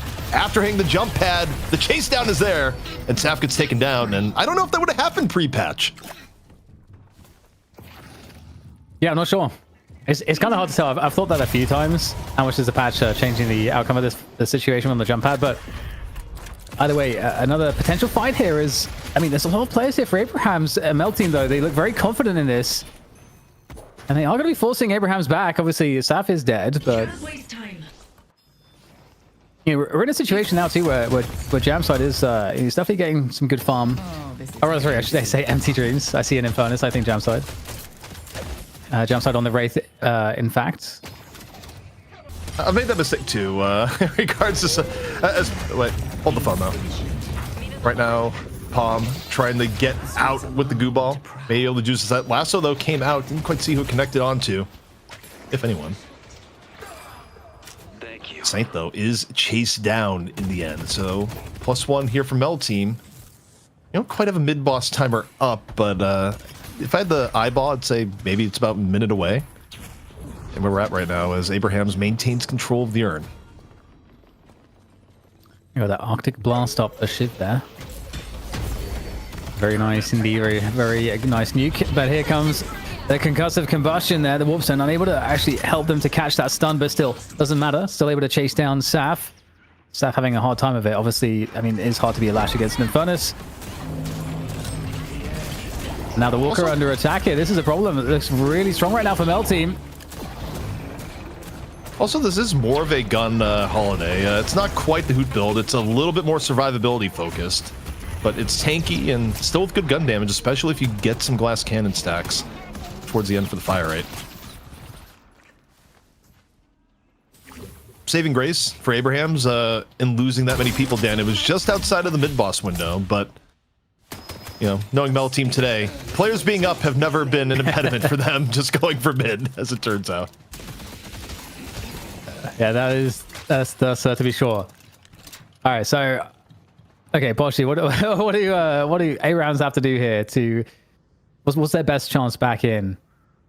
They need to find a pick with their Paradox and Bebop. This Victor's has some good souls. He's not like the Victors we've seen in the past 2 games. He's actually doing pretty well. So I would say get a pick around now when mid boss spawns and go mid with the 5v6. But it's really up in the air what can happen. You're in the analyst role, you can have a little bit more teeth. You got to call it directly. ABL is not Sanya. It's true. Sanya played it in both games. You can call out Sanya. You have that ability, but also Palm. You talk about getting a pick was what Abrahams needed.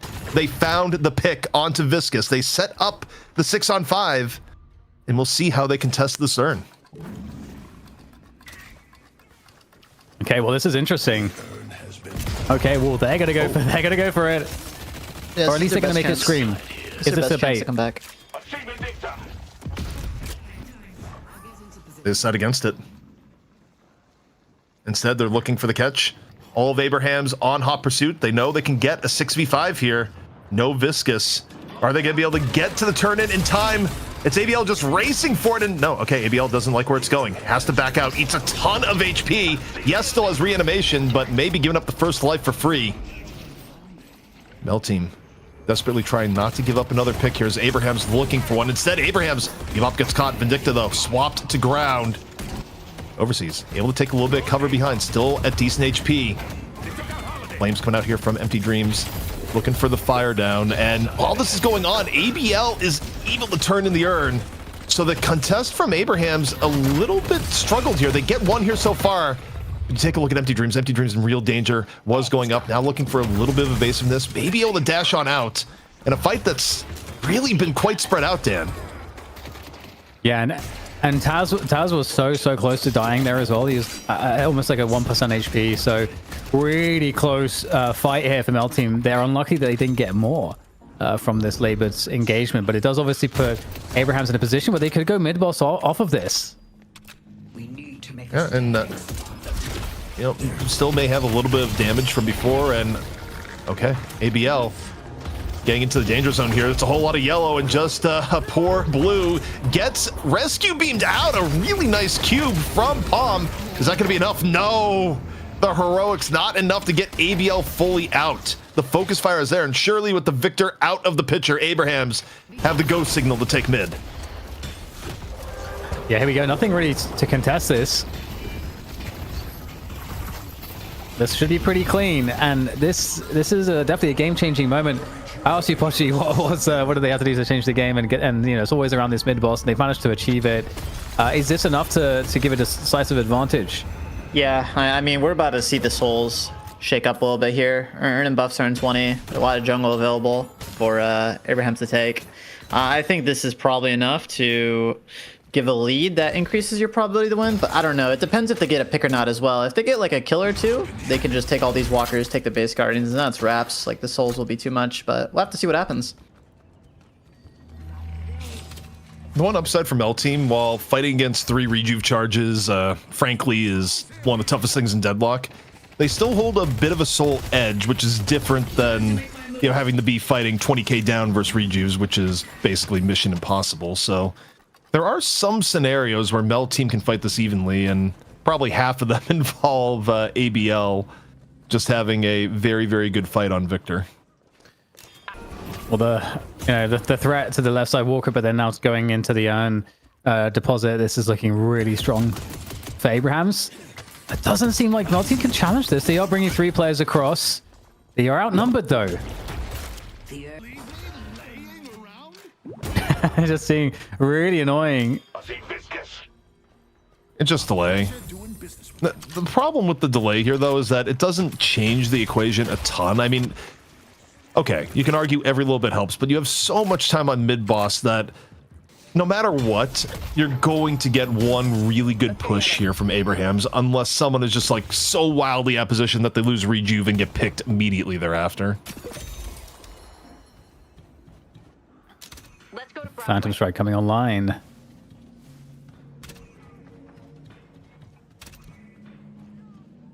Let's go to York. Well, it's going to be time to start assaulting these objectives soon.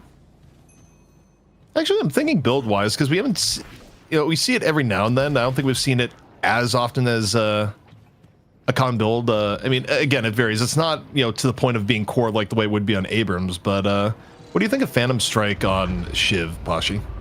I think they're building it for the Vindicta. I think it's extremely good into Mel Team's comp because all these guys, if the Shiv gets on them, you know, the Holiday, the Vindicta, Infernus, Mina, they'll be in big trouble. So I really like Phantom Strike here from Together. Our yellow walker is under attack. Well, finally we go into the objectives with those rejuve buffs. And both walkers now are under heavy contestation. Shiv is out of position though. He's in that mid position at the moment. So this could be an opportunity for Mel Team as they look to open this fight. Shiv is making his way across though with that Phantom Strike that's been picked up. And this fight right now for Mel Team, it's not looking too horrendous. E-Shift popped there by ABL to try to keep himself up for the moment. There's some rejuve charves. Yeah. Deathslide from Saf towards the end, trying to even things out. Jamside caught towards the top. Mel Team, they not only get all the rejuves, but they're able to circle around, kind of pick it apart piece by piece, get 2 of the biggest players down, and Jamside and Together. So that's huge. That is. And they saved both walkers. They saved both walkers. That's crazy. That's wild. And I mean, I'm just kind of racking my head and how that went on. And Pashi, I feel like when fights like that happen, it means that someone was at position and not contributing, even though they were. You look at the mini map and they were there. They just couldn't have been there for that to be that one-sided. Yeah, they have the double pick. They have the Bebop Paradox. Like, they can start the fight on their own terms, like, and wait for them to have all 6 of their players. But it looks like they got a little too hasty on a fight because Together in the mid lane was about to take that Walker for free. But it looks like Abrahams just started a team play at 5v6 on the left side, and it so happened that Mel Team had 6 and they had 5, and the fight went pretty poorly, so. All right, 220 to 220. You know, in stark contrast to the NA group day, which kind of flew by, Dan, this group stage day, it's been a long one here so far. This one's gone to 3, and they have not been swift maps for the most part. No, no, they haven't. I mean, everyone should be buying trophy collectors, clearly. What have you done, Dan? How could you have done this? Just when the chat has gone a decent amount of time without talking about Trophy Collector, you summon that demon back into existence, something that has destroyed more pub teams than you could ever count. How dare you? Yeah, I mean, well, you know, it's a crazy situation. It's a crazy day. It really is. And so far, you know, we have a decent control on this right side and mid for Abrahams, but they're going to lose. They're going to lose. Safi was just chilling by himself all the way towards the left, so that's kind of a nasty pick to lose. Mid boss is not far away either. Infamous fighter just found shanked on the streets of New York. I mean, Saf got hit from multiple ends there. That was mugging, man. You know, the time period Deadlock set in, the streets are a little bit rough. Yeah, they are. And the police, I don't know if you've noticed, but there's no police around, so This is what happens when Warden's out of the meta. True. To green. Well, He's not technically a cop in the lore, but you know, kind of looks like one. So. well, that's urn is going to be taken away again here by Mel Team. So it's a neutral urn though, so it's going to be a run across the map. ABL is like dedicated urn carrier. Oh my god. Okay. Empty Dreams is getting absolutely wrecked, but gets rescued. But will he be rescued? Oh my god, he's 20 health. What? No way. Is he able to Into the survive? closet. Do they find him? 60 HP. Wait, got a little bit of damage on the top. Actually takes down Sanya. What? The most daring escape we've seen today. That is actually wild. But what was the cost That is though? unreal. That had so many twists and turns from the double hook into the telekinesis, into rescue beam, into hide in the closet, get a kill and survive. That was a sequence, but one that puts Mel Team in a really nice spot, Dan. Yeah, that's really highly impactful at this time of the game as well. Like every life, given how long the respawn times are and the mid boss is up, is extremely important. So this is a really strange situation because, you know, all that Mel Team has to do is recover the HP, and then they can still think about potential mid boss. But they are still in mid. Okay, so Mel Team are going for it here, and Abraham's they're surely gonna have to try to do something here. They do have the Death Slam. Rejuve's coming down. Mid boss once more the focus. So this one goes concussive combustion out here at the beginning. Empty Dreams Palm able to get 2 rejuves, 1 to Abraham's in turn. Mel Team ready to take the fight. ABL under fire, still a shocking reanimation, good to go together. Of course, down, not in this fight to begin with. Jamside just chased down and raked out of existence. Mel Team at a full 6. Abraham's gone is their rejuve, gone is Jamside, and the rest of the fight not looking great for them either, as Saint surely about to fall. Full HP Infernus, not a recipe for success. Oh, you see that, Dan? There's a lot of crouching. Yeah, what could it mean? Walker goes down the creeps, and yeah, this is that doesn't really matter at this point because we got 2 rejuves from Mel Team. They've got 3 kills. There should be some shrines going down here as the fight proceeds. More damage done with the rake. 4 players dead. I mean, Poshy, this seems unrecoverable. Yeah, it seems pretty chopped. I won't lie to put it in NA terms. It's wraps. It's chopped. The NA lingo is like, to explain this, I need to use the language of my people. Chat, it's chopped. Well, the patron is knocked. Abraham's on the verge of being sent to the lower bracket within their group. Mel Team, after trials and tribulations and many mid bosses, may have just done it. Flammable able to get together down once more. The second stage patron, it is under fire, and Abrahams can do nothing yet to stop it. Mel Team will secure their berth to the second day in the playoffs, and Abrahams, they will be fighting again later today. Yeah, you're right, ZP. This has to be like the most mid bosses of any best of 3 ever, and it was very interesting. But it is indeed Mel Team able to take this one and proceed, and ABL, you know, able to stick it to his opponents who previously his teammates, and especially after game 1. If you guys missed map 1, there was you know, some people might say that was a bit of a throw right after ABL had just, you know, had been chatting away. You know, maybe teasing his opponents, only to kind of, you know, essentially lose a very unlosable game. So very dramatic series here between these 2 sides, but Mel Team certainly did look overall the better team through and through. And given how we understand ZP that Abrahams are like they're like one of the bosses of EU, that's really impressive.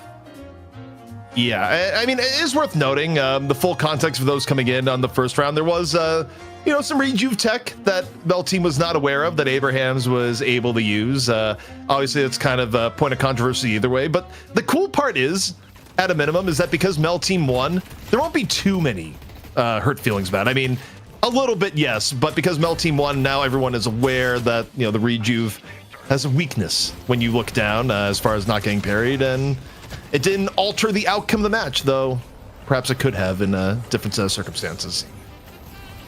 Yeah, it was definitely Pretty crazy.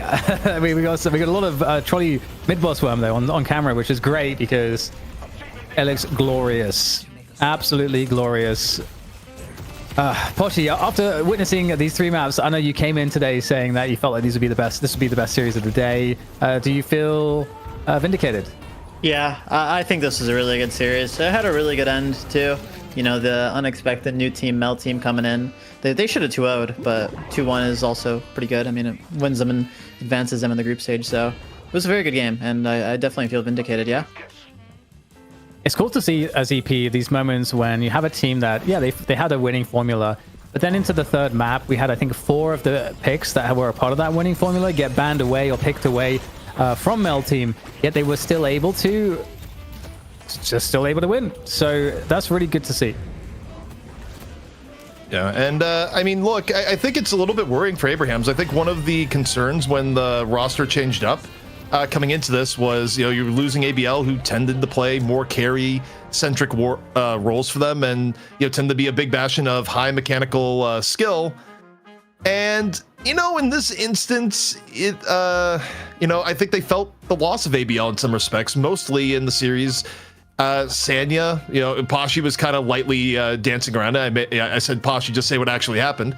Sanya's victor was not ABL's victor. I think that was pretty clear, even just from the eye test alone. But now that we're into the stats here, Pashi, anything look particularly outrageous to you here?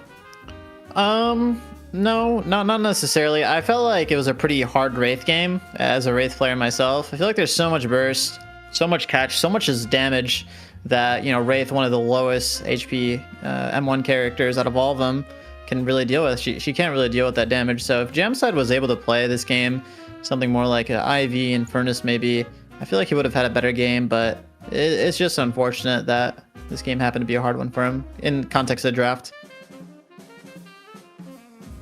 Well, one thing I got to say, Poshi, as well, that we see in EU that we don't see in NA is the Warpstone purchases.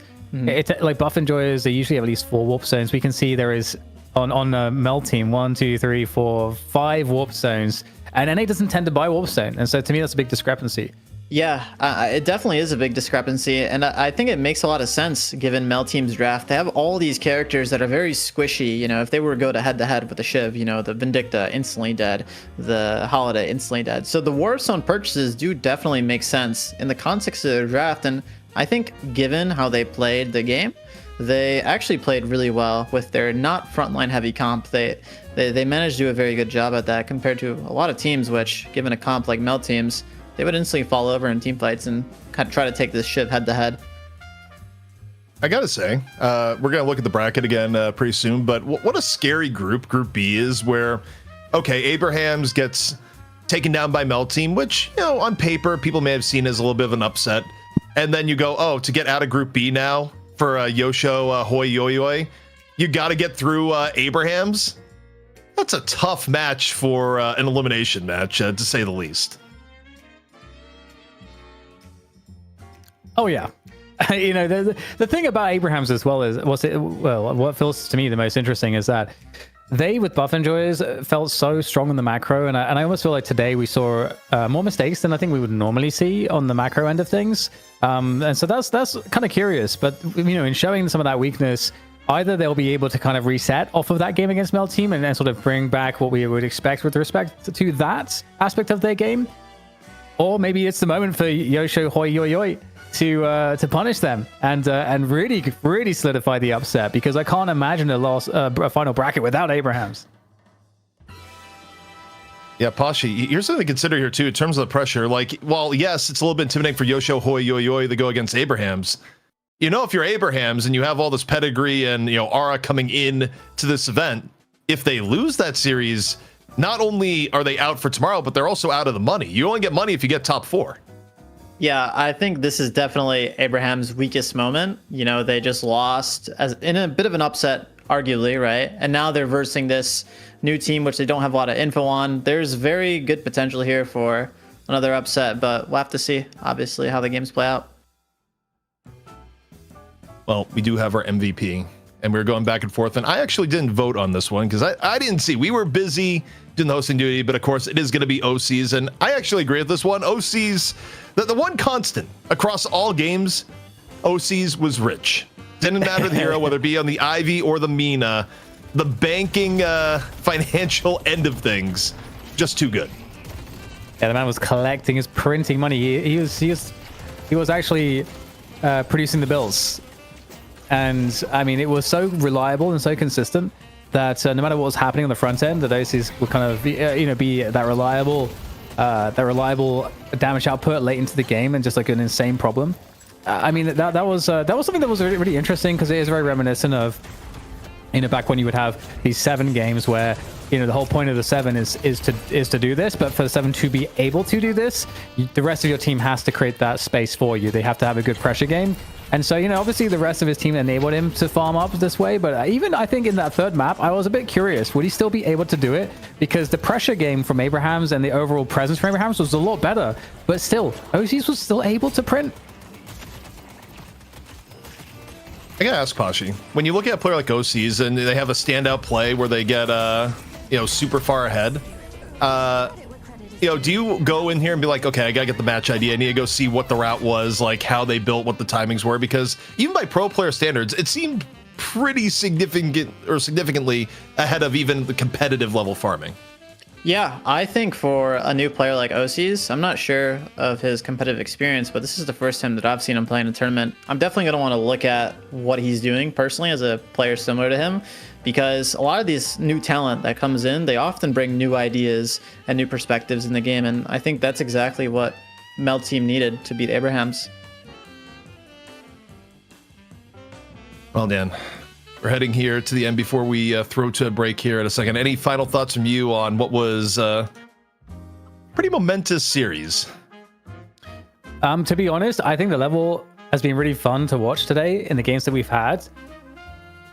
So I'm just really pleased with that, and I think we have only banger matches remaining, because Yosho. I want to say their full name, Yosho. Oi. Being somewhat of a stream favorite team, will they bring that kind of Love Yoshi type energy to the game, and are Abrahams going to fall foul to that? I think that's a question that is up in the air for me, and so I'm really looking forward to seeing that. Lotos had a good level today as well, even though they lost against Fearless Furies. So I feel like the display of skill overall has been fun, and I can't wait to see the next games. Well, the cool thing here is that we get the run back. Fearless Furies versus Lotos. I mean, that game was back and forth as is, where Lotos, they got ahead, and then the end game of Fearless Furies ended up getting at them. And, Pashi, it always feels good when you get the run back as a team, where you might have lost if you're Lotos, but you get the rare opportunity to get one back, and it turns out to be a best of 3 too, so a few more chances at it too. Yeah, for sure. I mean, we'll definitely see these teams and how they, play out, and, who is the better team in this best of 3, better than that best of 1. Because in best of 1s, things can go either way. It's so volatile. You can have upsets, anything can go in a best of 1. But in a best of 3, you can really see, who's the more dominant team. All right. Well, that was our upper bracket in Group B. Still a lot of action left to go here on the night shift Trolli EU Open. It's been a ton of fun, but something tells me the action is just beginning. Coming up next, the rematch, Fearless Furies taking on Lotos once more. The winner goes to tomorrow. The loser is out of the money and goes home. It all happens right here in just a few moments.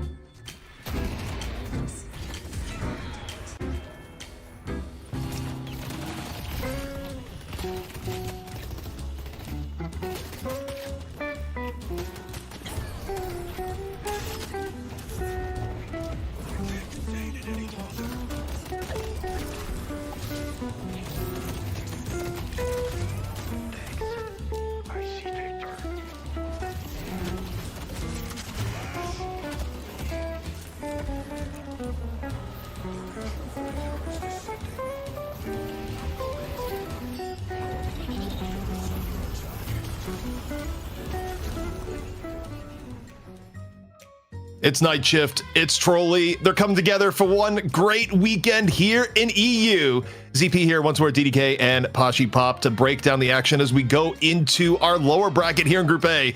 Fearless Furies versus Lodos. Winner goes on to tomorrow, loser is out of the tournament.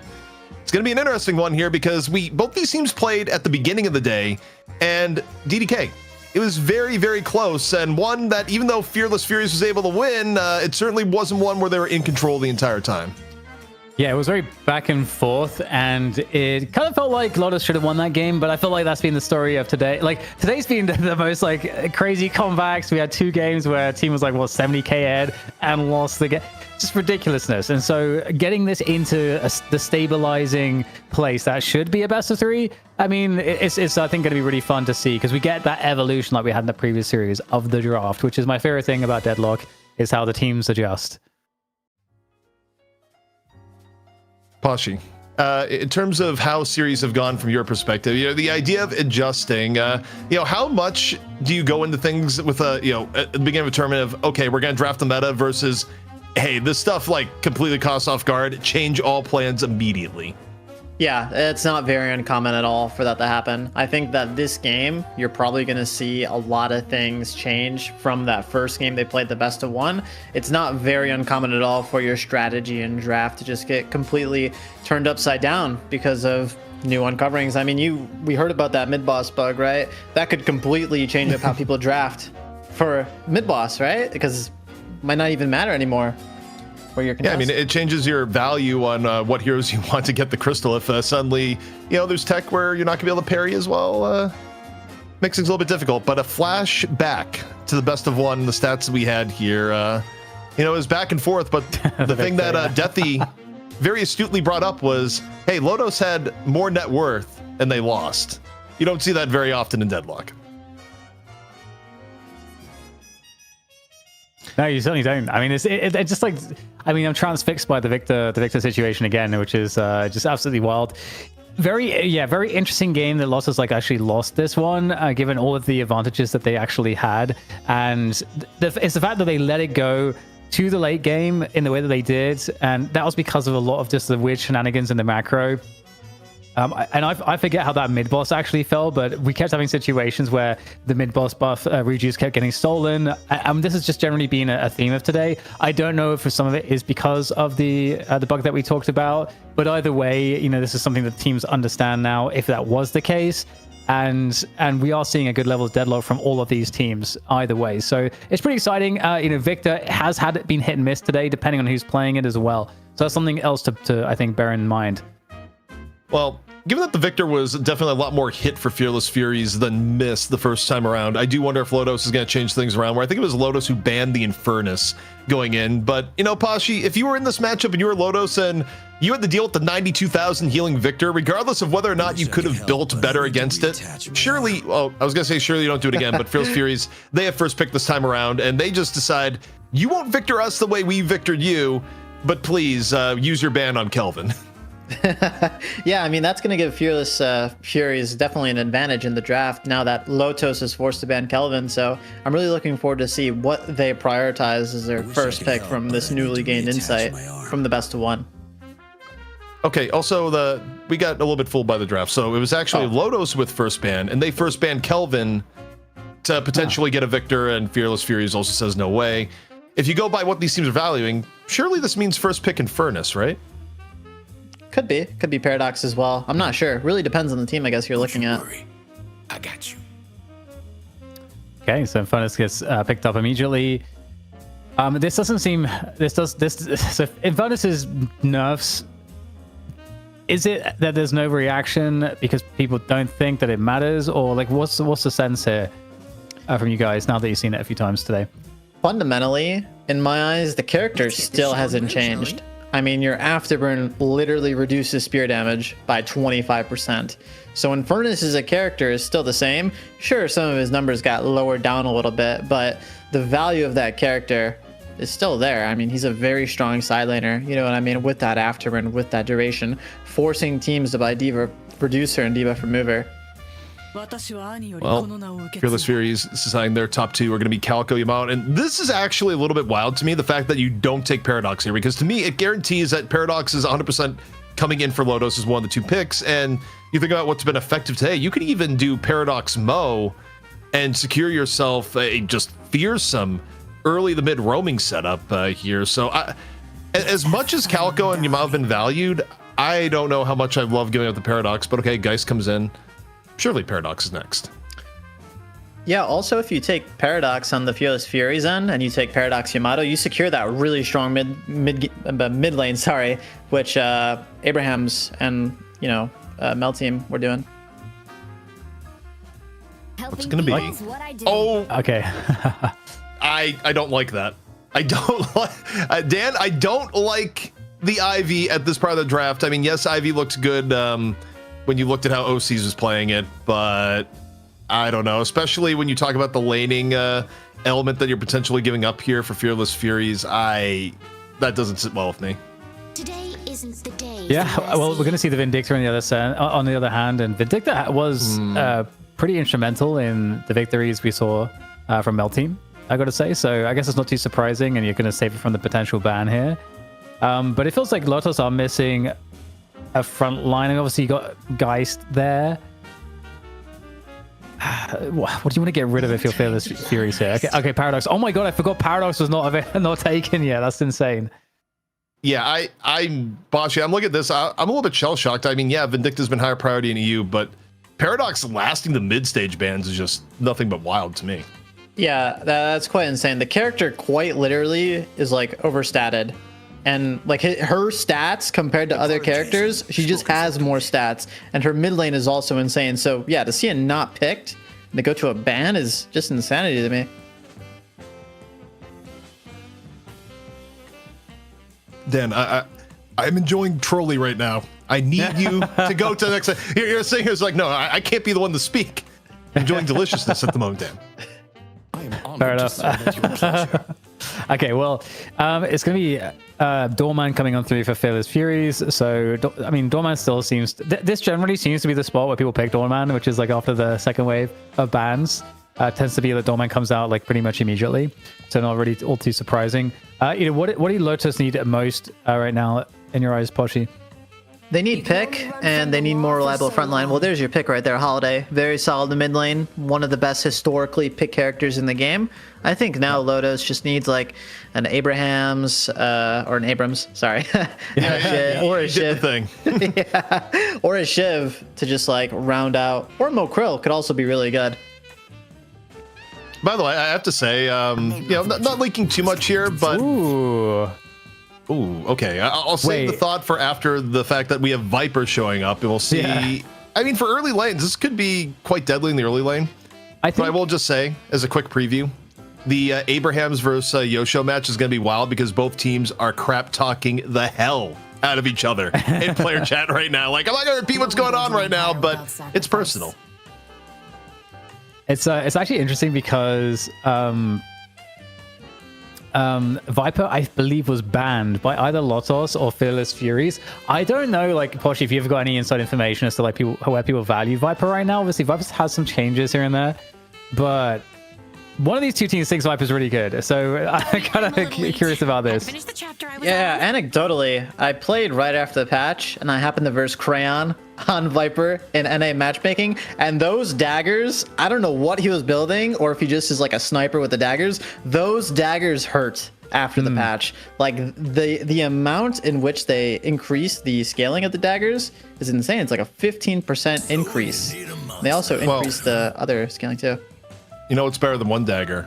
Two daggers. I don't know if you're actually going to see the Shiv Viper lane, but I could see a world where that is actually remarkably annoying if somehow both are hitting you at the same time, especially with, you know, the impact of Screw Jab Dagger. I mean, who knows? That actually could be a good lane. It's a little bit hard to judge because you don't see Viper a whole lot. I mean, even in MM, like, Viper is kind of lower on the map pick, especially against higher ranks. But overall, we got both rosters set in stone here. And as I'm looking at it, it's kind of interesting. I think I do favor the Fearless Furies lineup a little bit more because I can see like the potential, especially if, you know, Yamato Wraith hit endgame. But mostly partially, I think it's because I think Paige is really, really good right now. And I mean, her ability to just turn a lot of close team fights, I don't think can be underestimated. Yeah, I like both drafts, honestly, equally. I do think Paige has a lot of value when it comes to mid-boss, and also when it comes to pairing it with characters like Yamato or Calico. But both drafts look pretty good. I'm just really interested to see how this Viper integrates into Lodo's drafts and what they decide to do with it. Maybe we'll see some new tech, right? Or maybe Viper will just be like the most broken laner known to mankind. Yeah, I'm going all in on the Viper, man. We're finishing off with a Shiv too, which is fun. But I'm all in on the Viper. I agree. I've seen some of those Viper daggers do ridiculous burst damage. So I don't know. And you know, the other thing too is that Viper is pretty strong in lane because of that as well. So I don't know. I feel like there's a world where we could see some awesome Viper play. And I got to say, whenever we've had Viper on the broadcast before, I feel like it's been troll. Am I right, ZP, in saying that? Like, it gets trolled. It's like, it's like when Viper was new, she was picked as a troll. Well, the best we saw of Viper was actually when ABL played it. It was in the EU. It wasn't last EU week for Night Shift. I think it was like maybe Shift 10 or something, or Shift 9 if you go far enough back. But ABL picked Viper, and it was versus Lodos, and it was horrifying. I mean, they just got run over in lane, and then we never saw it again. But maybe that was so impactful to Lodos and their psyche that they kept it in their back pocket saying, ABL, we will channel your power and play our own Viper in lane. And you take a look at the lane that's being run here. It is not, in fact, going to be a double dagger lane. Instead, it's Viper Geist.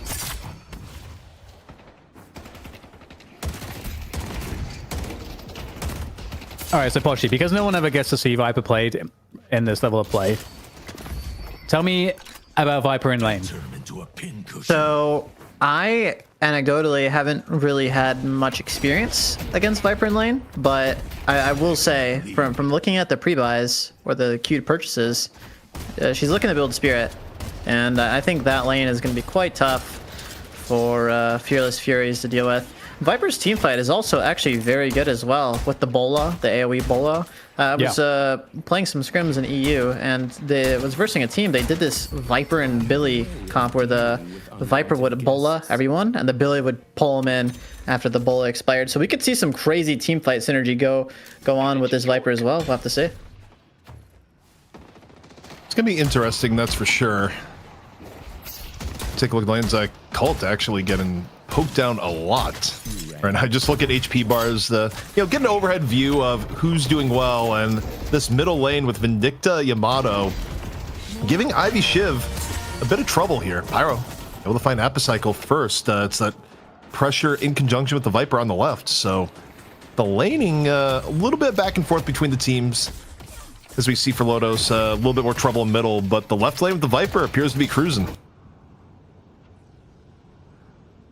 All right, and also, Viper is going to do some pretty nice tower damage, objective damage too. So, yeah, really interesting to see how these lanes are going to shake out. Okay, Colt. His name is Colt. It's not Quilt. Yes. There's no I. He's not comfortable in his chair in a quilt. Nor is Arzo ultra comfortable under the pressure from Calico Page. Where you talk about lanes, Page really has a lot of very natural good lanes with any character that likes to dive. So you put a Page with a Calico, it's good. A Page Billy is good. Page Abrams. And I feel like that's something that people have learned a little bit more over time, as opposed to the beginning where this is like, oh no, put Page with whoever. It's like, no, you want to put Page with heroes that are naturally looking to go for health trades anyways.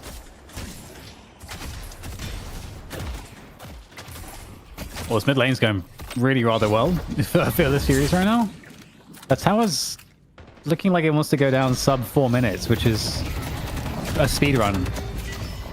Oh my god, the tower's gonna go down. Oh, 323 tower. That's crazy fast. is this the power of Viper laning? I mean, clearly the answer is yes. That is a very, very quick Guardian. And also maybe the start of seeing a little bit more Viper in your MM games. Surely there's some people out here looking as like, wait, a Viper can do that? I gotta get my snake on. Wait, in this game, 2 sub 4 minute Guardians. That's kind of wild.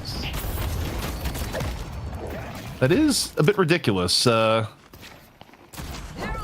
Also, the fact that it was Yamato, Vindicta Mill. By the way, Vindicta is doing a little bit of freelancing. Ayano doesn't even have Assassinate. That's just pure stake gank that's coming on in. And leaving. Which is, it probably would have been a little bit longer lasting if you had Assassinate, but hey, I mean, you get middle lane down early, you try and make the attempt to shore things up.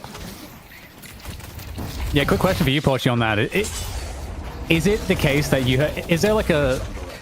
is there a world in which a Guardian goes down so quickly it can only be due to a misplay from the team that was defending it? Yeah, I would say so. I think that because Viper just isn't picked like often in comp right now, it probably caught Fearless Furies off guard. And I mean, you can see that in the lane. Their tower is gone. Wraith is 3.1k souls. I think the Viper just kind of threw a curveball into, you know, how they view the lane. It was just unexpected for them. Also, we didn't mention it, but there was a roster shift back up. First time around the Lowe's played, Play With Me was subbing. Rayek, though, is now available again, free from their family obligations and back in. So, different Lodos team, quite literally, from the first time around. It's over. So close. Also, that would have been a kill if it was a headshot. I don't think it got the headshot bonus there, so very, very close to kill nonetheless, as Guardian under pressure from both ends here. Just seeing the Vindicta and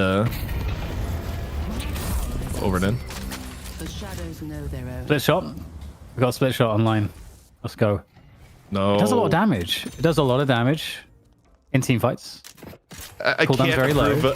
Can't It's only approve 1600 the style. CP. Why? It's only 1600. It's nothing. Ready to turn Oh, to amplified. stone. Ends up falling. Here, we'll defer the Pashi. Pashi, split shot, Page. Your thoughts? Hold on. Wait, we got a lasso. Well, we'll wait until Vindicta is back in spawn. Okay, now, split shot, Page. Your thoughts? It's definitely interesting. I've always viewed it as more of a matchmaking, you know, build to just do damage as you know, Page. But Fargareco, I mean, Fargareco plays a lot of Gun Ivy. I'm pretty familiar with, so maybe he just sees the value in running Gun Page. The only concern that I have is there's so much burst on Lotos and that Viper, especially, that can just kill you, you know, with your low health. It's an interesting approach for sure, but Assassinate, ready to go, hits its mark, Disaster, down. Ayano, looking pretty precise here thus far. Well, into the middle, bit of a dive here from Epplefine. Land the Flying Strike, a little bit of alt fire. And it's going to put Cult back to base, and well, if Cult doesn't go back to base, Cult's at danger of dying here. But if Cult does go back to base, it's going to be even more damage onto the Walker. Okay, this is where you'd really want some of those green items right now on Page, I suppose. But yeah, you know, you live by the sword, die by the sword. I mean, that is all orange Page. Yeah. Fargareco goes, what do you mean? Support items? No. Green items? No. Kinetic dash? Throw my pages out even quicker? Absolutely yes. I have to say, I was taken aback by the kinetic dash. Like, The split shot, I was on board, but there's a line CP. I'll still say I think Kinetic Dash is probably one of the more underbuilt items in the game, even though I do think its activation comes at a pretty big cost. Like if you're expending 2 stamina at the beginning of a fight, you're kind of all in to do damage, and like the tax of it actually hitting your survivability is really, really high, and I think, you know, that part is also underrated. Yeah.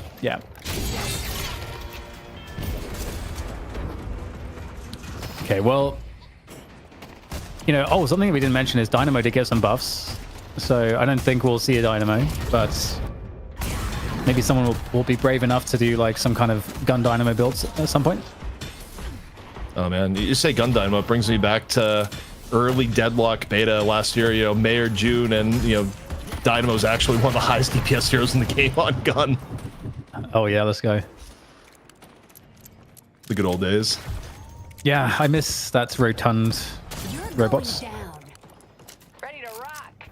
That was also back when you had 4 lanes and you could just do one large like movement combo from one end to the other with a little bit of zip lines in between.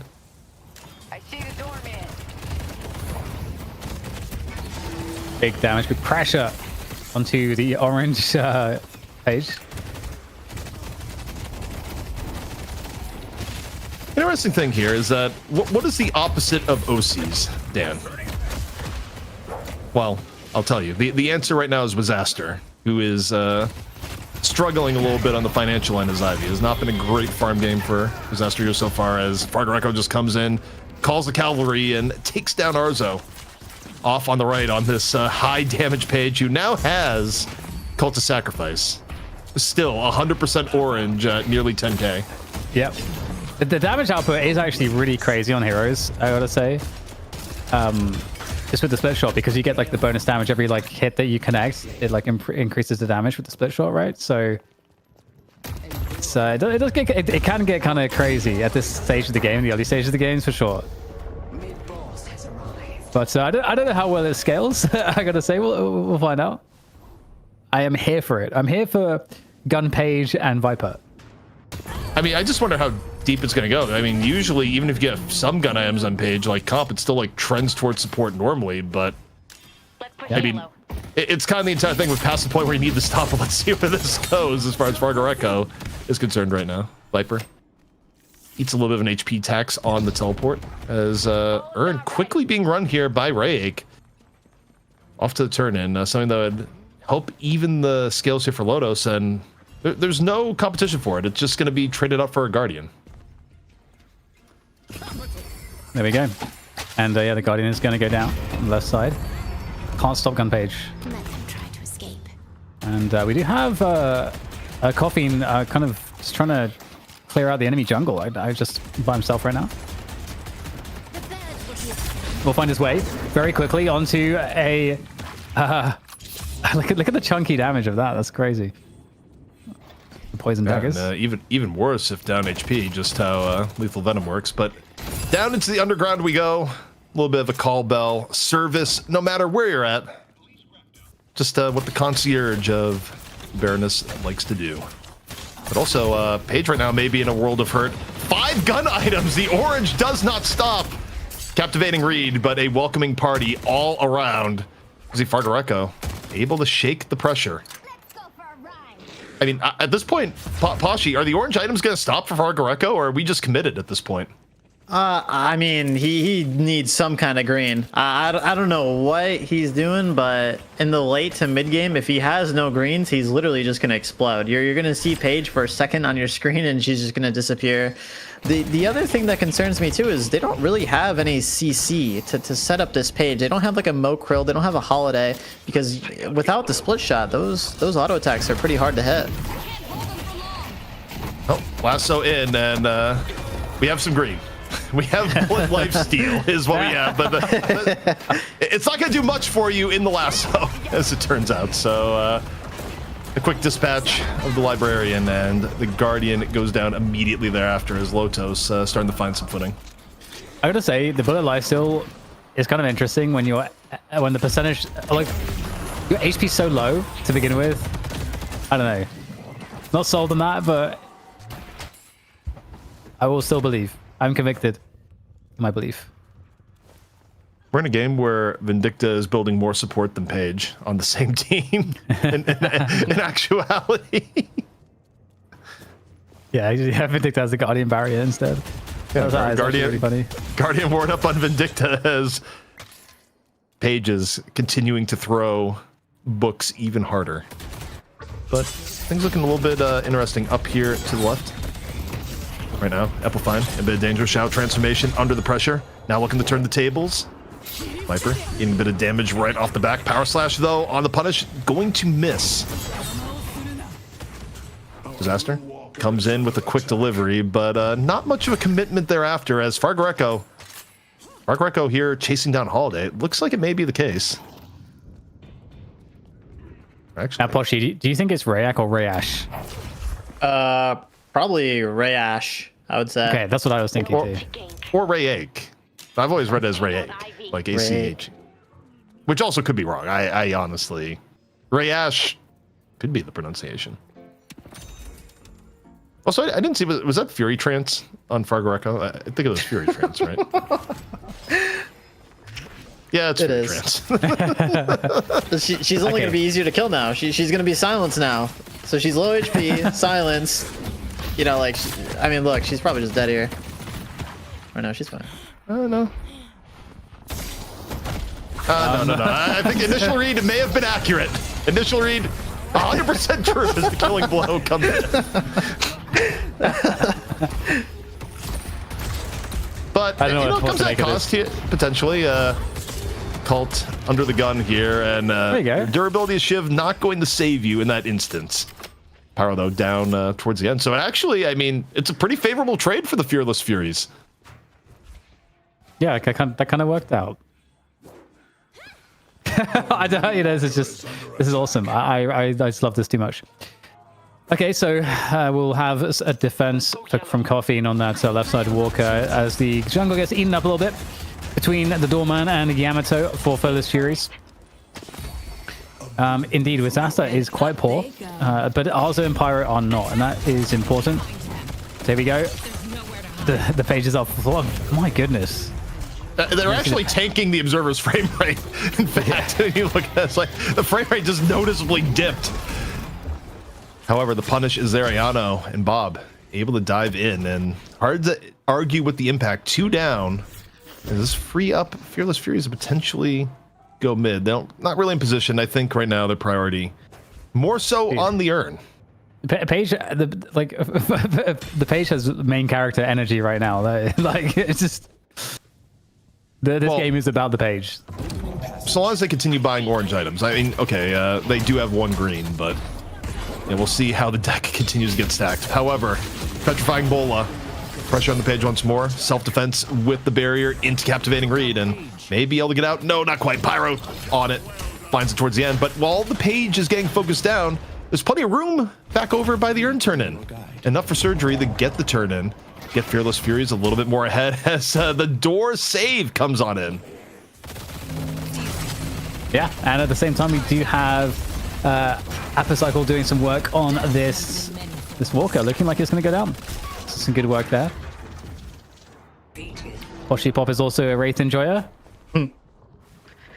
Yeah, this is a pretty good Wraith. I mean, it can be a bad Wraith game, but you have a lot of peel. You have the Page, you have the Doorman. There's a lot of things that can help you get through this game. Cult comes on in. Bob falls early. Lodos looking to contest. Concussive Combustion in. Arzo trying to clear the way. However, every single crystal goes away at Fearless Furies. Surgery in on some of the completions. And Lodos feeling the penalty towards the end. It's a clean sweep for Fearless Furies, only losing Bob at the beginning of the fight. 5 down from Lodos, 2 crystals still remaining, and that is decisive. Our blue walker is under attack.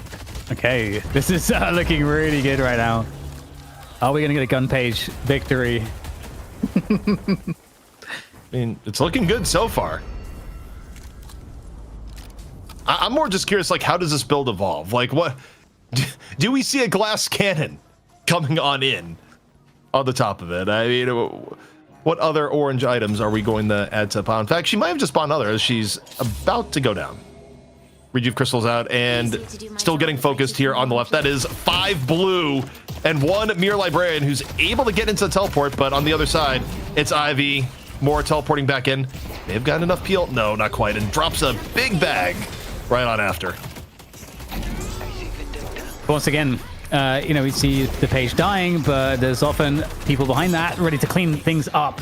And that's exactly what's happening right now. Although Amplify is going to go down on the Yamato. So really nice chase. Arzo is quite dangerous at the moment, but it's finally getting focus fired on the Infernus. Pretty squishy. And the punish is on through. So ultimately works out for... so Paige will get focus and go down, but I feel like Fargo always has the last laugh. Yeah, I mean, every time, it's sort of interesting because you see it more on support Paige, but if you die as Paige, but the trades end up working out that 2 members or more on the other team die in exchange for your death, it is a good death. The one way you can have a good death in Deadlock as far as trades go. You know, the respawn timers are long enough that you don't really want to die for anything other than a walker, but if people are getting so out of position in their attempt to punish you as Paige that they're eating a captivating read, that things are going tough, then yeah, I mean, it's worth it. And another orange item has hit the game. It's Hollow Point being added on. Yeah, yeah. There's only a very small smattering of vegetables here in the Fury Trance, and that is barely a green item. Oh. Posh, are you a believer? I mean, I definitely think there's some truth to what he's doing, but it's very weird. It looks like that Fargo might just think that building damage on Paige is way better than just building utility, which historically in Deadlock, usually it's better for your characters to have damage than utility, you know? So there is some truth to what he's doing, but it's confusing because Apocycle is going gun Wraith. You know, they have a lot of damage on their team, and I think they don't need that much more damage from their Page. They just need a build utility. Lotus, meanwhile, trying to break things back down to objectives. Allocate to the right-hand side, get the walker. Down here into the underground, Arzo can focus down. The old 3-on-1 was applying pressure at the time towards the left and just gets caught out. So another pick here for Fearless Furies, who not fully taking the game away, but in a very comfortable spot up around 12k at the moment. Yeah, not over yet. As intimidating as the Page bullets are right now. Feels pretty intimidating. Oh, okay, so we're going to be making that, make our way across with the urn. Okay, is this going to get delivered here? There is the punch, there is the drop. And the challenge in on the deposit. Oh my god, the anchor goes off into a captivating read. And this is pretty chaotic right now, very hard to deposit this. Everyone is skirmishing all over the place around the urn deposit point at this point. Car sending someone for miles. Car one more entertaining abilities there, but oh, the dash in. Not something that Cult is able to live at the end, but still serious damage being done to Fearless Furies in turn. The charge, though, comes out from Fargo, who's still plenty healthy. Fearless Furies, I think, in a slightly better spot. Lotus looking very damaged for those who remain. And the urn going to be turned in by none else than Fargo, who keeps the pages a-flying. This is impressive. Wait. All right, so 20k in advantage now overall, Fearless Furies after that engagement. It's looking like they're in a pretty commanding position now, Poshy. How far ahead are they really? Because, you know, again, I feel like this is kind of hard to judge because how much does Page really scale here? This is kind of Hollow Point as well. This is kind of a crazy build. It's extremely hard to judge. I mean, they have 2 characters just building full gun. They have Fargo literally with like 1,000 HP, full gun. They have Surgery with all gun, no greens. I mean, if Fargo and Surgery happen to just get caught out by like the Holiday into like a Viper Bola and they just die Burst early fire. in team play. Yeah, it's a very like hard comp to play. It's very, very, very easy to make a mistake, and it could cost you mid boss, which would cost you the game. Oh.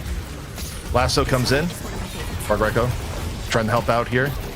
No rallying charge ready to go, but instead the pages continue to fly out. It's just glorious to watch.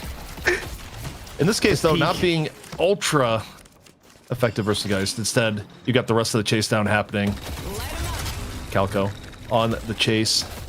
Swapping gears here to take a look at Apocycle. A little bit deeper here at the moment. About to run into Infernus. Here's a setup. Hotel Guest was set in, and the quick turn on the Power Slash. It's going to be enough to take down Cult. It is.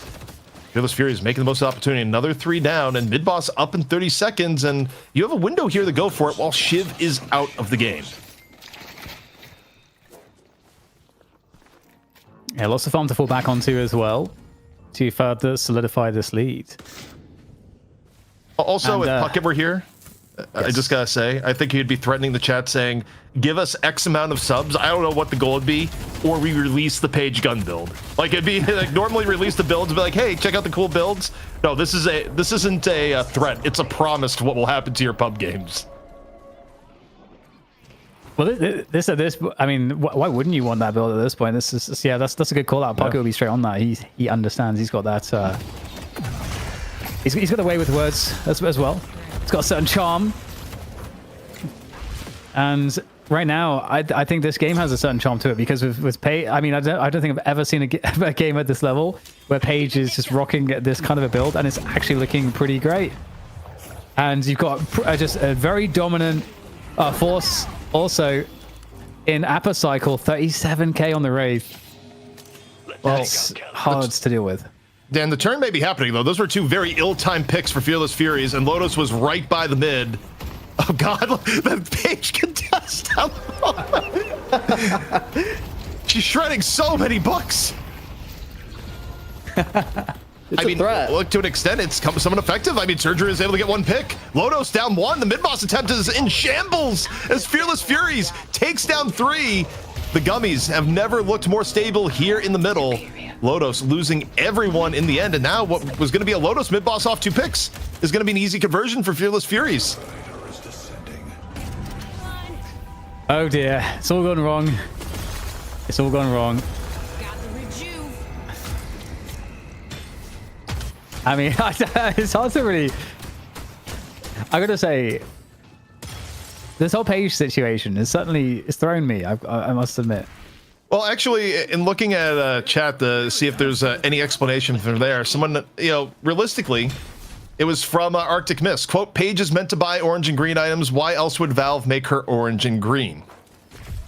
Pashi, do you have anything to refute this logic? No, I mean, he's right. I mean, look, Fearless Furies, they know what they're doing. We're probably going to see buff enjoyers now just draft Paige full gun. First pick, this is the new meta. This is the world we live in now. The meta has changed. Ooh, no glass cannon yet, though. On Surgery. I see Geist. Yeah, on Surgery, but we need it on Paige, or I'm not That's a believer. And you could drop items to people in this game. Oh God. Oh my goodness gracious me! The gun damage is outrageous still. I mean, Wazaster's probably dead pre-patch with that level of damage from Dwarfman. Like, that was a kill. Now it's just Ivy living at 2 HP. But, yeah, I mean, at this point, things have just fallen well and truly away from Lotus. Their last chance was trying to go mid after getting 2 picks, but the contest from Fearless Furies was absolutely perfect and up about 50k right now. There's not a lot of room to bring this one back.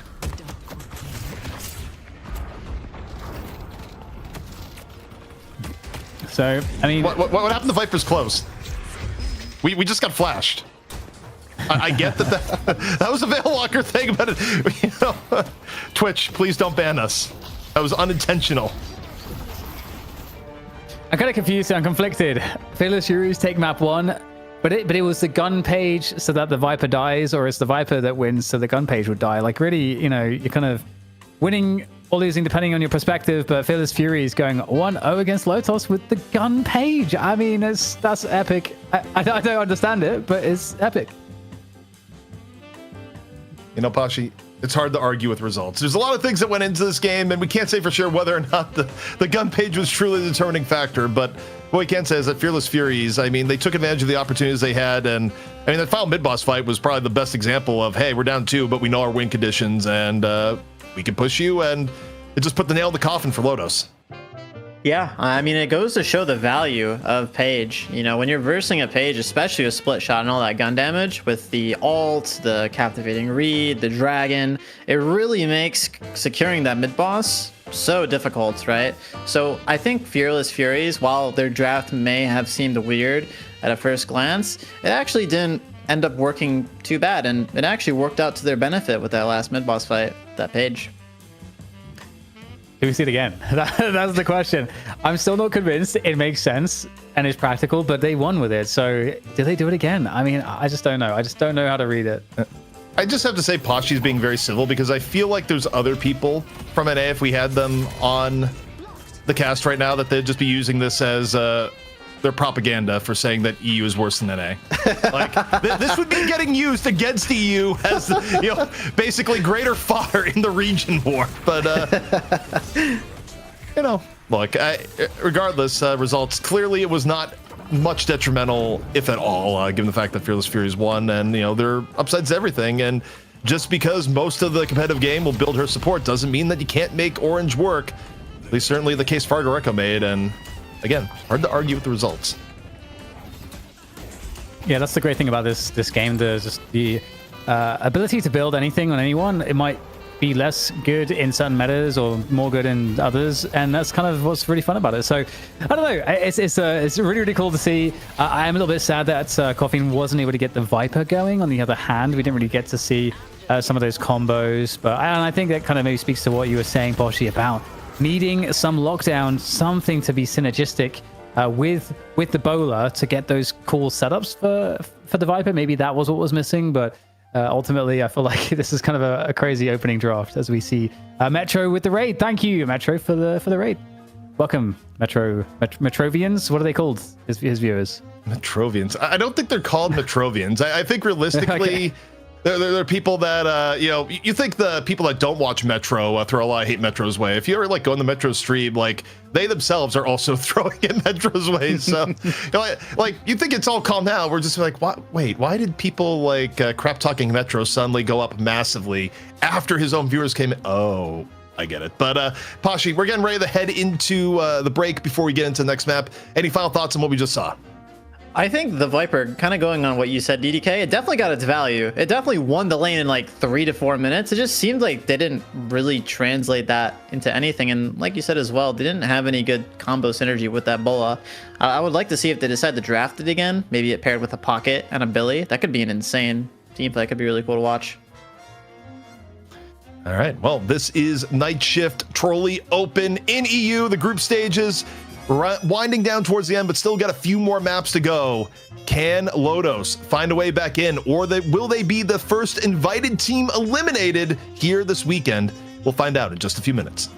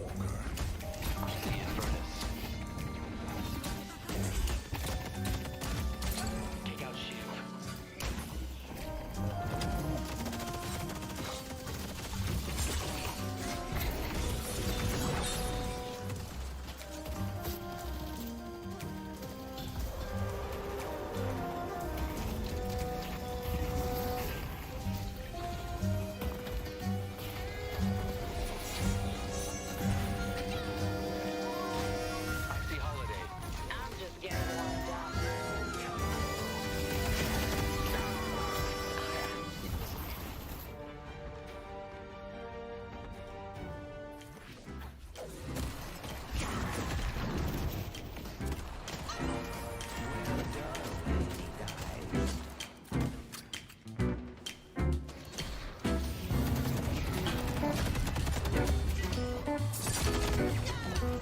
getting in my way.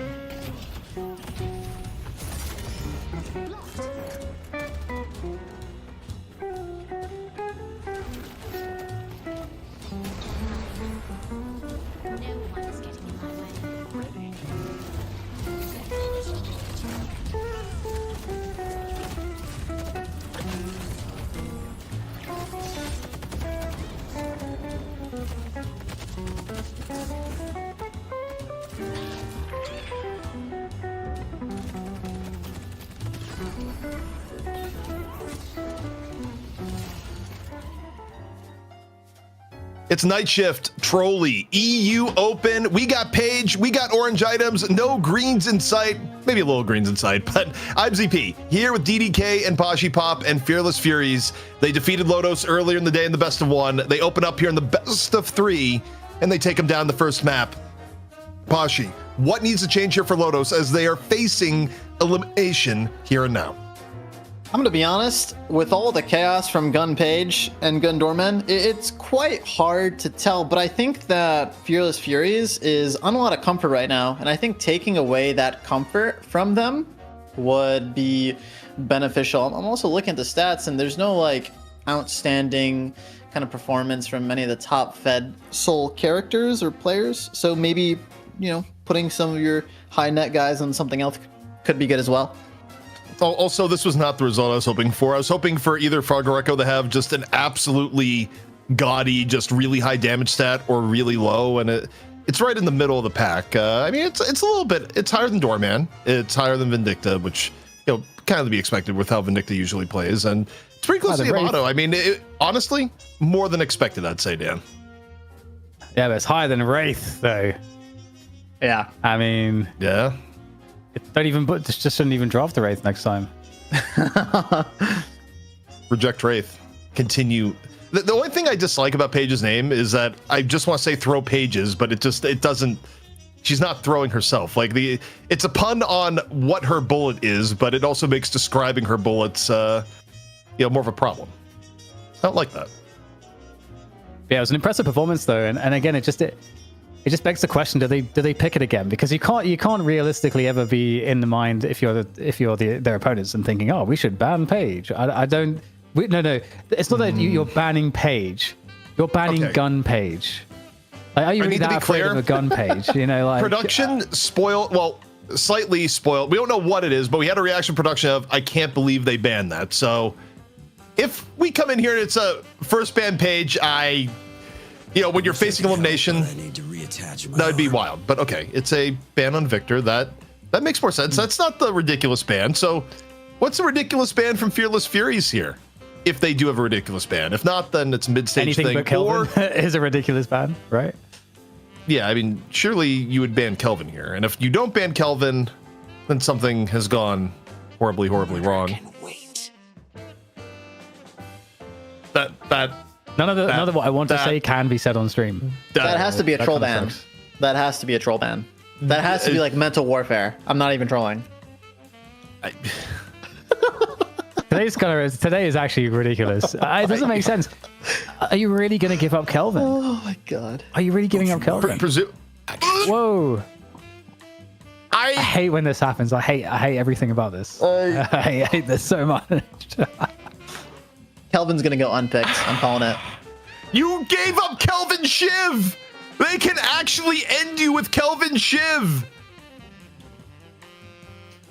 I mean, we're just waiting for it. Surely they... On the road, shall we? And you go Calico? Oh, okay.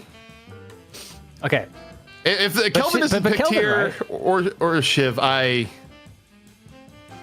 Apocycle plays good on Kelvin. Oh yeah. Wait, his gun got nerfed, I think, in the recent patch, right? That is true. Might not matter, it did though. get nerfed a little bit, but Have you ever done the split shot? Whoa, okay, all right. Kelvin does exist in the game Goodbye. right now, guys. FYI. he's out. He's out. He's out. We're out. I'm out. Where's Paradox?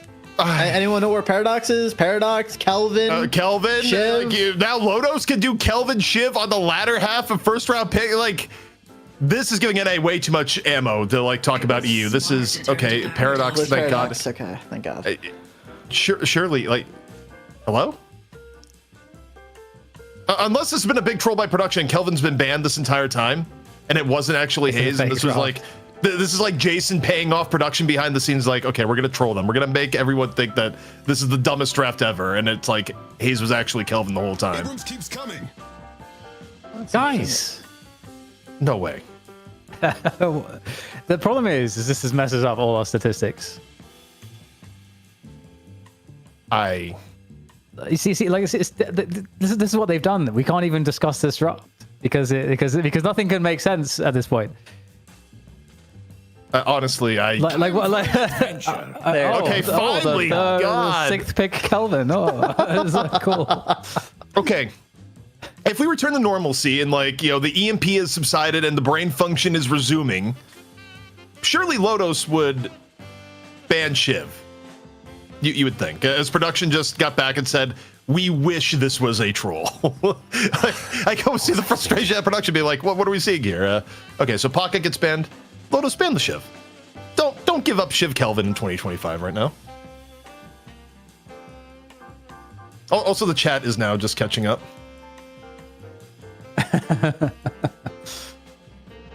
Oh man. Okay. It's like Whatever. it's like a piece People of are actually information. People are speculating GA. They're going, it's a gentleman's agreement. And then little do they know that Kelvin has been picked into the future. Shiv got banned though, at least. Like, okay. I don't know what to make of this. I really don't know how to analyze or think about any of this, but I guess we just have to pretend everything's normal, do we? Do we agree that Hayes ban is mental warfare?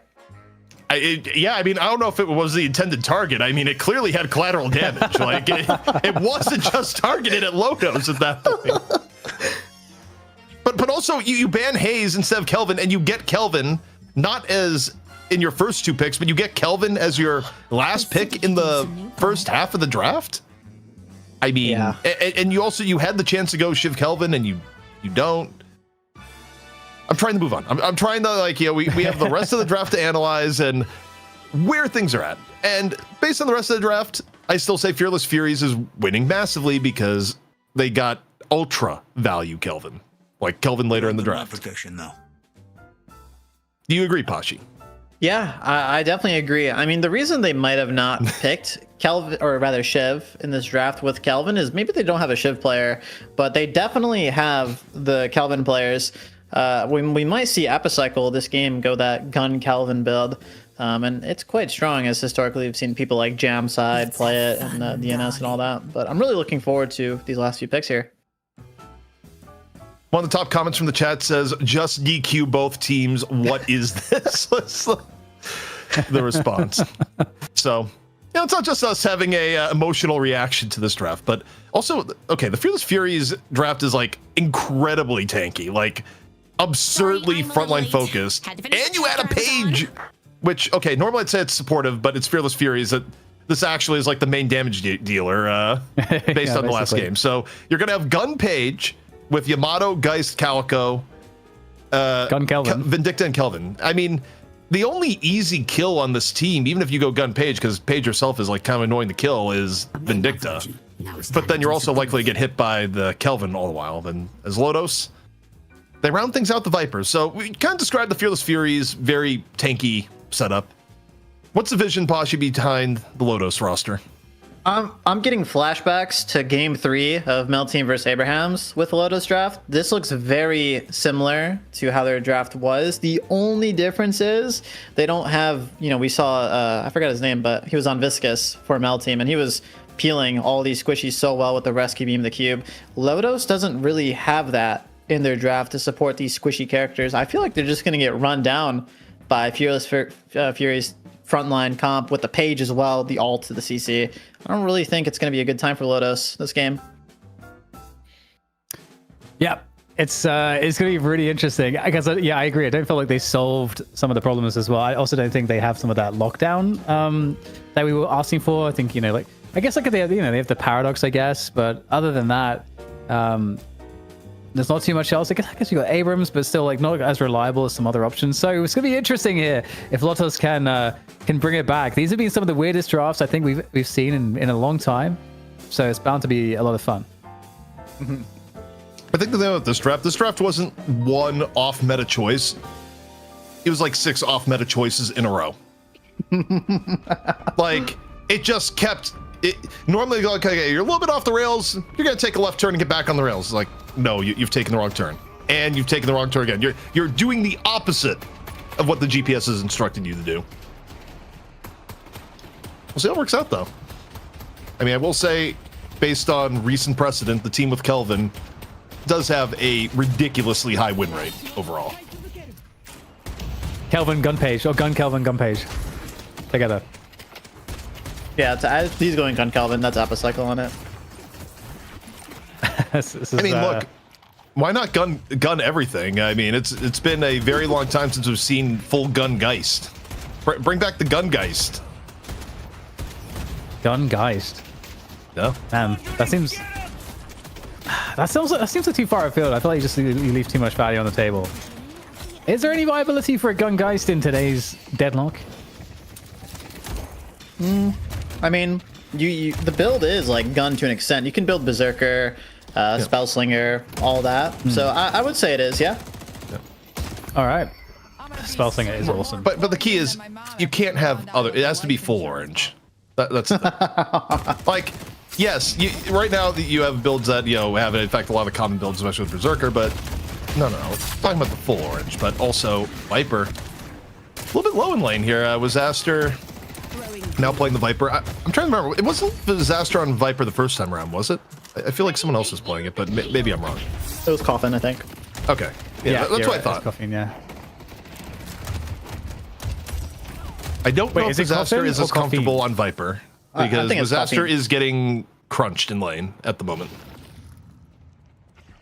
All right, guys. Anyone want to bet against the Kelvin? Oh, hello. Okay, well...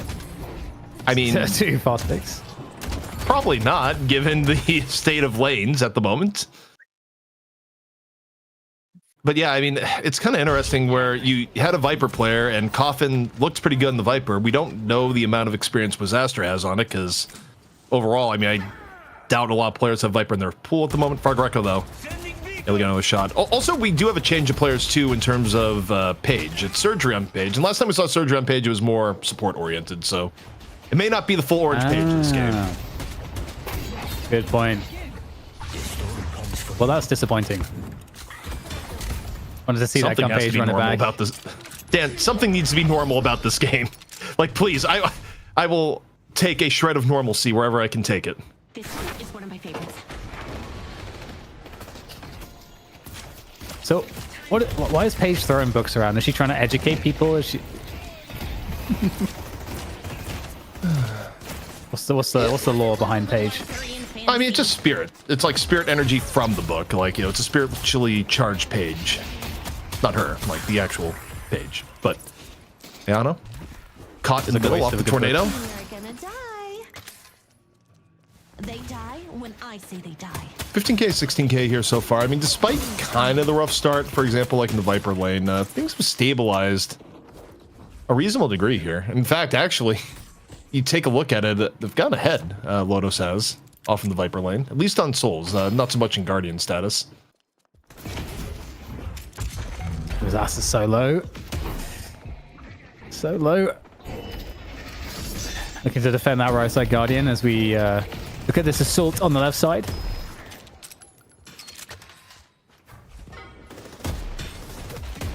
Haven't seen much Billy today, I gotta say. I think maybe like we saw one Billy game today.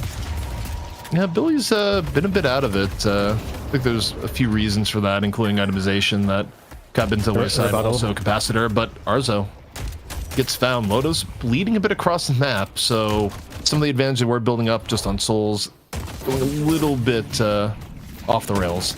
Guardian, though, not down here yet. And, okay, Bob may have decided to dive in on the tower to finish it. Tower does go down at the very end as we see Fargareco just looking for the exit. Not the easiest chase down, though, given the fact that it's Geist and they have swap. Okay, yeah, we get the Guardian barrier as the first item there. So definitely a support page coming into play.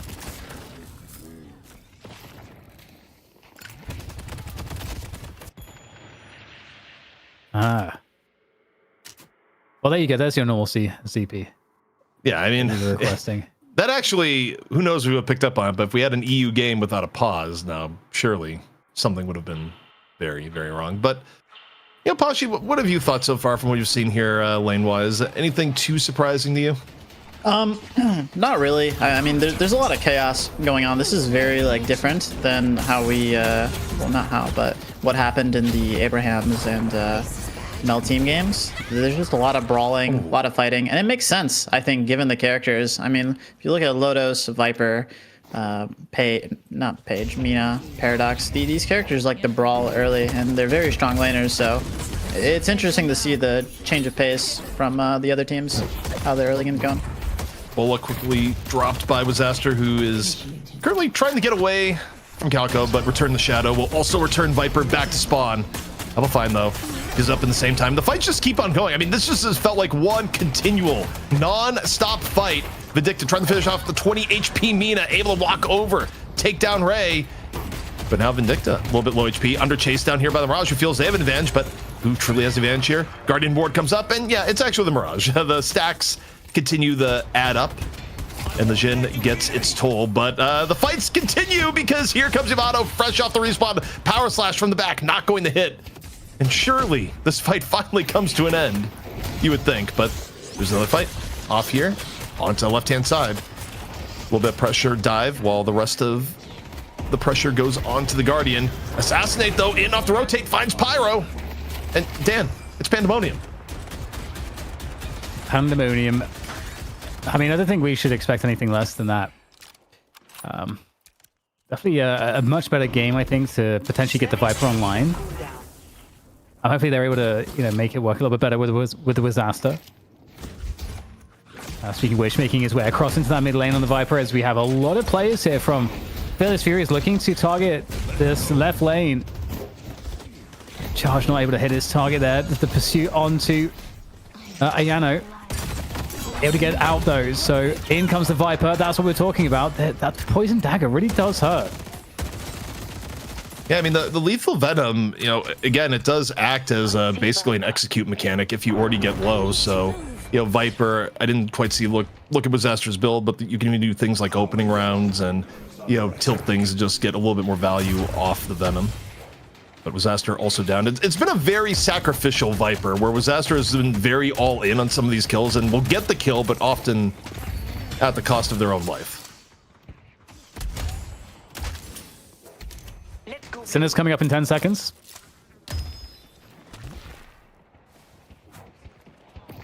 And we have aggressive clearance from Fearless Furies.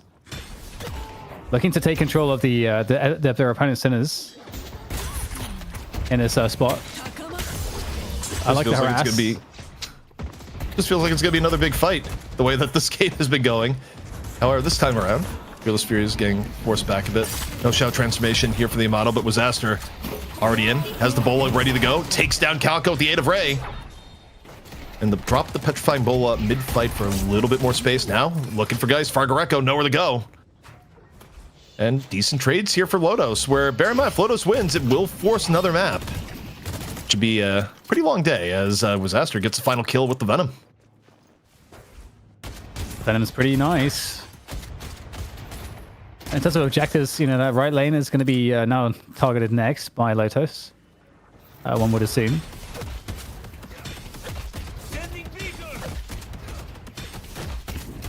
It's looking a lot better for like... It seems compared to the first or the previous map for Lotus. Do you agree?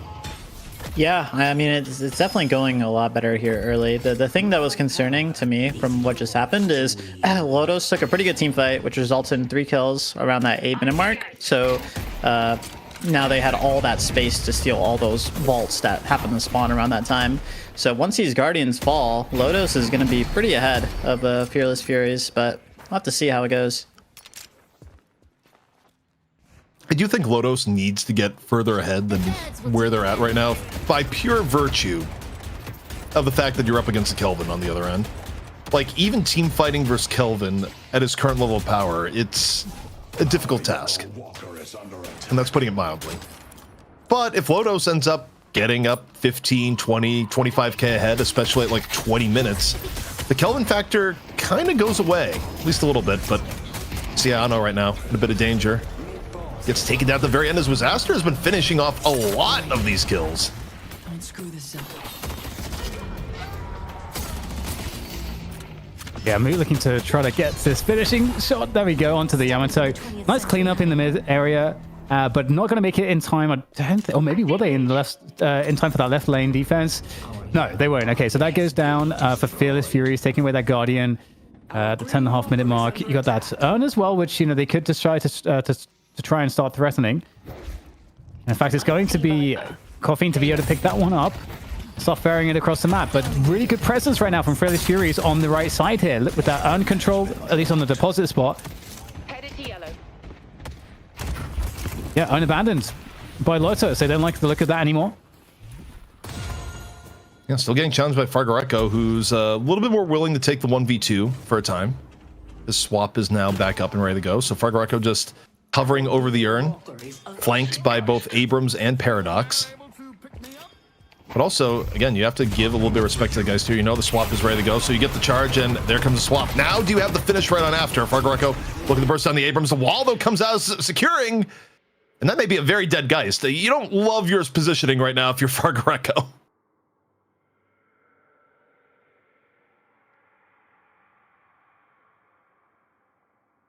Fargareco Yeah, having a... Oh. Go ahead. No, you go ahead, ZP. I was going to say, Pasha, as we're looking at here, feels like a classic Geist moment where you want to use swap.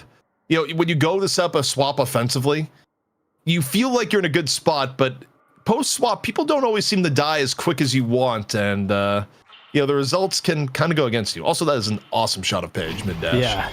Yeah, for sure. I mean, there's not a lot of people, well, now there is, but at the time of the swap, there wasn't a lot of people to help Fargareco, but now there is.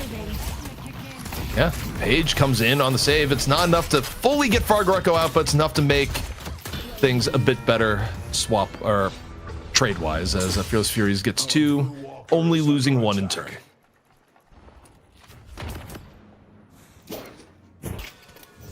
All right, so some fights, some skirmishes continuing on. That right side Guardian is going to be lost by Fearless Furies, but that's all right at this time in the game, I suppose. Oh, we're going to get a catch here, Coffeen with a quick swap there. Shadow Transformation. There's the Flying Strike. Oh, I think he missed with the Power Slash.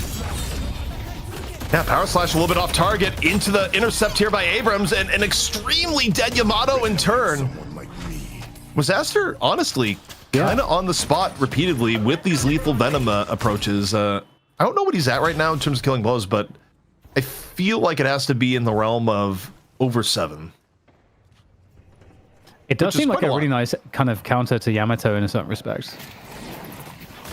Yeah, I mean, it's continual pressure, especially on those that you're already focusing fire in to begin with. Ray being a focus fire. Hit here by Vindicta, sniped directly to the back of Abrams. Let's go yellow.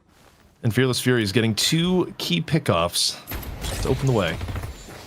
About to be 3, I think.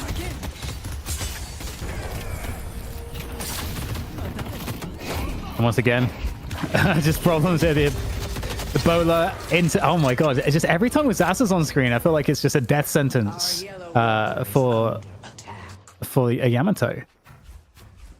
I gotta say, I'm sorry for doubting at the beginning. Like, Astra's lane phase looked really rough, but as I've gotten out of lane phase, the Vipers looked pretty clean. I really can't find cause to complain, and it's been lethal, to put it mildly. Now they'll near Walker. Up here into Fearless Fury's territory. Geist just trying to get onto the Paradox. Paradox pretty darn low. We'll see if Coffin's able to find a way out, but appears to be a little bit too much. Go yellow. Didn't you, Paradox? 75k souls to each team right now, so pretty even on the in terms of the net value. And also in a spot now where, I mean, I guess it's really just that walker advantage in mid. It's kind of, it's actually unusual that you'll see the mid walker be the first one to go down. That's the hardest one to take down, usually. Losing mid walker also generally carries pretty bad ramifications after. I mean, it's something that teams, like, there's a big penalty for going for mid walker and losing. Like, you generally turns the mid boss, which means that the actual approach on the mid walker, it means that it'll usually be the last one to fall, so... It's usually a bit of a fumble, I feel like, if you lose mid-walker this early. I don't know if Pasha has extra thoughts on that as to why it's so rare, but I think it's more of what I just mentioned, but we'll hold the fun on that. Yeah. Shadow transformation. In off some of the pressure now. Just regrouping with Geist. Up from above, though. Here comes Pyro.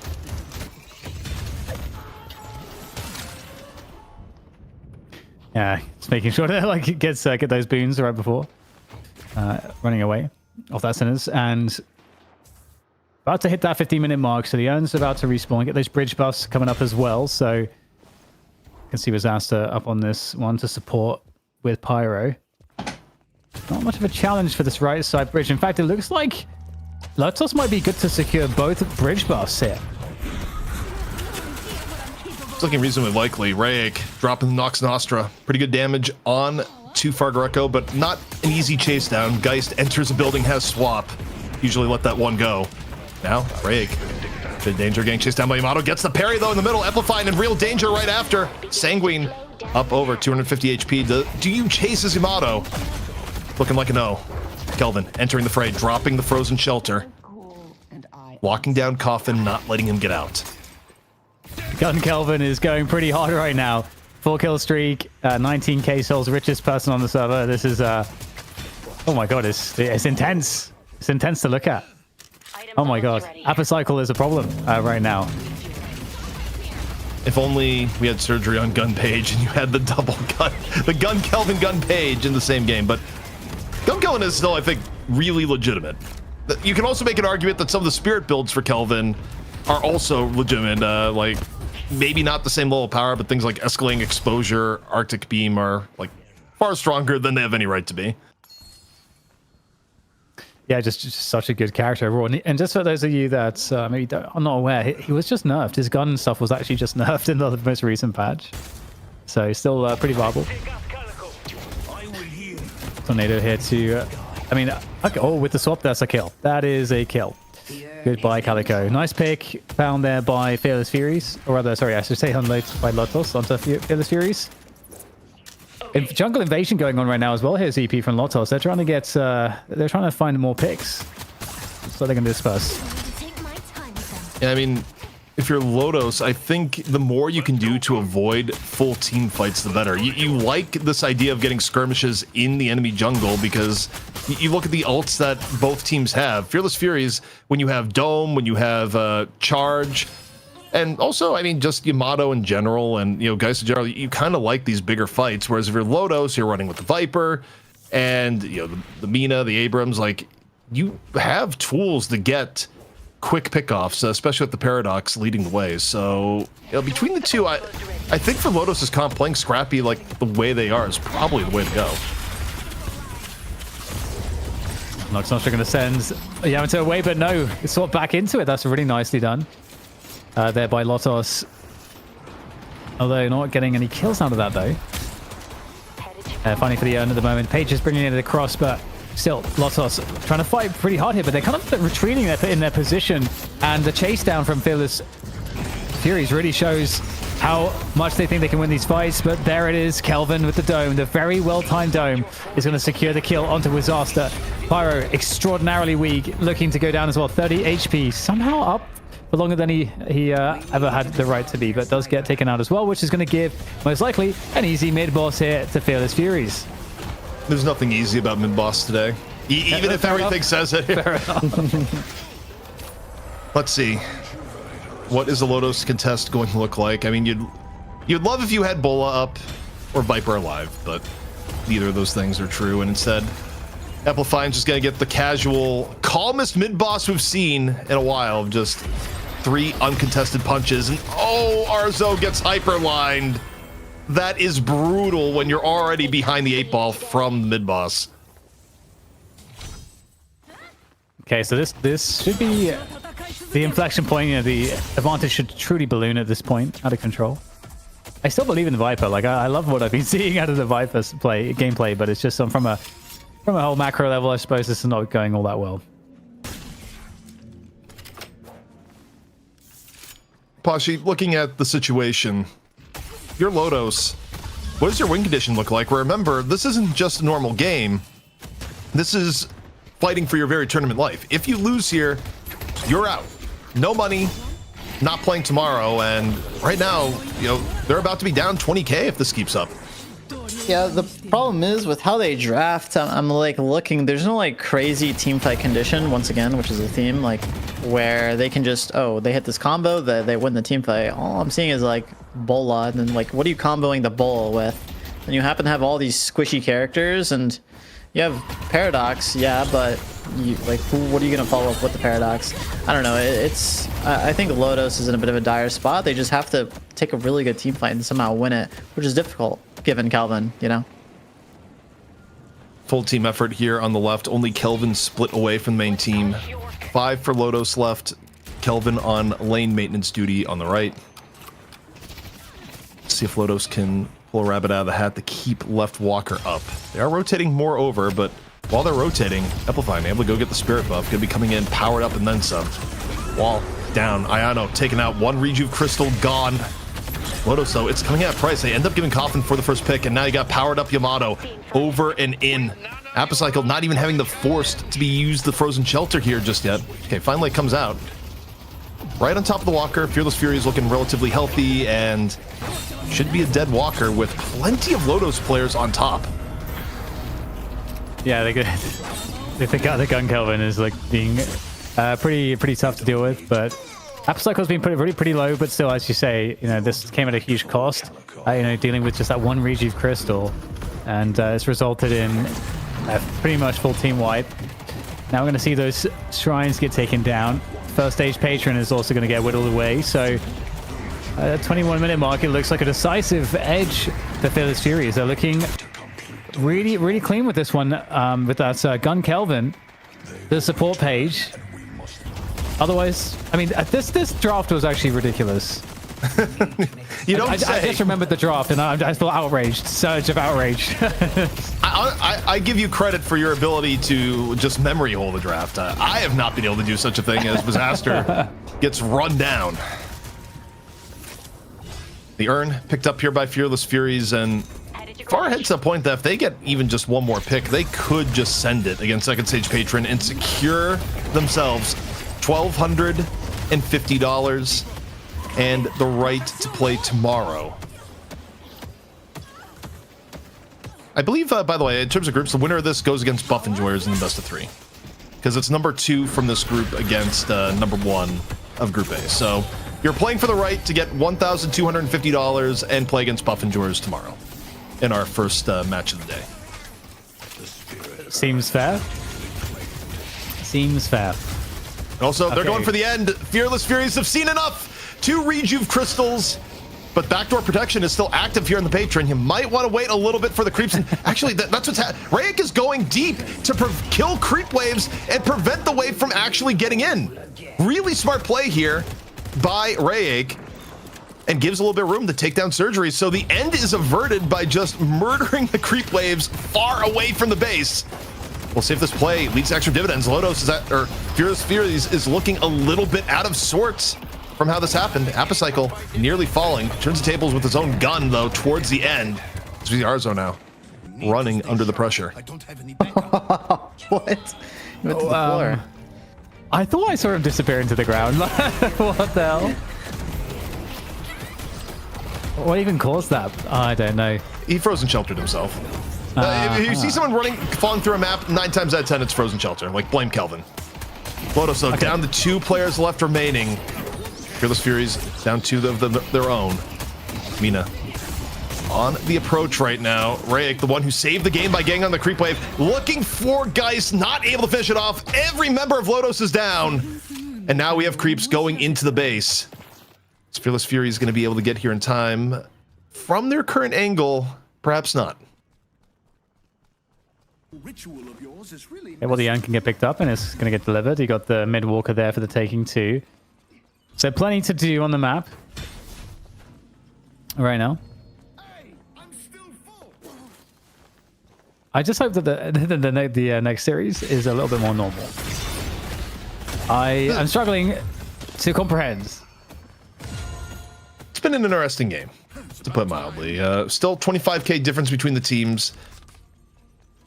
And also, again, you got to give credit to Rayek for just extending this one out. I mean, this was over. Fearless Furies was going to be able to just dive onto the patron, and Rayek saved it by going past them and just taking down creeps, so backdoor protection remained active.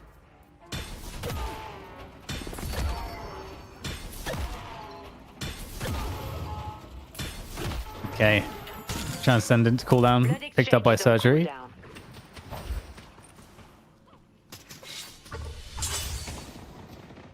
Lotus respecting that the urn is about to be deposited, and they've got some position around it, and they're also trying to keep the waves pushed as well. So they're doing everything they can. Fearless Furies right now. I mean, the urn is more so bait than anything else. I mean, look, they would love the extra souls if they just get for free, but what they really want here with this urn is a fight. Because if they win a fight and go up 2 or 3 players, they can just end the game. So that's what they really want here, and they turn in the urn, they don't get the fight. Instead, Lodos, and this almost feels base race-esque, but clearly the base race isn't going to work when one team has dropped patron, the other team does not. Maybe a bit of a hit, though, onto Bob. So Bob gets focused down in on the left-hand side, sets up the 6v5. Lodos could go mid in this instance. I don't know if it would end up well for them, but you're up 1. Why not try when your tournament life is on the line? Should they do it, Poshy? Yeah, this is their only way to bring it back into the game. I was going to say Lodos, I think, does really well when there's chaos on the map, which is what we exactly saw, and they happen to kill Bob on Calico as a result. So now this opens the window of opportunity for them to go mid, which they most definitely should here, because the second that Bob is up, Fearless Furies is just going to take that mid-boss fight with the Page ult, the Kelvin ults, and it's going to not be a good time. Well, Lodos wants one pick first, from the looks of it. Bob is about to be back up. And fearlessly, Amplifying just looking for the vault instead, though. A little bit of pressure here from Disaster, drops a Silence Wave. Yamato does not care. Grappling over into and gets parried by the Mirage. Here comes Abrams back up and over. Gonna force out the Shadow Transformation here in from the Yamato. Power Slash in the dome. Takes down Pyro. Fearless Fury still looking awfully healthy. The chase down from Yamato continues. Aided by the Page Barrier. 2 down from Lodos. Fearless Fury's back at full strength. They could go mid-boss, but the reality is they get one more pick. They can just send it home. Book their ticket into the playoffs tomorrow to face off against Buff Enjoyers. You get $1,250 for their trouble at a minimum. But where do they bring it? And they decide to play it safe and go mid-boss instead.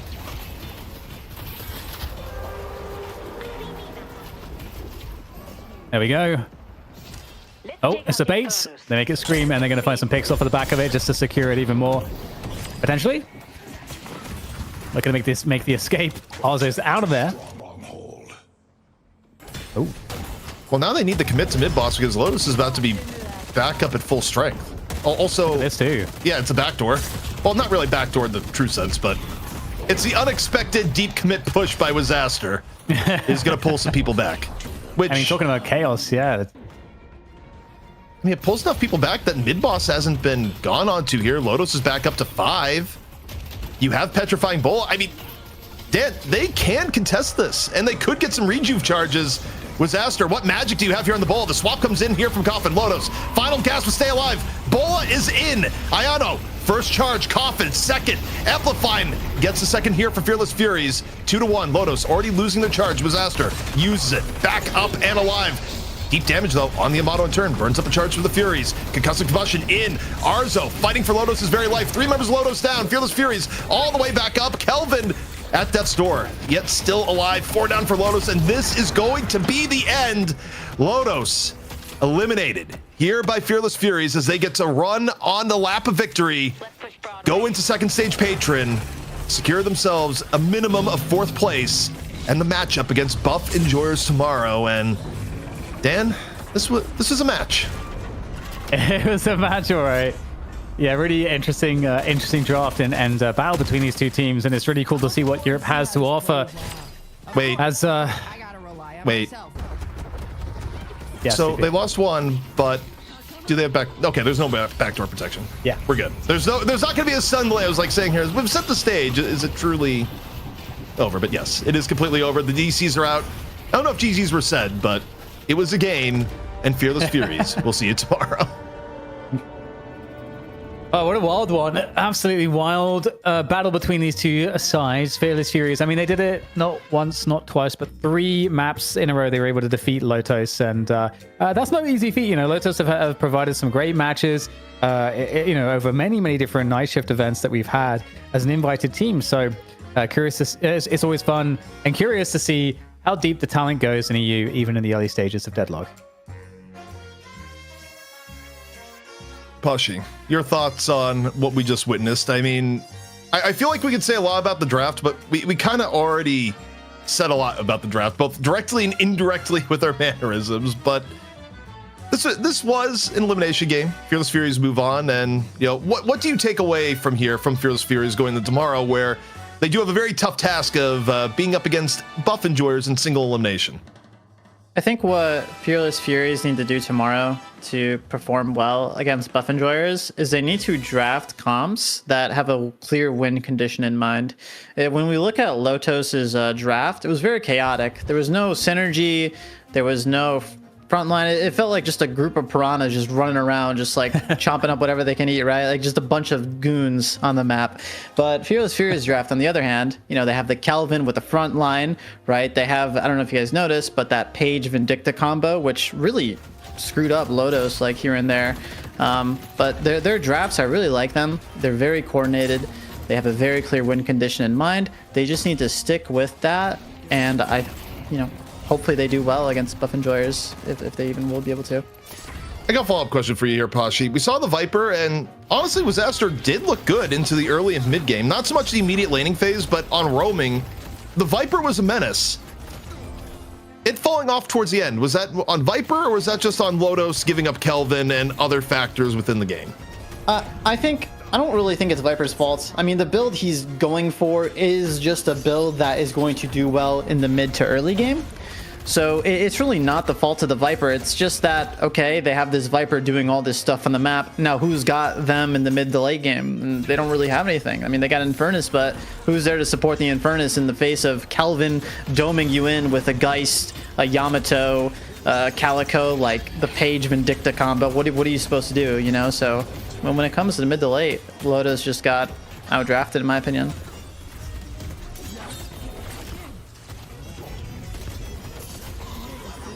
Dan, the highlights roll on by. Anything else that you have to take from this game?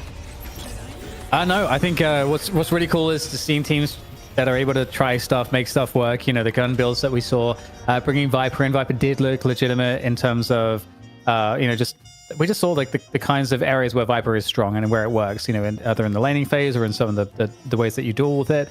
So I liked seeing all of these ideas, and it's so encouraging that these are ideas that can kind of be brought into the top teams, I think, because one of the things that's interesting is that, at the top level, Poshy, you'd be able to speak to this better than me, of course, but I'd imagine there's some degree of risk to trying to make stuff work that isn't currently meta. There's always a little bit of resistance there because, you have the stuff that works that you can kind of always improve. And so bringing new ideas, that's almost the job sometimes of the more outlier teams to do that. So I love that we got to see it here today. Yeah, for sure. Like, big credit to Lotus for bringing out this Viper in 2 games. This is just a lesson, though, that no matter what you bring out in the draft, you need some kind of clear win condition. You need some kind of plan. Like, how are you going to win the game? And Lotus just, unfortunately, didn't bring that today, in my opinion. I do wonder, too, with Lotus, in all fairness, how much was kind of influenced today by the fact that you know, they have had roster changes. Like we talked about the roster shuffle, but the first domino of the fall was Lodos lost Sanya to the new 1-win team or like the former 1-win team, Mel team. So Sanya decided, okay, I'm gonna play with these guys. You know, they were good in the past. They were, you know, the historical, you know, number 3, number 2 team for a really long time. And they had to replace with Cult. And, you know, this isn't an indictment of Cults being bad or good, but, you know, if Sanya was a cerebral player that they relied on in the past, they had to kind of adapt around that. And, you know, doing so can be tough. And they also had to get in Disaster, you know, as a sub here today. So, I mean, Lotus was dealing with a lot of team change-ups here, and, you know, it may have been just kind of rough timing tournament-wise, or arguably caused by the tournament, because I think that's why Sanya left in the first place. But either way, we have our bracket set. We have one more match left here for the day. But if you're wondering all the action that's gone down here today, Buff Enjoyers made quick work of Group A, getting directly in the number 1 seed for tomorrow's playoff. Meanwhile, take a look at the bottom. It has been a battle. Abraham's Mel team went the distance with a 70k comeback in one game by Abraham's, but it was Mel team who was able to take it. And now Abraham's versus Yosho Hoi Yoi Hoi, who took down Kunkka, is going to be our final match of the day to determine who goes on tomorrow to end up facing their opposition on the other side of the bracket. And it's going to be pretty interesting, I would say, all in all. And, you know, for Abraham's, I feel like the pressure is on here, Pashi. With all the history they have behind them, were Abraham's to lose, it'd be tough. Oh yeah, it would be very tough. And I hope they had some time to just kind of talk about the game, you know, clear the mentals, take a walk, because unfortunately, you know, what happened, but it's not the end of the road for them. You know, they can still win this game here, and they can go out to tomorrow and verse, you know, Buff Enjoyers. Dan, yeah, we have to crown an MVP. It was a unlikely series with some strangeness here and there, but what do you guys MVP this time around? Epifine, I think, definitely jumps out. Just in general, is very reliable, and I see that's who you picked. So that's a good coincidence.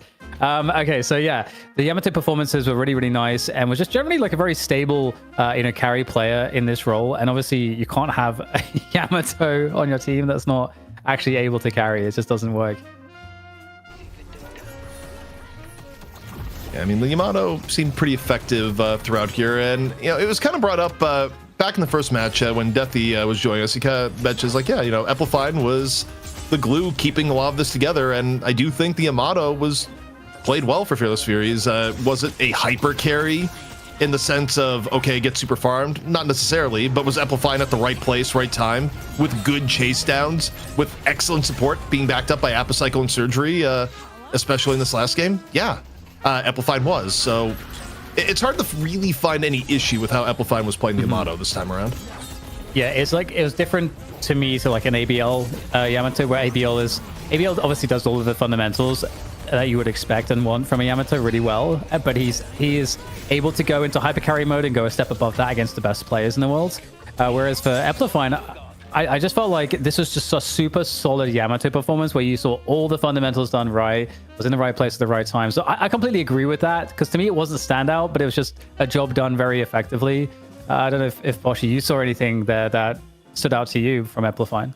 Yeah, I mean, I'm definitely getting similar vibes to ABL. Of course, as you said, ABL can take the team home fully, but Epifine carried the boats and logs for that mid to early game for Apocycle, you know, the scale up and his gun Kelvin becoming a monster late game. So it's really nice dynamic they have going on for their team, where Epifine, you know, on his signature Yamato, which is a character that often does well in this mid to early, you know, can just play the game for Apocycle to farm.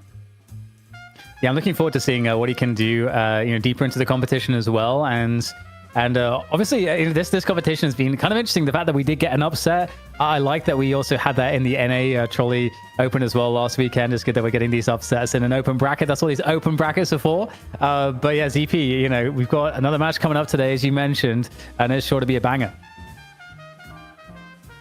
Yeah, Abrahams versus Yosho Yoi Hoi Hoi. It's going to be a good one. If for nothing else, both these teams were at each other's throats in the match chat. So, I mean, again, it's going to be a little bit personal between these two teams, but also a lot at stake for Abrahams, who definitely do not want to be outside of the top 4. All that action more, though, going to be coming at you in just a few minutes. Still a little bit of life left to go here in Group Stage Day on Night Shift Trolli EU.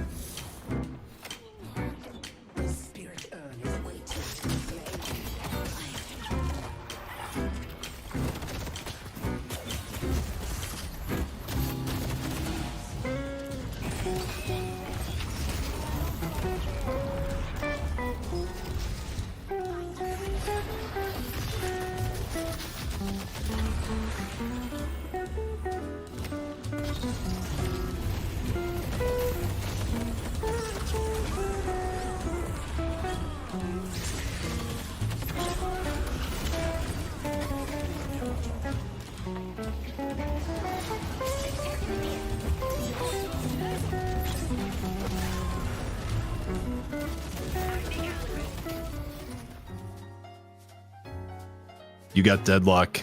You got Gummies. You got some of the best players in EU, even though they don't always make the best decisions in draft. Sometimes Kelvin goes 6 picks deep before getting picked, and no one can understand why, even as Kelvin wins the game. But that is what we've had here today on the Night Shift Trolli EU Open. And gentlemen, it's been a fun day here today. It's had twists and turns, some unexpected. Also, it's been so unexpected that my brain got a little bit addled when I was mentioning the schedule. Fearless Furies are not going against Buff and Joyers because they're in the same group.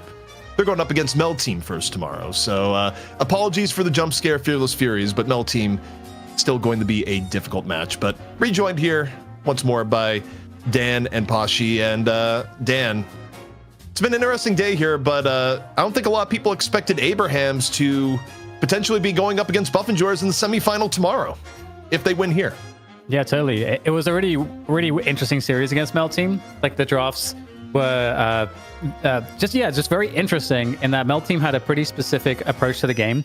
And offered the first couple of games, it was really close. It kind of looked like they almost threw the first loss that they had, where they were ahead like many tens of thousands of souls, and just kept going mid boss. They created a scenario where they were doing it ineffectively, and they kept giving these opportunities for Abrahams to get back into the game, which they did. But then Mel Team were able to kind of repeat the success they had all over the rest of the game. Otherwise, their draft and their macro was just better. And so they proved today that they were a better team than Abrahams, which I don't think anyone could ever have expected. Pashi, as we're going in here, we're going to look at the Abrahams roster once more. Obviously, you were with us in their first series against Mel Team. What do you want to see them avoid as we go into this next series, where obviously they're in the learning curve with Sanya coming in for ABL now being on Mel Team. You know, I think there's a few things you didn't really love for Abrahams in terms of their strategy the last time we saw them earlier today. Yeah, I didn't really like how they let Calico, Mokrel, and Paradox go through a lot of times in the draft. I also really didn't like some of the top threes as well. And I think they also need to put Sanya from those first 2 games on a much more comfort character. And when he did play Calico on game 3 of that best of 3, I think he performed a lot better than those first 2 Victor games. So Sanya on comfort, don't let him get Mokrel, Paradox, and Calico.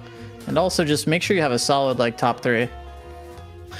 Also, we just got an update. So we were going to be rotating analysts today, and one of the people that was going to be on was John. And I just got a DM. John has awoken.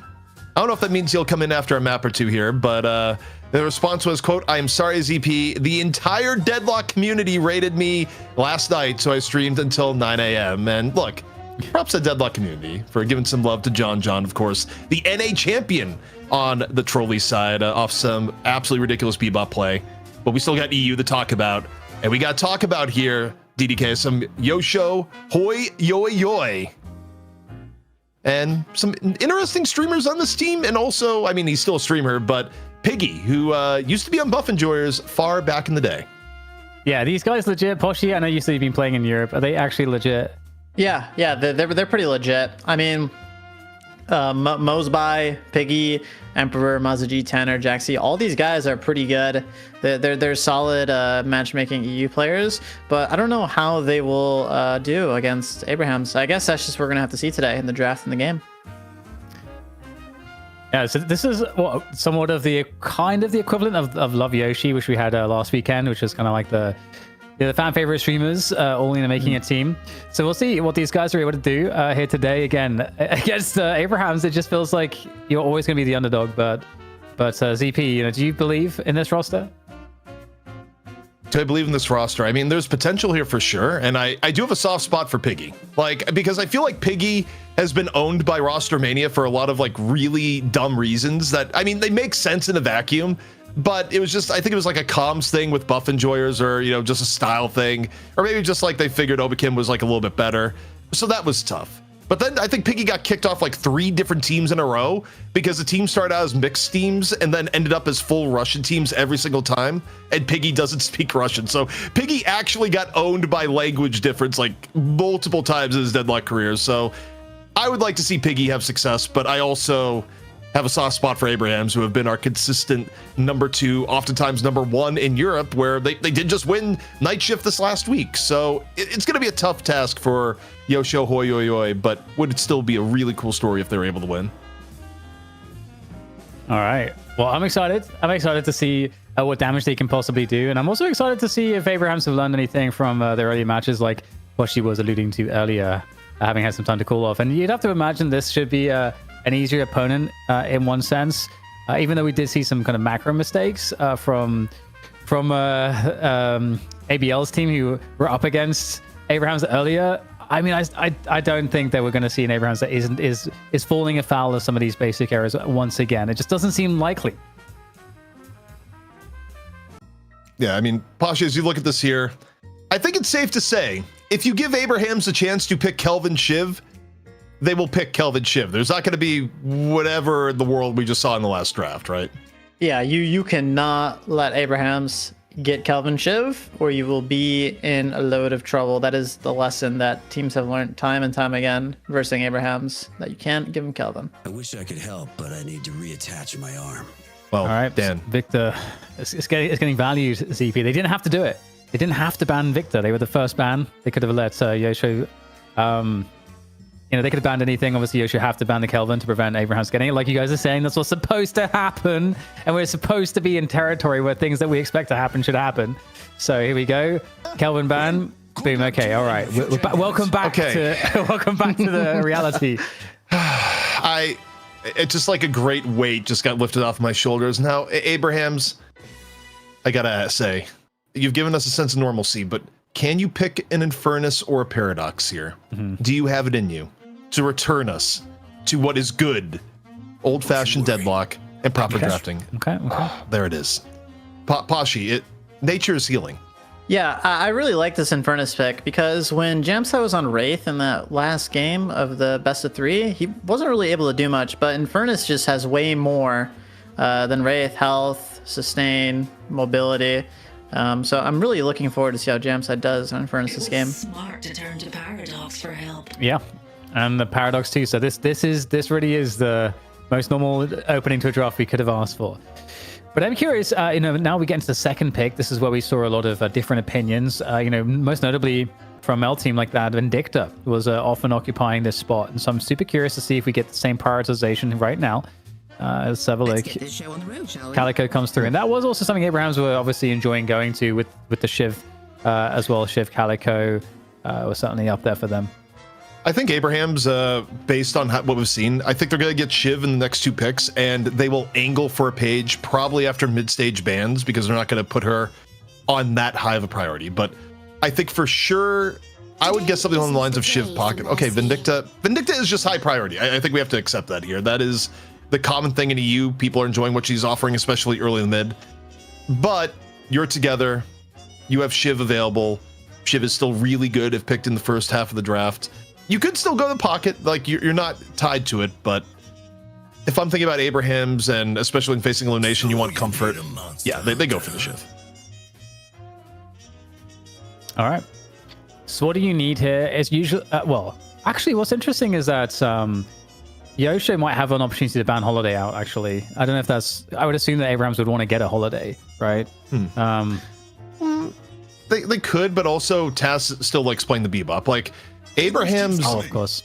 They have the option here to go like Bebop, Mo, and Krill, and that would also be a pretty reasonable setup, and they have run it recently. So, if you're Yosho... I don't know. I mean, you can ban the Holiday, but I think when you look at what Abrahams likes to play, I almost like the idea of banning Bebop more if you had to take out one playmaking threat.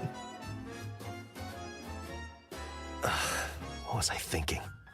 Where are you at right now, Pashi? And look at here. The Pocket gets banned, so Pocket getting his due respect, but where do you think Abrahams is going to send us to here? Is it Bebop land with the Mo? Is it Holiday? What would you expect? I think they definitely need some kind of character to go in the mid lane. So Bebop could be good. Holiday could be good.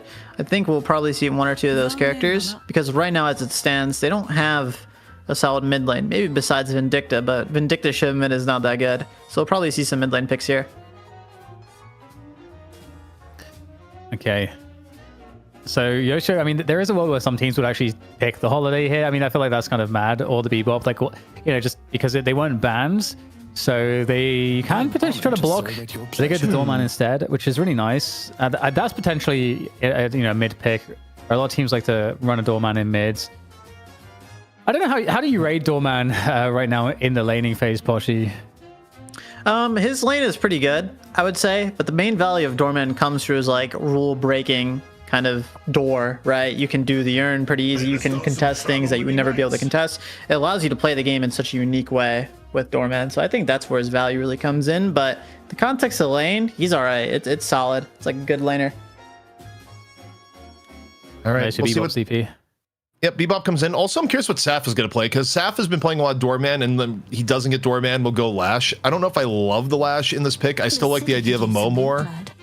And maybe it's actually going to be Saf on Mina, given the hero pools here. There's a few different ways it could go. They still have the opportunity to go for Mo and Krill for some lockdown at the very end. But we'll see. I mean, overall, I do like the Abraham's comp a lot better, especially with how they play. I mean, they're getting a lot of picks that they usually play a lot anyways, whether it be Jamside on the Infernus, Together on the Shiv. And Yosho, Hoi, Yoi Yoi, when I look at this draft here, Pashi, they're kind of all in on the early game, is what I'm seeing. Yeah, they are all very all in the early game. They also have a very decent mid game. They have that 2-pick character and the Calico kind of combo going. This last pick, I'm hoping, is like an M1 scaler or something, because I need that. I'm duty bound to fight. Oh my goodness. Okay. Not exactly an M1 scaler. Warden has sort of fallen off the priority too. So what do we think about this? Are they trying to end the game in 20 minutes? I don't love it. I think you mentioned the 20 minutes probably a good way, because I think like there is still a small power spike for Warden with his ult, but I feel like all the nerfs to Warden ult have just really pushed him into this very, very tiny window of viability. And also Abraham's now the finished off with the Mo and Krill, so they're not even that weak early. Like they still have good pick potential in the early and the mid to keep them afloat, and good ramps to the late game. Whereas again, Pashi, correct me if I'm wrong, but this just feels like the, oh man, we better have this game done and over with by 20 minutes or we are done from Yosho. That is definitely the vibes. I don't really know how Warden does as like a late game scaler, but I will say his lane's good, right? He has like one of the highest regions in lane. And you can also build him guns, so he can still be a gun late game, but we'll just have to see. I mean, there's a lot of hard targets to hit. Mina's model is so hard to hit, Vindicta, you know. He did get a slight buff, I believe. It didn't his stun get a bit of increased range? Yeah, 1 meter, I think, in range. It's actually pretty good. So it's a bit like harder to escape, basically. Yeah, exactly. All right.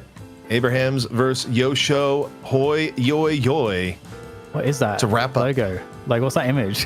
what is going on? It's a meme image that now has been hastily photoshopped with Abram's head, Yamato, and the urn, as God intended. But we're going on into it. Winner of this match goes up against Buff Enjoyers tomorrow, and this time I'm saying the correct thing, I swear. What are you thinking about these lanes right now, Pashi? What comes to mind as Bebop we see up in the middle to start? I would say it looks pretty standard. The only thing that could be concerning is that Shiv is versing Holiday Paradox, and if Shiv has a pretty rough early game, it might take him some time to come online mid to late. But I mean, I'm liking the lanes from both teams. They both look pretty solid. I'm very interested to see how this Abrams Warden lane goes into the Mina. I don't think they're gonna have a good time at all. It's very easy targets for Mina to hit. Yes, it's definitely an interesting one. I gotta say, ZP. I wonder if some of this comes down to hero pools for Yosho Hoyoyoi, because you know we know that it's not necessarily like a typical team where these guys are always like playing together. So there's bound to be some issues in hero pools. Yeah, it's gonna be interesting. Again, I'm curious who's playing. This for me because it's not a lane all often. I feel like really like people just could see it for it's not that easy on the episode. But it works. Obviously, you get hard can't be walking down is able to strike first with a little bit of coordination with your Warden.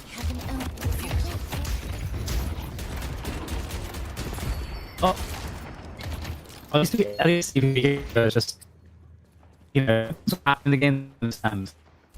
Yes. There's a lot to be said that. Sacrificial Viper, just like I bomb Precisely, yeah. I'm gonna go down, more tiles. I'm gonna go down 4 minutes. You know, like, well, what a treat! What a treat for us. Yeah, I mean, overall, reasonably stable so far. It's the best you can ask for. Also, the Mo Mina lane is interesting, where unless you're able to get pressure onto the Mina, it's not the easiest lane, I don't think, for Warden Abrams in turn. But, I mean, we'll see. Warden arguably is a little bit better early game now between the cage buff and the bullet damage buff, as first kill goes down, and I caster cursed it. It was like, they'll be fine, as Saint apparently just gets slammed by Tanner. Oh, look at this pursuit. The beautiful play there from Doorman. Even though Piggy's going to go down, it feels worth it, ZP. Asserting your dominance always feels worth it. Right. You do it to send a message, not for any other particular goal. Which is important. But yeah, I'm just thinking it through. Like, I haven't played Warden actually since the buffs, and I mean, it's a marginal thing, but I'm sure Warden does feel a little bit stronger in lane phase right now. I mean, Pashy, what about you? Have you got any time on Warden? Yeah, I don't know why people started trialing him last, because he has been like one of the best laners in the game, especially when you pair it with characters like, Vindicta Warden. That's a classic lane.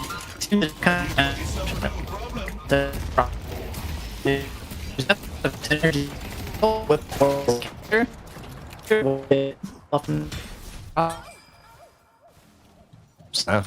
A little better of Jaxi off on the right hand side. Abraham getting some good push all right. In the beginning, troubled a little bit on the left. I mean, the interesting thing on the left is that, okay, they lost Mo and Krill, but losing Mo for Remote on the Saint didn't really convert too much in the tower damage. Like, it wasn't a situation where, okay, we got the pick off, and now we've chunked the Guardian for 50% and where it was. Another thing to call out is the Guardian damage actually coming through for the mid lane, because that was a question I think that was put in place by Poshy about the Shiv. And how well will the Shiv do?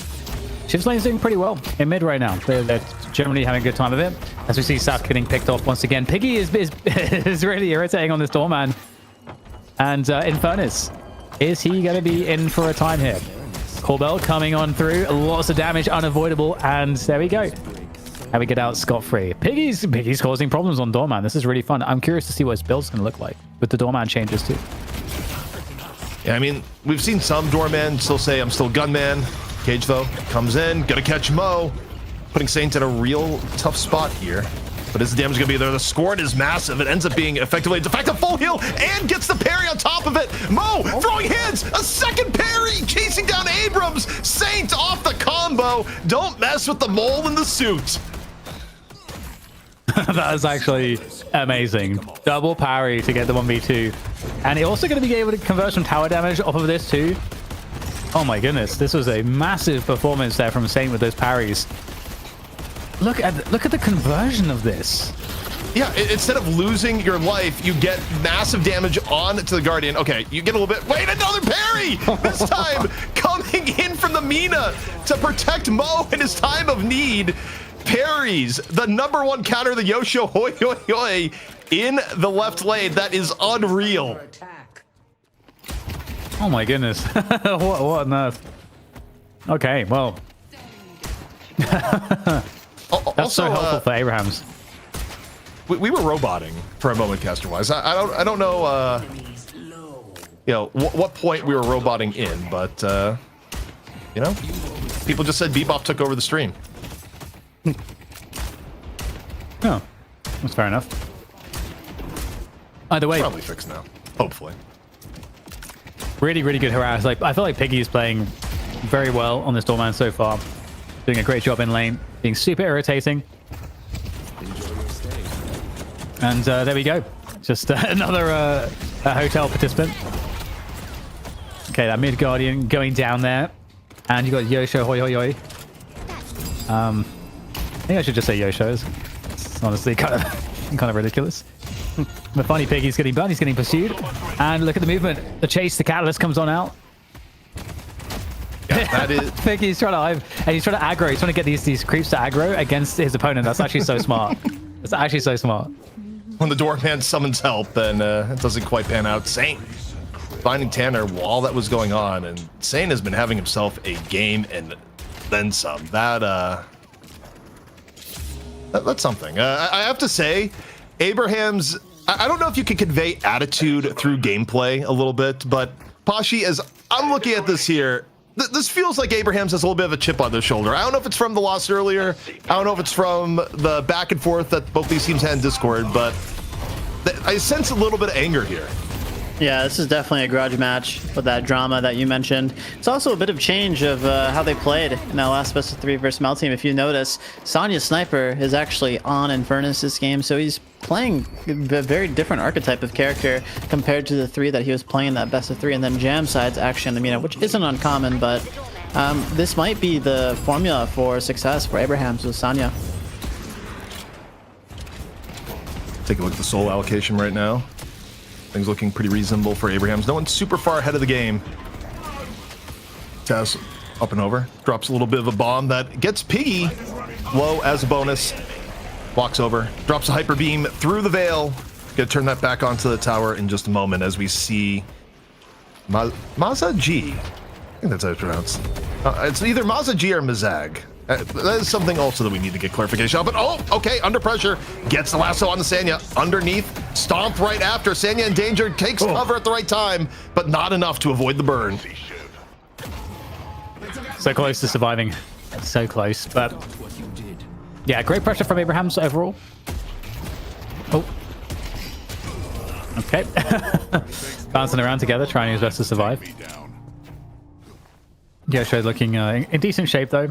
Ultimately, of course, obviously, you know, Abrahams with 3 Guardians still upped is going to allow them to have a lot more play on the map.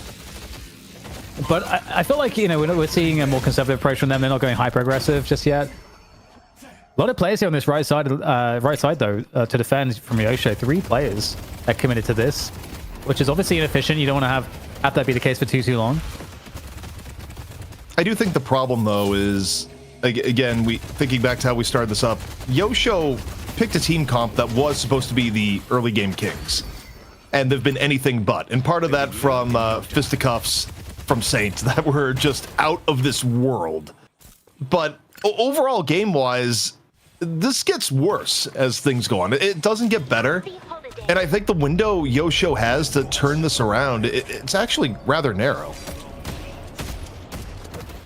Oh, hello. Combo founds. Goodbye, Warden gets deleted. Yeah, I can see that. And it doesn't necessarily look like it might get any better anytime soon. Full command of the map here. Running the... now is Abrahams. As most of you will be able to take down another Guardian. Or it's actually, no, it's the first Guardian there. Going to Yosho. And they are now defending this earn drop of points. So at least they're going to have the capacity to teamfight here, ZP. Task hook detected. I was trying to set up, but he got the hook in too fast. Into the bomb and into the hotel.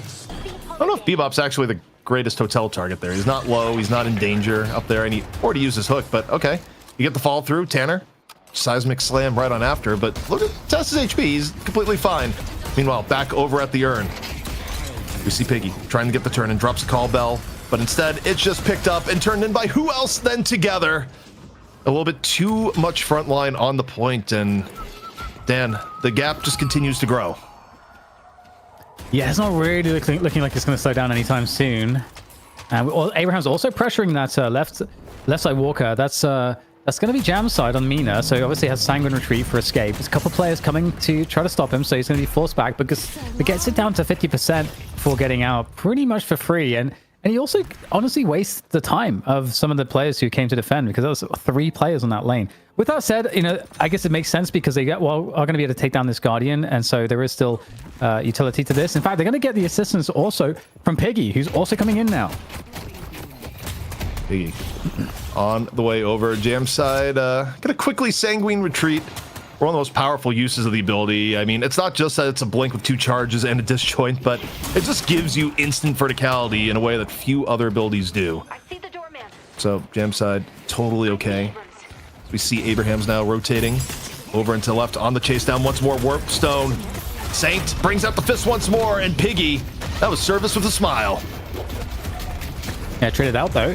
And the fight continues. Lots of players for both sides looking to brawl, and it's going to actually be Abrahams who are trying to retreat. They don't like this fight, but in the retreat, there might be kills in it for Yosho.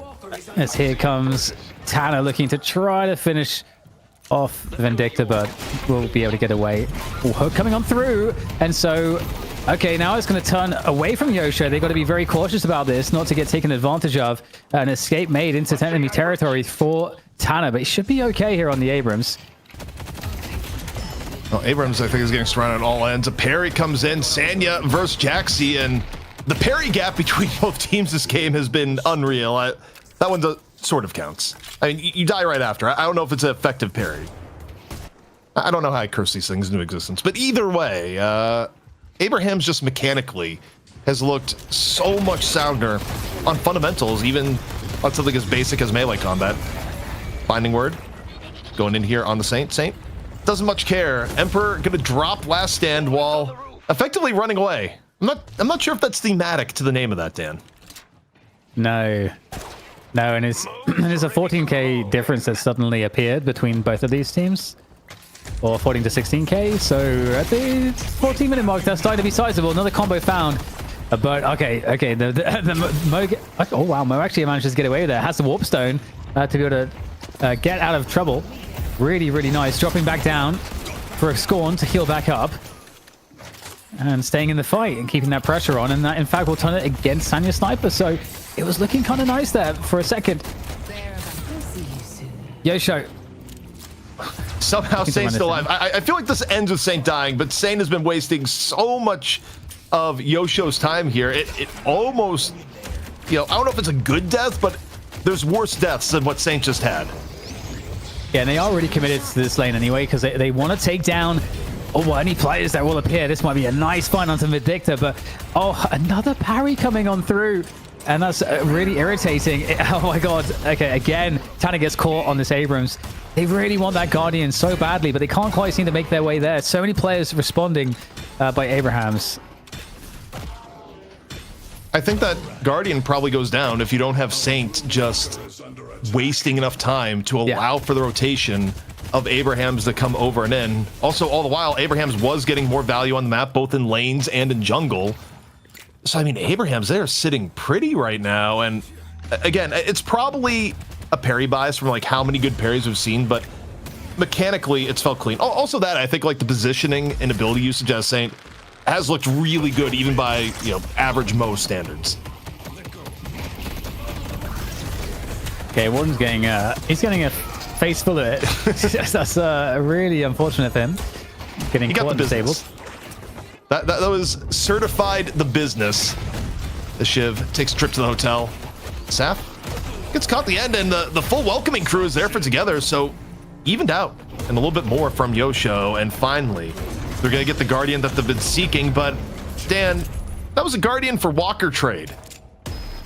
Yeah, not ideal. But finally they did get it at least. They've been working on that one for quite some time. And they are really strong in this position here. As the Urn's getting run, I mean, it's a comeback Urn, so that's going to get dropped here as the defensive effort's made. It's going to be a surround as well. Yosho all stuck in one place, and beautiful. That is why we like the door. That is why Poshy is saying it's a game changer. It really changes how you play positions. And looks like they will be able to retreat. And yeah, the comeback Urn. It does feel like there is a chance here for Yosho to kind of find their way back in, but it obviously is quite labored, and that's not going to help, is it? No, you got the anvil on Mo there, but Saint has been in really good spots repeatedly in this game to just make the combos count, but Sanya, not so much in this instance. Return the Shadow out. We'll see if there's a save coming in here. Still alive, able to get enough health back with the save of the Guardian ward. And Sanya, just barely okay. Unable to deny the end. Deposit there for Abrahams. Unfortunate for Yosho, and they don't have really enough to I don't know, to create a trap or to get some kills to even this one up. So they're just going to lose out around the sun, and I don't know. It feels like they've been hanging on, but and you know, keeping the gap relatively the same, but they are behind. What do they need to do, Poshy, if anything? I mean, they definitely need to just look for a pick with their Paradox and Holiday and turn into a mid-boss, hopefully. Unfortunately, their comp was very early game centric, and it was about 10 minutes. All three Guardians are up, so they're basically playing the game from like perma behind, where their comp needs to thrive, you know? Yeah, I mean, the key point to me in this is that scaling-wise, I don't think there's a lot for Yosho where they go, oh, thank God, it's now 30 minutes into the game rather than 17. There's a lot of that for Abrahams between Sanya and Together especially. That's for the collection. But for Yosho, I mean, the days of Warden turning into a god in the late game, you know, maybe you can build gun and it's kind of serviceable, but you know, the standard comp build for Warden, you know, usually does fall off scaling-wise, especially as teams get more spirit resistant to the late game and go from there. It is, I guess, a little bit gun build, or maybe a lot of it. I haven't looked at Warden in a while. He just picked up Siphon Bullets, but I don't know. With Warden is right now, I don't know if you could get super excited over, you know, 21k Siphon Bullets Warden. I can try, ZP. I can try. I can try. Side slam, straight on in on top of the Shiv, but straight back out again. And I don't know if this is a good situation for Tana. It's looking like he might be able to get away. Oh, wait. Abrams took the... Abrams is down below. I thought Abrams went for a hide on the other side, but very close to getting hit by Killing Blow. But I think Tanner was just barely able to avoid the retribution. Saf, meanwhile, looking comfortable on the rooftop. Charge up, snipe number one. Do you got snipe number two? The angle a little bit too tight. Hook in from Tass, trying to be the completion. Maza, well, I'm gonna go with Mizag. It's Mizag for now. That rolls off the tongue a little bit easier. Tanner trying to make at least a little bit of space. Needs to get out though in a hurry. Yeah, they're losing the mid walker at the same time too, because it's just getting completely worked by Sanya. And but looks like they might be able to get there in time. Oh, it's very close. Okay, it's gonna go down. They decide not to commit to that. Makes sense. So it feels like they've been in insane mode the entire game, kind of like Poshy said, just really stuck playing from behind on the objectives. The lead is ballooned, is where we're at now, and the hook over and in. Return the Shadow. Return to Robot. 1-1 conversion there as the Guardian goes down and Abrahams significantly solidifying their advantage. And you know, Dan, I do wonder about all this. You know, rules of unintended consequences. While it was with ABL, Abrahams did beat Buff Enjoyers earlier this week. I wonder how you feel if you're Buff Enjoyers about the potential of having to play against Abrahams in the semifinals, where they could get knocked out earlier than they might expect. I'd still favor Buff Enjoyers, but you know, Dan, that is a possibility. Yeah, definitely. It is interesting, especially given the strength that Mel team showed actually when they were against Abrahams, because that wasn't honestly, those games, even though it was 3-mapper, didn't feel as close as the Buff Enjoyers Abrahams games sometimes do. So very, very, very exciting stuff in the days ahead. Oh, we're back to peak clean Taz Bebop is where we're at, not peak teen Taz. I was trying to say clean and Taz at the same time, and they just sort of combined into its own word. Either way, well, Abrahams is looking better than they've looked in a long time here, and you've just seen the little differences that they've had over Yosho just combine and multiply into a vastly larger product, as they're basically doing whatever they want inside the Yosho base, and they don't even have mid boss right now. But they're about to. Yeah, and multitasking. They are multitasking right now. And that just means the push can just keep going. They could just close this one out real fast. And in terms of like talking about normality again, you know, we had like back-to-back 40-minute games, right? Like we were, or at least close to that.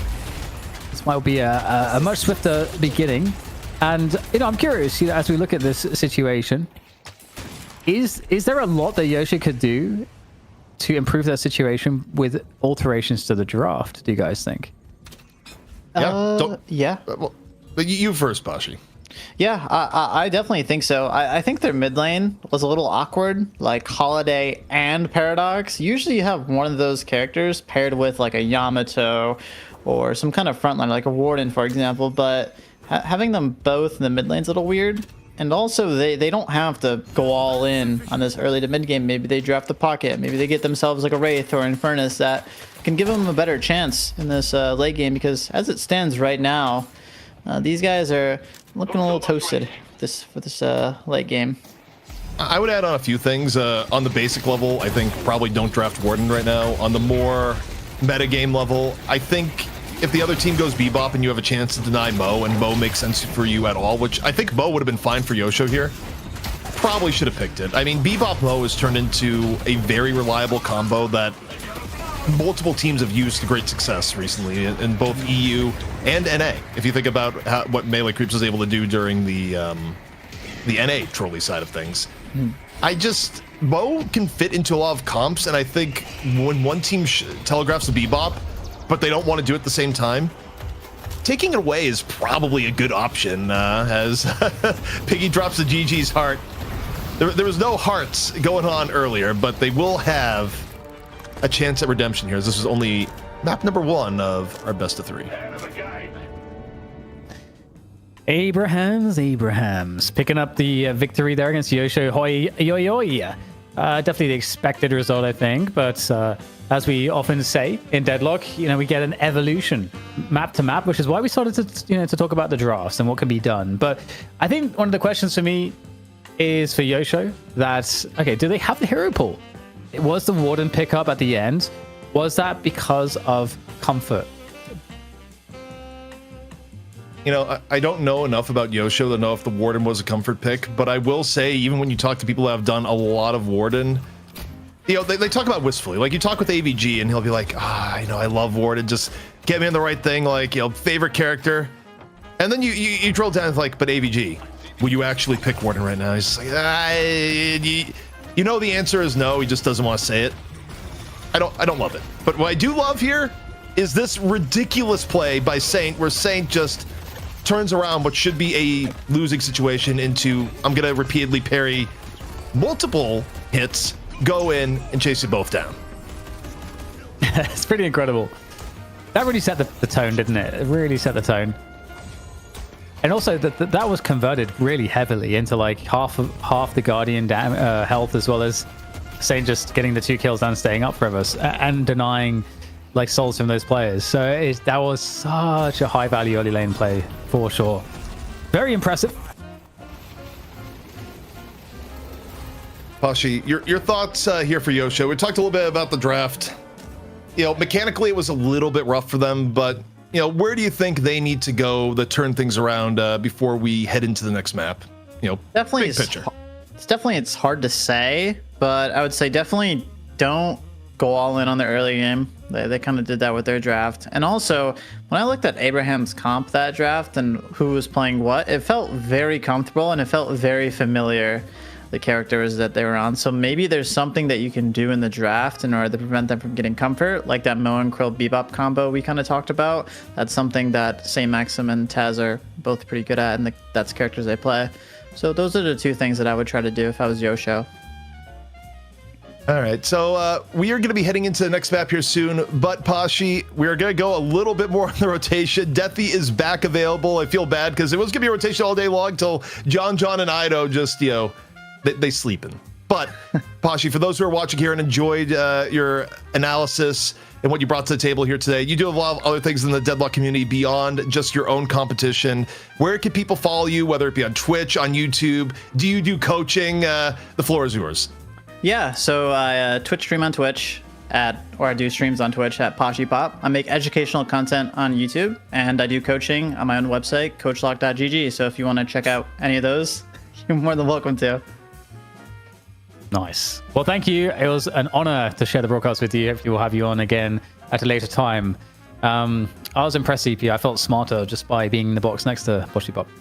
That's right. I mean, I was a little bit further away, so I didn't quite get the, the aura, infusing, but, it's a big aura, so I got a little bit. But Abrahams looking good, trying to get their date with Destiny. The Abrahams versus Buff Enjoyers matchup tomorrow. But to do that, they got to take down Yosho one more time. Can Abrahams do it? We're going to a break. When we come back, what could be the final map of the day?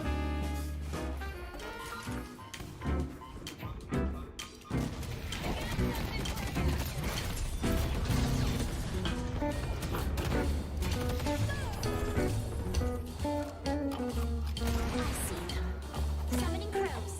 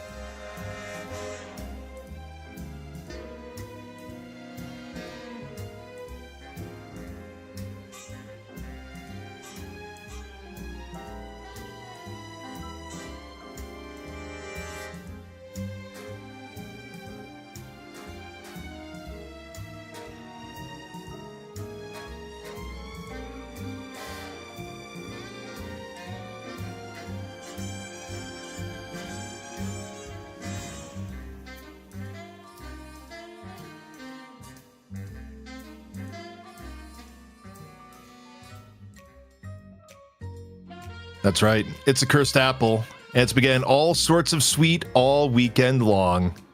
We got Trolli, the best gummy worms in the world. I may have gone through 3, 4, 7, 12. It's been a lot of bags that I've gone through. Don't worry about it, but I have enjoyed it all the same.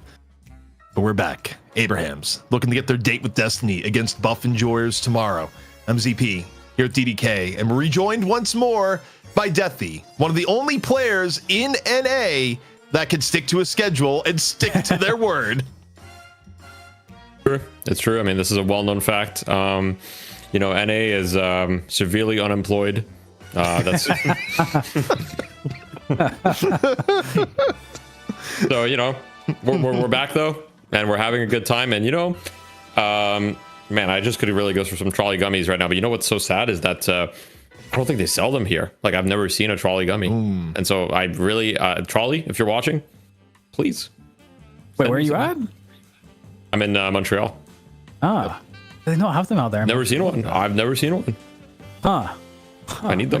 Okay. It's a new and emerging market is what we got to do.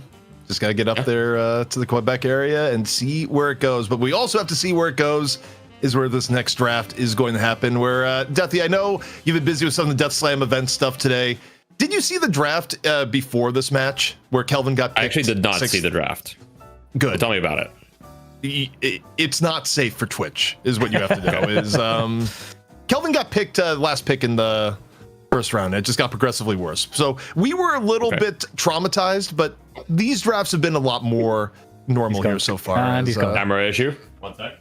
Oh, I thought that was just, you know, him like, because that's what we did when we saw Kelvin get pick 6. No. We turned our cameras off. We're like, we're out. I mean, that makes sense. I mean, you know, hey, sorry about that, guys. I'll turn my camera on. You can maybe remove my camera for now, but I'll turn it on in just a sec.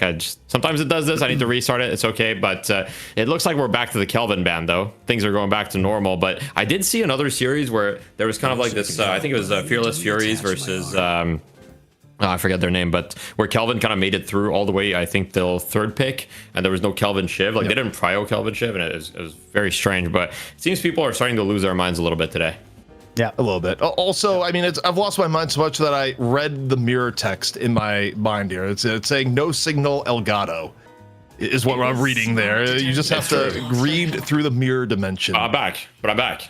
Yeah, but that's because I said the magic phrase. Like, I actually had to read it to make the camera, you know, go in. But Paradox gets picked first. Abraham's in response. You know, Victor and Kelvin banned. Probably Infernus +1 here, you'd think. Yep. I would think. I mean, who knows what he is doing anymore? I mean, I think that they don't even know themselves anymore. Like, oh, there you go. Vindicta. First, like, I'm just saying, by the way, last week, we second pick Vindicta. Everybody looked at us like we were crazy. Like, these guys are insane. You know, like, what are they doing? And now Vindicta, consistently high prio. Everybody's playing the snipe build just like we did last week, and so all of a sudden we don't look so crazy anymore, right, guys? I'm not crazy. Yeah, but this is also the region that's now like building gun page and picking Viper. So I don't know. Yeah, that's true. While you were missing, we had, like, it wasn't just gun page. It was just like pure orange, like, you know, no greens until deep into the game. It's just like, surely the orange items will stop. It's just like, we are not stopping. We are continuing to build the gun page. But Infernus comes in for Abrahams. No big surprise there with Jam side. You get Pocket. I also think you take Shiv here. Just for nothing else, not only is Shiv good right now, Deathy, not only because of, you know, reactive barrier and his just general power, but Together loves it too much. Yeah, but at the same time, the heroes that Abraham's picked are really good into Shiv. Like, if I'm Shiv and I see this, I'm telling my team, guys, maybe we chill on the Shiv. I don't know if I'm confident about it. Calico is a bit interesting. I think she's still very powerful. I saw some people in the chat that were like, oh, is Calico dead, all that stuff. Definitely not. Definitely not dead, but her laning stage got tuned down a little bit, at least. Yeah, I wouldn't be surprised to see a Yamato at some point here. I mean, Yamato generally has been like super pros, and they should come through. That makes sense. I think they ban Yamato. I think for Abrahams, because Together is usually their Yamato player, or it was ABL. I don't think Sanya really plays like Yamato, so I don't think they have options to play it. And if they don't have options to play it, with Yamato being such a mainstay right now, I think you have to ban it. Because Together has his hero. No one else that you have is going to play it, and it would be a good pick for Yosho. So, yeah, they banned the Yamato. The logic there completely checks out. I think if you're Yosho, just got to stick with comfort this time, right? Because like you are the underdogs, you're not the favorites, and you know what I've learned being an underdog for many games is at the end of the day, you just have to do like what you know best. You know, if you want to have a chance to win, you need your players on the heroes that they're like, hey, I can have this kind of comfort. They banned the Moen Krill. I saw the aura moment from last game where Saint Maxim had the 1v2. If that happens, you got to ban the hero. I mean, or you just like. That's fair. I agree. I was wondering if we would get the holiday / bebop like conversation for that second ban, but no, both are available. Abraham's picks the bebop. Do we get a doorman? I mean, Piggy's doorman was actually really nice last game. Yeah, you might get the doorman here. I mean, I think the problem that Yosho has that even if they don't want to play the doorman, but I think they do because Piggy was playing it in other matches, not just a deny pick. Saf still really likes playing doorman, still thinks the gun man build is viable. Ooh. So if Yosho doesn't pick up doorman in these next 2 picks, I assume you're going to get a doorman out of Abraham's. But you know, Billy coming into play, you know, when you want a little bit of extra front line, it's kind of interesting, Deathy. What's your take on Billy sort of falling down the ranks, even though he hasn't gotten a ton of direct changes overall? Yeah, I mean, there was obviously some other frontline that was taking priority over him. I think Billy is just like maybe slightly underrated, or it's like a preference thing. I will say that he generally feels best when you have some other brawlers that you like to go against. For example, I quite like Billy into like something like Moen Krill and stuff, and you know, just feels like he can just kind of stand in his face and just get so much health from just meleeing him and risk free. And also, he feels best when you get a lot of value from his slowing hex ult. And we've got Paige. Great combo with him, but slowing X really good into Shiv and Furnace, so I can kind of see the vision. Yeah, doorman's still unpicked. What does Abraham's like need or want here for that to like round this out the most? Because they've got a bit of everything at the moment.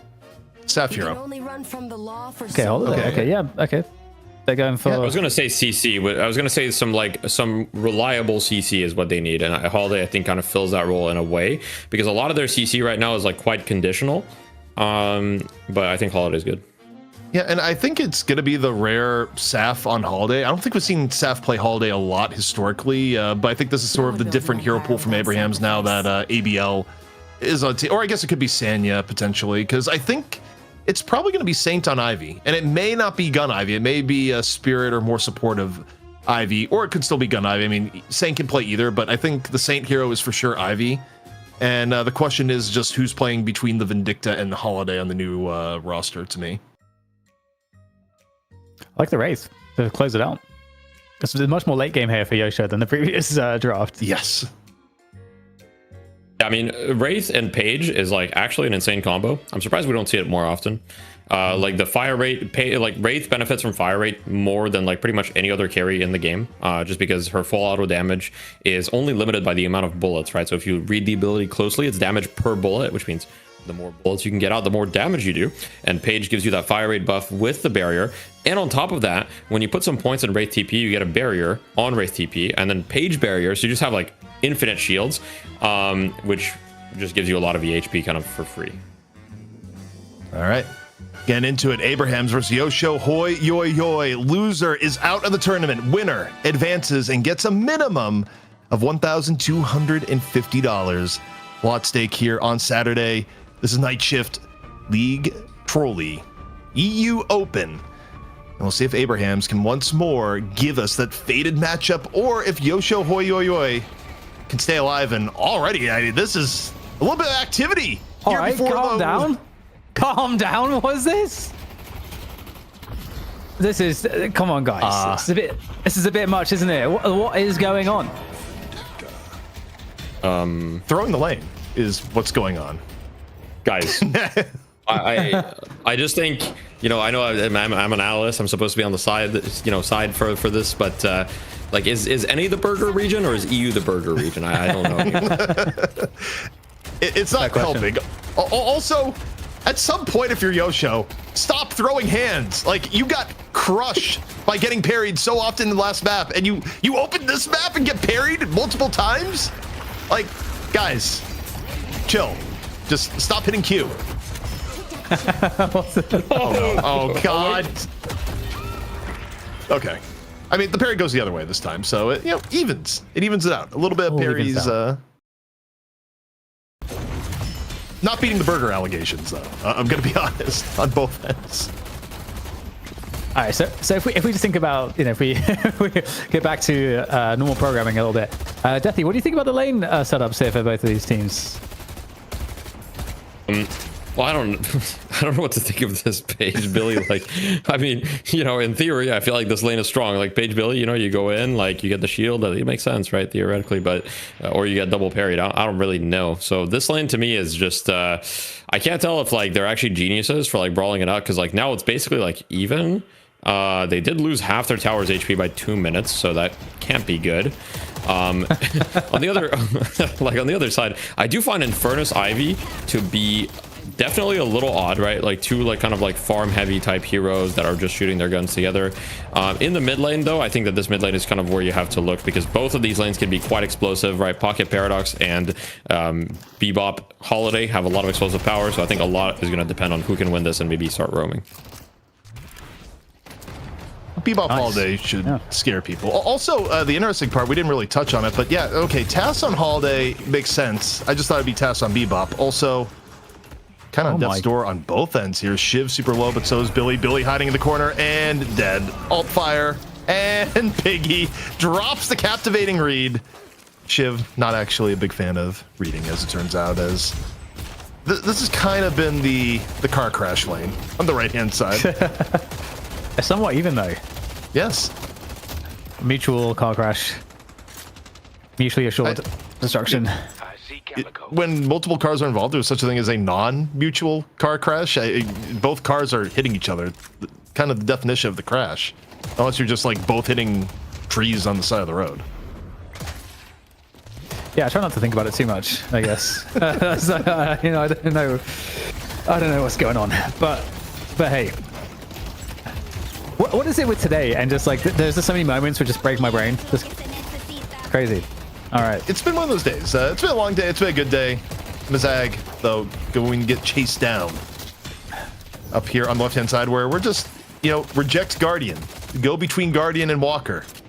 Profit. So what Abraham's doing right now as Sanya is super low, able to stay alive for just long enough as the Emperor falls. Okay, sub 4 minute Guardian. Okay, all right. That's got to be that's a problem, Deathy. I asked this to Poshy, and I said I asked the question. If the Guardian goes down sub 4 minutes, can that only be due to a mistake made by the team who lost the Guardian? Yeah, I would say like almost certainly. It's I would say if you play perfect, or if you play like very, very well on any matchup, you can at least stall the Guardian to like 6 minutes. 4 minutes is like incredibly early. Like it means that you either misunderstood the matchup or like overextended at some point. The thing is, I think that Yosho are kind of in the mindset of like, they're like, we got to play to win the lanes, because they understand that if they don't win the lanes, they're not the favorite team. They're not gonna, they're probably not gonna out macro them in the mid game. And I think that they're just like, all right, we just got to try to win these lanes. Like, don't be cowards. Like they're probably hyping each other up in the voice chat and be like, don't be a coward and all that stuff. Like just get in there and like have confidence. And it's not working. Billy got left out there a little bit. You see Billy eating the 1v2, and you just see Piggy out there just slowly tossing some pages in the general direction of Billy.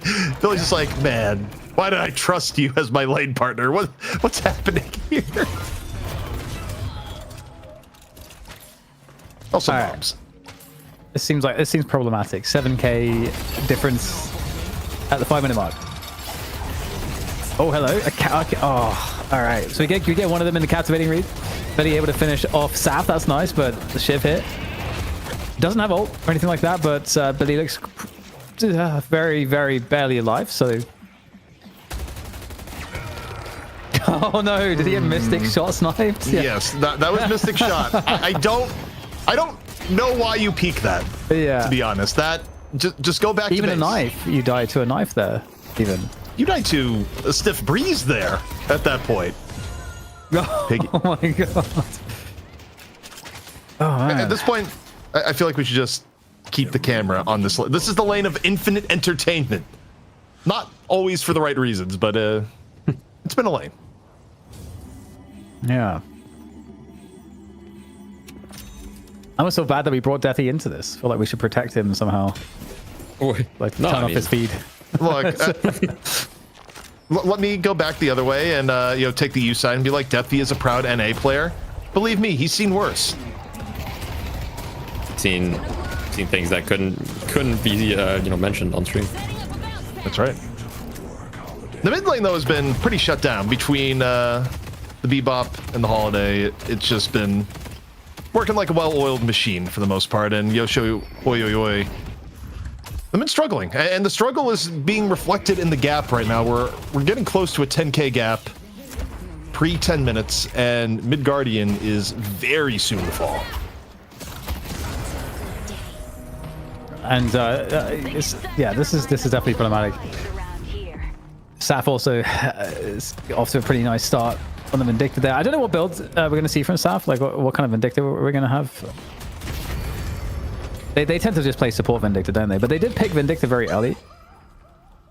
Don't know if that means anything. In fairness, your fire will only burn. It's kind of interesting when the Vindicta itemization, the one item that's been getting picked a lot. I mean, it is obviously kind of supporty, but it's not like a full support build that even necessarily goes rescue beam, but you do get Guardian Ward. And Vindicta is one of the few heroes that have been building Guardian Ward along with Paige. And, I look at this chase down by mid boss.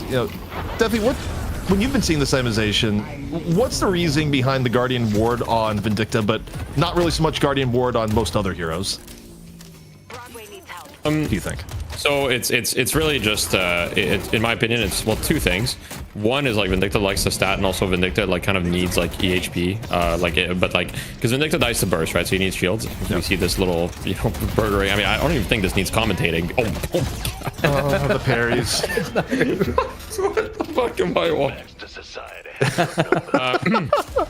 All right. Anyhow, I mean, I think the Guardian Ward's good, and yeah, sorry about that. No, it's fine. It's but it's really a pocket buy. I think it's like they see pocket, they're like, oh, we need Divine Barrier. Bring back the old Divine Barrier before it got split into the two full system. But swap comes on in here from Mose. Enough to take down Saint as Yosho is attempting to find a way back in. Still keeping it within 6k. 1 minute away from 10-minute mark. And, there is the sweet spot here, Deathy, where, in a way, you want to be a little bit more behind, in this case, if you're Yosho, so you could get a comeback earn, potentially. Like, it is weird that you've seen this in multiple games, where if you're just barely a comeback earn, you can even out a lot of bad things in the early game if you get early earn control. Yeah, that's true. I mean, I think it's probably worth just like, hey, maybe we just die once or twice. Maybe try to get, weaken the Guardians. Technically, if you get both Guardians 1 HP, maybe that's genius. Maybe you just die, get them really low, get it in comebacker and radius, get the comebacker, and then get the Guardians after, and just get like a huge like snowball of comeback souls. I don't know. I need to math it out, but it doesn't sound that bad, I guess, if you're looking on the bright side. Dan, the gears are turning. We got them turning. I mean, I feel like we have inadvertently seen that play out a few times. Huge soul swings, and this soul situation. I mean, it is growing in Abraham's favor for sure, but it is not growing super out of control just yet. They are in comeback earn territory, right? So here's the earn. Yeah. So this, I mean, there is a play to be made, but it comes down to Abraham's ability to control that lane, and they have control of it at the moment. They're fighting over it. Conversion coming through. Most of B's getting absolutely fisted this game. It's been tough. I mean, Mose has been at best in some trades, and that would have been a wild hook if Saint hit it. But I think Abraham's, they understand the power of the comeback earn, and they don't want to give up the earn. I don't know if they're going to go for the turn in, but they are seemingly going to go for a bit of control, as it does lock in the earn on the Yosho side. Whether Yosho sees the earn is a different thing entirely, as just a little bit of Bebop acrobatics here on the left-hand side. 4 members of Abraham's committed on the left. Can we talk about the Bebop build? Yeah, he's tanky, man. He has reactive spirit shielding, weapon shielding, extra regen. What is a robot with... what is a robot without all sorts of shields? Yeah, Bebop's from the future in some way. I mean, not really, but... I don't know. It's a walking robot in the 1920s. something's going on there. Yeah, that's definitely problematic. Okay, so the Yone is in play right now, so I'm kind of curious. I mean, we have a Walker attempt at the same time. Ooh, dodging the stun there, and dodging the cloak, or rather the satchel. That's pretty nice from the stone form. Okay, off we go with the Yone again. Let's try this again from a different angle, maybe. That was full aura from Jamside, by the way. Jamside did not strafe. Jamside held W, walked directly at Jaxi, ignored the walker, and just continued holding W in stone form. Actually unreal. Pagel comes in here from Yosho, trying to interrupt things. Not enough to stop the urn turn in from Tass. So Abraham's power through, they get the urn. It comes at the cost of Together. But overall, up here so far, looking to maybe get one extra pick here towards the end. See a chase down in from Yosho, but Tass should be able to get away. I want it to be some world in which something can happen for Yosho, just make it really interesting, but struggling to see the reality there. Although, I mean, the Emperor on Wraith is, 13k souls, so that's maybe something. How maybe I'm coping like super hard right now, I don't know. Yeah, you're definitely coping a little bit, but that's okay, right? Your job is, we got to keep it entertaining. And I mean, look, here's the thing. You've got a couple X factors, right? You've got the X factor of the pocket. You get a big affliction. You never know what could happen. You could hit all 6. They could turn off their monitors. A couple things could happen. And it's possible, but unlikely. But you never know. Yeah. Hey, man, we do hit that 6-man affliction not so long ago. That was pretty insane. Also, you have to talk about all the possibilities to win. It's kind of a caster thing because chat will take what you say out of context, even if it's totally defensible. Like the game earlier today, Deathy, where you said 80% chance to win, which was completely accurate at the time. It still implies there's a 1 in 5 chance of losing, and you just happen to hit the 1 in 5. Yep. No, I agree with you, of course. I mean, and you never know, like that here, like it could happen. Like there could be a comeback, and you have to talk about the possibilities. But and Saint Maxim is getting bullied, so maybe. He had so many shields though.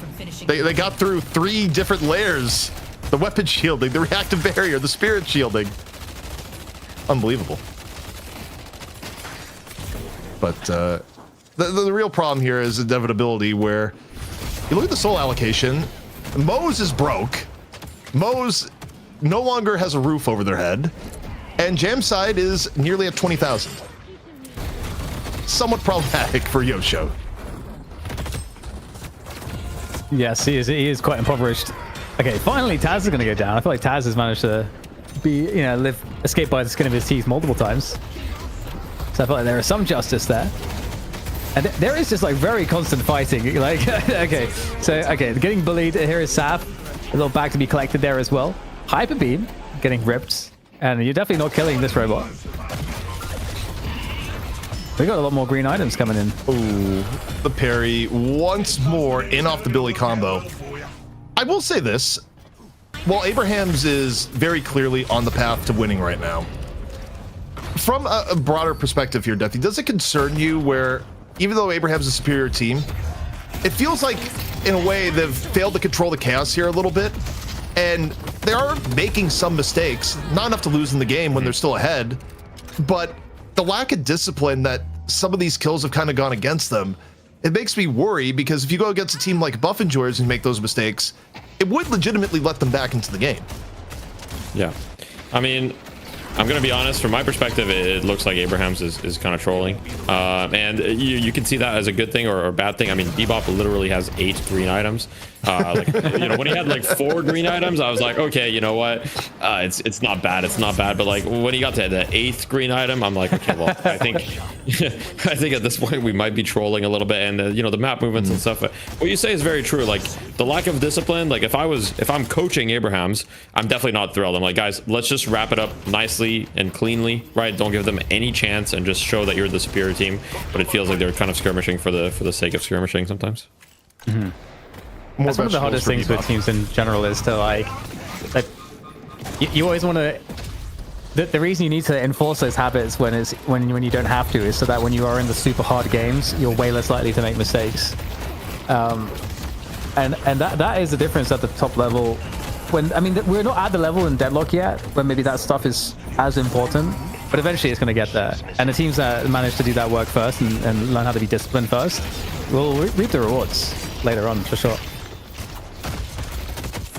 Like, I kind of think about, well, okay, no, that's a bad example. I was going to use an example of, you know, Krusty in peak, you know, shock years and be like, yo, would Krusty let this happen? And there's like, oh, wait, yeah, he actually trolled a lot at times coach-wise.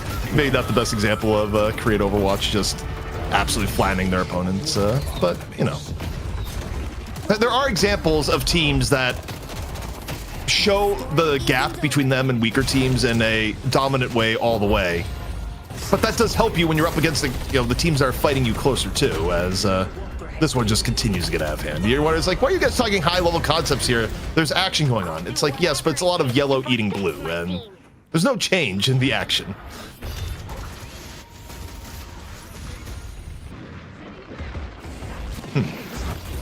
Wait, can we go back to the closet? That's Ivy. Can we go back to the Ivy cam for Jamside? Jamside's taking a breather. Was he at Fortitude? What's he doing? He's chilling there? I think Jamside was just worried for a moment. Rick. Went to walk the dog or something. It's kind of cool, though, Deathy, to think about as time goes on and competition evolves. Like, you know, there's going to be a big LAN someday where someone survives when they shouldn't survive just by going to a closet and it's just never checked. Oh, yeah. Definitely. How do you see your role, Deathy, in the Deadlock world? Like, do you want to play until there's a point at which you feel like, okay, you know, maybe I would want to coach more, or do you want to just put everything into playing, or like, you know, how do you kind of see, you know, your place in the scene? We're turning into the podcast now because Yeah. I mean, you know. Welcome. So it is funny though. Now we're gonna turn the podcast to the art of casting. Is that when a game gets fully out of hand, the one thing is that your audience also knows it's out of hand. So if you sit here and you super like try hard, be like, oh, what's the way it's gonna? Okay, actually that's actually pretty big. Hey, That's actually pretty big. Like, you have to react to that seriously because, dear God, Abraham just lost 3 people, and now you might be able to go in there. Jamside, take the fight. Like Jam said, you probably should have just left. You are now getting run over. Okay, for Yosho, can you bring this to mid? you can't. Yeah, not. Unfortunately, it's still too early. Like, you think it's late in the game because they're in your base, but it's still actually 18 minutes. Unfortunate. Wait. Go back to the Shiv. No. Go back to the Shiv. We need to see the Shiv items. Guys. Run Do me you through see this, anything Deathy. odd here? Okay. You see the last item? You see the... Yeah, sharpshooter. Right. Now, this reminds me of a certain individual named PayPal, perhaps. Oh, God. Hey, his headshot accuracy was best in class. It just may have been artificially enhanced by a few degrees. Oh, yeah.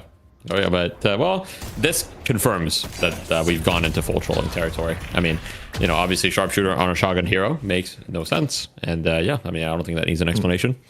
Would Magic Carpet be less trolling because it actually does something on Shiv? Or like... Well, I guess the sharpshooter gives you it gives you weapon investment, so it's probably still better. Oh. See if this mid boss gets any contest. If you're Yosho, you would like to get a crystal out here. You got Mazag sitting here in the back, so they're gonna go for a little bit of a steal. Will they get any piece of the pie? No. Abraham's, it's all for them. 3 rejuve crystals and immediate punish onto Yosho. And, you know, to finish the point I was saying earlier, Deathy, is that when you get a stomp like this and you go over the top, like trying to ultra seriously cast it, the audience themselves are not seriously looking at the game being like, I wonder what tactical options Yosho has now. If they somehow start making miracle plays against close, then you lock back in. But this one, it's a little far gone, as Yosho themselves even know at the moment.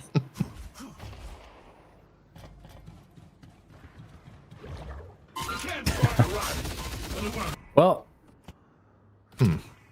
I'm Or what is it? Why is That's the the mask mask. there? Yeah, but why is it there? That's, Well, We think we're gonna see sprays in Deadlock. Probably. I mean, we could.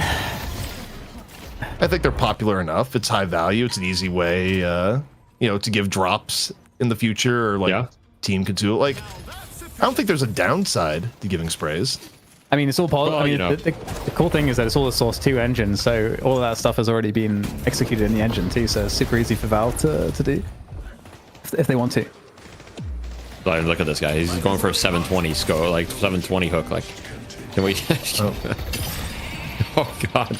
And he's getting chained up, and it's massive.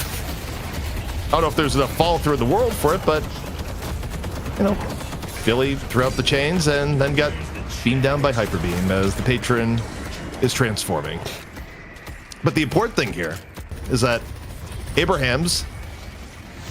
Actually, no, here's the important thing, what Jaxie just said. Quote, can we get a hoi yoi yoi in chat? As Yosho hoi yoi yoi is on the way out. Abraham's will be going on the face buff enjoyers, but chat, send them off for getting 5th here today. Yeah, they put in a solid effort. They did their best. Can you ask for anything else? I guess you could.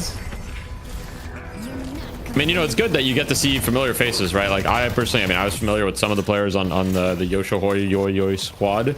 I played matchmaking against Mosby, Jaxie, Piggy. I'd seen Emperor. I mean, some of them maybe under aliases. So, they're definitely like very good players individually. But they just obviously it shows the difference in team skill level, but also perhaps the fact that players are tired and they just wanted to give it one last shot. And at the end of the day, they're a team that fought somewhat recently to kind of make it through the qualifiers, make it here. It's still a significant achievement, and I think it shows the importance of Trolli and you guys as well to kind of have these bigger tournaments, because this team with the current night shift format would have never existed, right? Because they wouldn't think they have a serious chance at winning first, and so they would never have formed. We would have never gotten to see Piggy play and all these other people and get into the content. So obviously thank you to you guys for letting us see this beautiful game. I'm seeing all the post-match chat now, Dan, and it's a lot of GG's, you got lucky from the Yosho, and it is reframing the crap talk earlier. I thought there may have been a hint of seriousness to it, but, it may have been all fun and games all along. I just don't know if Abraham's was ultra receptive to it, given that they just lost the very close match to Bell Team. Yeah, and I think, to add on to Deathy's point as well, there is, in any truly competitive player will lose a match like this, and it will fuel them in their journey to want to become better. It's like more motivation to get better, and you don't get that same type of feeling unless you go up against opponents where you're going to lose, even just going into the match. But just getting the experience of playing the match and going through the motions with that is highly motivational. And given that we're so early in the game too, like these are formative experiences for a lot of people that haven't had the ability, like that you're saying, to maybe taste this type of competition or have something to play for. So yeah, even though sometimes we're quite joking with it, having been a competitive player for many years myself and having had lots of similar experiences, it actually sticks with you and is really important. So there's definitely that side to appreciate as well. What are your takeaways here, Deathy, from Abraham's? I know it's like kind of hard to look at this and be like, yes, this is what they key into versus Buff and Joyers tomorrow. But the fact remains, they get through and they're up against Buff and Joyers tomorrow. And it's do or die in the semifinals, which is earlier than people may have thought for those two teams. And, from what you've seen, now that they have plus Sanya, minus ABL, where does that help them? And, where does that hurt them? I will say, I don't know if this is controversial, but Abraham's looked better with ABL. They looked stronger. It looked like he fit their like team composition better than Sanya does with his kind of like hero pool. So maybe like people will disagree with me or whatever. I don't know exactly what happened between the teams, but personally, I do think that Abraham's with ABL looked a little scarier, and so I actually would not have them as favorites tomorrow. At all. I think that my prediction is that they're going to get third, fourth on Abraham's. I don't know. That's just my prediction. We'll see though. Yeah, I mean, it's hard to say either way, right? Because on the same note, would you want to predict the opposite and say, oh, Buff and Joyers are going to get third, fourth? Like, that seems ridiculous, even though, yeah, they lost this last night shift. History shows that Buff and Joyers doesn't lose when you get to a bigger EU tournament, but what a story it would be if this was finally the time they got knocked out. But yeah, all in all, it's been an eventful day. A long day here in EU.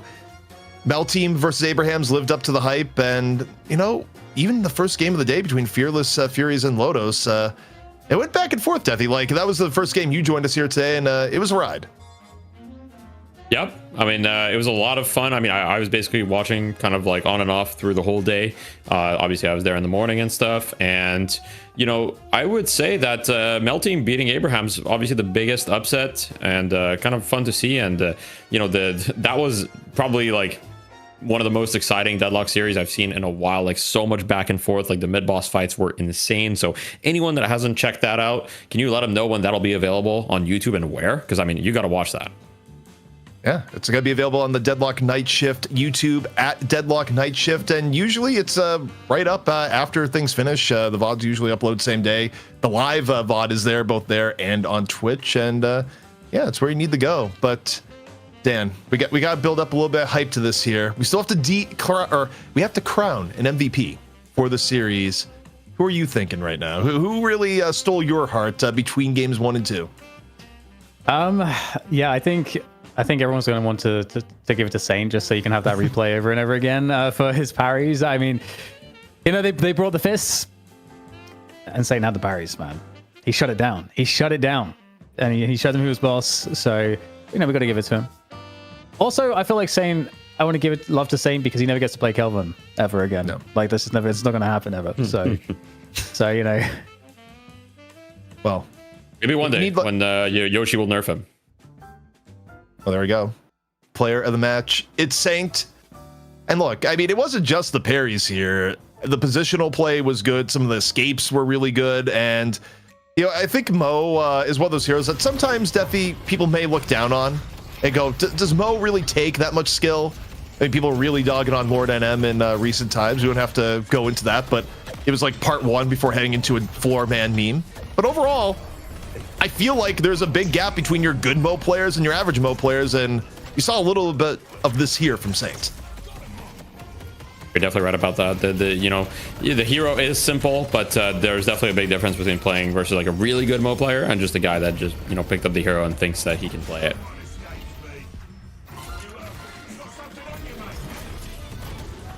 Yeah, very good performance from Saint. Seeing the bebop as well is something we don't often get treated to as much, because I think normally Taz would be there as well.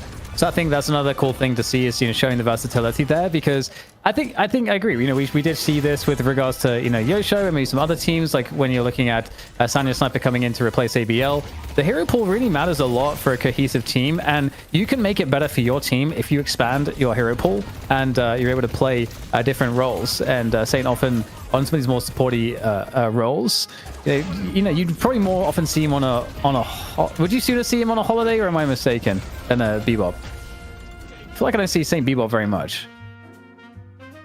It's not too common to see Saint on bebop, but hey, you got to expand hero pools, and you've had some team changes. It makes sense, but we do have stats for the last match. Really, I want the parry stats. I know that's not a thing it generated here, but yeah. I mean, what more can you say, Deathy, when you open up the lane? And it is interesting, Deadlock, like one of the few ways to instantly give away the lane is go for a melee that you probably shouldn't go and just insta forfeit your life to the parry. Yeah, I mean, it's one of those things where the melee system is extremely kind of parry favored at the moment, I would say, because essentially if you hit a parry, it's almost a guaranteed kill in so many situations, and there's very little risk to hitting a parry, especially if you like do the air dash parry. So right now, like throwing out melees, you have to feel pretty confident, but at the same time, melees are so much damage, it's so tempting. You just look at them and you just want to punch them a little bit, right? It just calls to you. Some players can't help themselves, and Yosho definitely could not help themselves. I feel like I can't blame them either, given how things were going. But yeah, I mean, I guess there's not too much to talk about with regards to the stats here. But Abraham's kind of returning to I guess like somewhat normalcy after having some tough series today. I agree with you guys. It's going to be interesting to see if they can perform with Sanya, if they're going to be up to the task, going map to map, crafting these drafts. When they're up against a higher tier of opponents, will Sanya Sniper really be able to gel into the team? They've got some data today. To see what they can do with that tomorrow. Well, we got a few shout outs left before we wrap up the stream. Of course, all of this today would not have been possible without Trolli. They have been a wonderful friend here in the Deadlock scene, giving us not one, but 2 big weekends of Deadlock action, the biggest NA tournament ever, and tied for the biggest EU tournament ever. But by all else, the biggest combined tournament ever in Deadlock history for 1 month event. Cannot thank Trolli enough for putting all this on, and also, sending a full case of gummies, of which I've devoured almost all of them. But if you're wondering what the schedule is like for tomorrow and where we're going, we showed it a little bit ago, but once more, this is what we're opening up with. It's gonna be Buff Enjoyers versus Abrahams, the Deadlock Classic to kick things off. Then we're going into Mel Team versus Fearless Furies, and the grand finals thereafter. Single elim the whole way through, but also best of 3. That could be up to 9 maps of the closest Deadlock action here in EU. And, Deathy, it's a packed schedule. Sure is, and it's going to be exciting. I mean, I think that Buff Enjoyers versus Abrahams, I'm very, very excited to be watching that as well. And, everybody make sure to tune in tomorrow, because you're not going to see any higher quality Deadlock anywhere else. And I think it's a very real opportunity. Mel Team could actually win based on the performances that they had today. I think obviously there were some errors here and there, but the fact that they were able to have that happen straight up in the first map and then recover, rebound, not make the same mistakes, they showed that they were able to adapt and to not tilt, which is pretty important. And so I'm super excited to see what they're going to be able to do tomorrow too. Oh, we also got a call from production. Quote, shout out Daylight Savings, which is taking place in Europe tomorrow. We're going at the same time, EU time-wise. I think it's NA that's going to have to adapt. I also have to take a look at that because time zones just destroy me. But that being said, we're getting to the end of the show, but there's other stuff going on in the Deadlock scene here today. Deathy, tell the people what's going on your channel, Deathy DL, right after this before we send everyone over there. So guys, right now we've got the Death Slam League playoffs happening. So essentially we run a league. This is not for pro players. What you're going to see after the raid is going to be very different. But I mean, to be honest, the last game that we just saw was a little bit of a, bit of a clown fest. So I actually think that the games are going to be probably a little bit closer than that. But essentially we have a league. It's 7 weeks. And then this is the playoffs. So this is kind of the finale. And we have 2 divisions. Division 1, which is kind of like around, basically Phantom Ascendant average, and Division 2, which is closer to Oracle average. So slightly lower in skill, but it's a lot of fun, and it gets, you get to see a lot of off meta stuff like new strategies, and it's very relatable. So it's completely different vibe, but I think that if you love Deadlock, it's going to be a lot of fun to watch. So, stick around. Dan, we're about to send it. Is the end of the day. Any final thoughts from you before we call it a day, and look forward to both the Death Slam event later today going on right now, or after, I should say, all the games going on tomorrow. It's been a long day, man. It has been a long day. No, I think everything that needs to be said has been said. I hope you guys enjoy the Death Slam, and make sure to tune in tomorrow for more night shift action here with Trolli to conclude our EU Open. You heard it from Dan. We'll see you all tomorrow. Thank you so much for tuning in. The community, it's always a joy to interact with. Thank you all the players that participated and all our teams that have made it to the Final Four. This is the Night Shift Trolli EU Open. The finals comes at you tomorrow. You won't want to miss it.